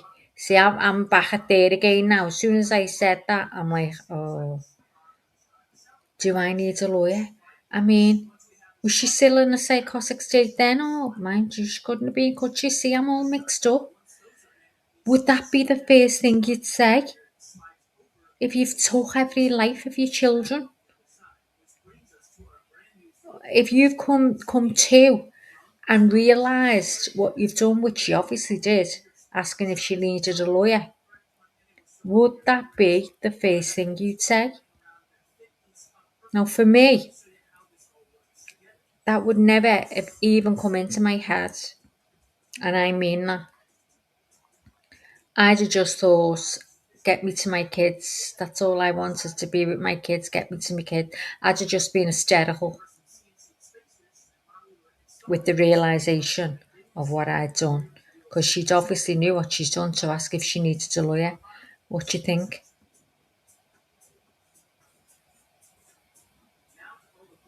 I don't see how she didn't know, do you? But listen, have we heard about what was in her system? Was there enough in her system? Because when I was listening, because then I just thought my head, I couldn't take any more meds, was they used the word, what was the word? Like it wasn't an overdose. It was like sort of okay, it was fine. So I don't know whether she was taken, because some she wasn't taken. I don't know how much was in the system when she was found. Has it been said? Because there is loads that I've missed. When I get in the chat, I can't listen and type at the same time. I only type with one finger. So by the time I've sent a message, talking about something else. Gemma said, oh, I mentioned this earlier, Max. Apparently, she was seen by a chaplain before the psychologist. Apparently, her first question was about her family. Yeah, I heard that about her family, and I don't mean they're not. I wouldn't give a shit. I just want to know about my kids. I just need to know about my kids. It would be my first and only thought. And I know that can mean a kids. I get that, but I'd have to say, be screaming the names. I don't know. I don't think I'd be fucking. I think you'd have to section me. Therapeutic. That's it, Jem. At a therapeutic, whatever. Yeah. Benzos with positive in toxology. That's all I'm clear of what was. Okay, so is that a bad drug, that? And anyone know how much she was on and if that was like a crazy dose or whatever? Yeah, therapeutic. It was at a therapeutic stage or something in the system, wasn't it? So, yeah. Oh God, all these thoughts go round. It actually organising to send him out. She'd obviously worked out before she sent him out. But do you see? This is another thing. Okay, so if that was premeditated and she was sending him out to murder the kids, no, sending him out so she could murder the kids, would you only give yourself 12 minutes? See, that's just come to me now. You'll have to remind me tomorrow to say that to Leonie. Would you, if you were premeditating and you were telling him to go out so you had time to kill your kids, would you have only given yourself 12 minutes to do that and then take your own life?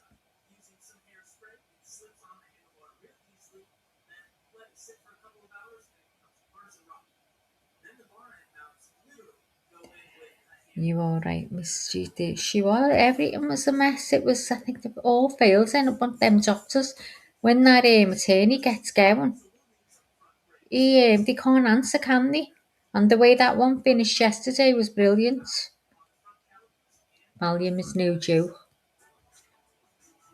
The only thing I believe was not detective, Misty said, was illegal drugs. Thank God, because they would have blamed that. Gemma said almost everything was that level, some already digested with the presence of the byproduct of the digestive weed. The whole thing is, yeah, fishy as fuck it is. Welcome, Hannah. We're just at the end of the live now, love, but we'll be here. If you're in the States, it's 9 a.m. in the morning. We'll be here, we're here every day while the trial's on, and I hope you come back in and chat with us, because this is a great group for chatting. You know, we've all got our different opinions, but everyone is adult enough to, you know, just talk it out, get it, you know, it's fine. That's what I'm saying, Dolores. If it was premeditated, would you only give yourself 12 minutes? That's just insane. So it can't be premeditated. That's made me feel better now. So we just need to think of something about first words, first correspondence on the whiteboard, whatever. Do you know what I mean? I mean, why would she ask our family? She must have been still around the bend, because why would she ask how her family was when she knew she killed them? Do you know what I mean? Because she woke up and asked for a lawyer. It's awful mixed up, me. Now, it's nice to catch you. All my family is from Liverpool and I'm living in New Wales. This case is heartbreaking. Whatever way you look at it, it is. You're right, Hannah. It really is. It's, you know, there's just absolutely devastation right through. Where about in Liverpool did you come from, Hannah? And definitely come in tomorrow, because they have a crackety base in the chat. Guys, when I say cracker, that means goes. Natalie said, thank you for the live and chat. I found this very interesting. I have to go, unfortunately. Take care, everyone. Nat, hope to see you tomorrow, love. And you're always welcome. Thanks very much for coming anyway, Natalie, and you take care. Oh, from Walton, I'm only up the road. Have you moved to Wales long, Hannah? I think I need to move from here. It's going berserk. To Wales, I can't be bothered. Are you going to work, Tosh? Nosta, Nat, Nosta. My friend says that to me. She's in, where is she? In, oh God. Oh, where's Angie from in Wales? Forgot. Written. I say Rutan. He says written. But I say everything wrong, Annie. Have you noticed, guys, if you're a Scouser, even though Hannah's name's Hannah, we'll always say Annie. That's how when I had my baby girl, right, and they asked me what her name was, they were writing it on a little band, and I said Annie, and they automatically thought I'd missed the H and wrote Hannah down, but she became Hannah, but she actually should have been Annie after my grandma. And there you go. So I love the name Hannah. That was my little girl's name. I'm at work now. I think I have an earring. Oh no, can't bear it. The pain's terrible. Get something warm, Tosh, and hold it against your ear. Something as hot as you can. Oh, can't stand pain in my ear. I think it's terrible. We need Leanie's timeline for Patrick's movements. Telling you. Jim Starr's here on timeline. I've got the timeline of all the medication. But Hannah says, oh, nice now. My dad and his family grew up on Ince Avenue, then Cawthorpe Road. My uncle calls me Annie with an H, lol. And yet I'm very close to it and actually live in Abergele. Oh, I used to go there on my holidays in the caravan. Right, everyone. I'm going to close this down. It's been a long day. And see us all in the morning, 9 o'clock. It's going to be 2 o'clock our time in the UK. So I'm going to love you and leave you. Again, thanks for coming in. And it was a great day again with you all. Thanks so much. And Leanie will probably be with us tomorrow. She's obviously crashed, hasn't she? Good night, everyone, or good day wherever you are in the world. And thanks for coming in.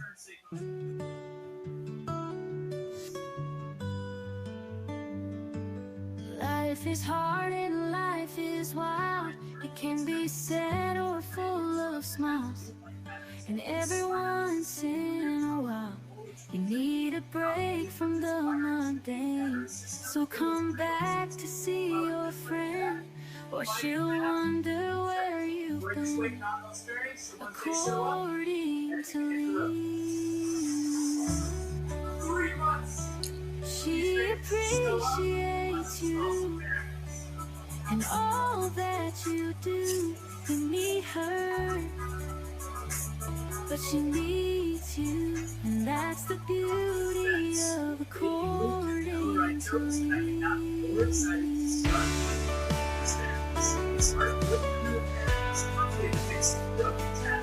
So thank you for your time. You are a friend of mine. I'll be happy to see you again on the next According to Lee. Be good at it. Until next time, love me. Next time. Please hit the like, guys. And if you haven't already, subscribe to the channel. We're only little. Help us grow. Thank you so much.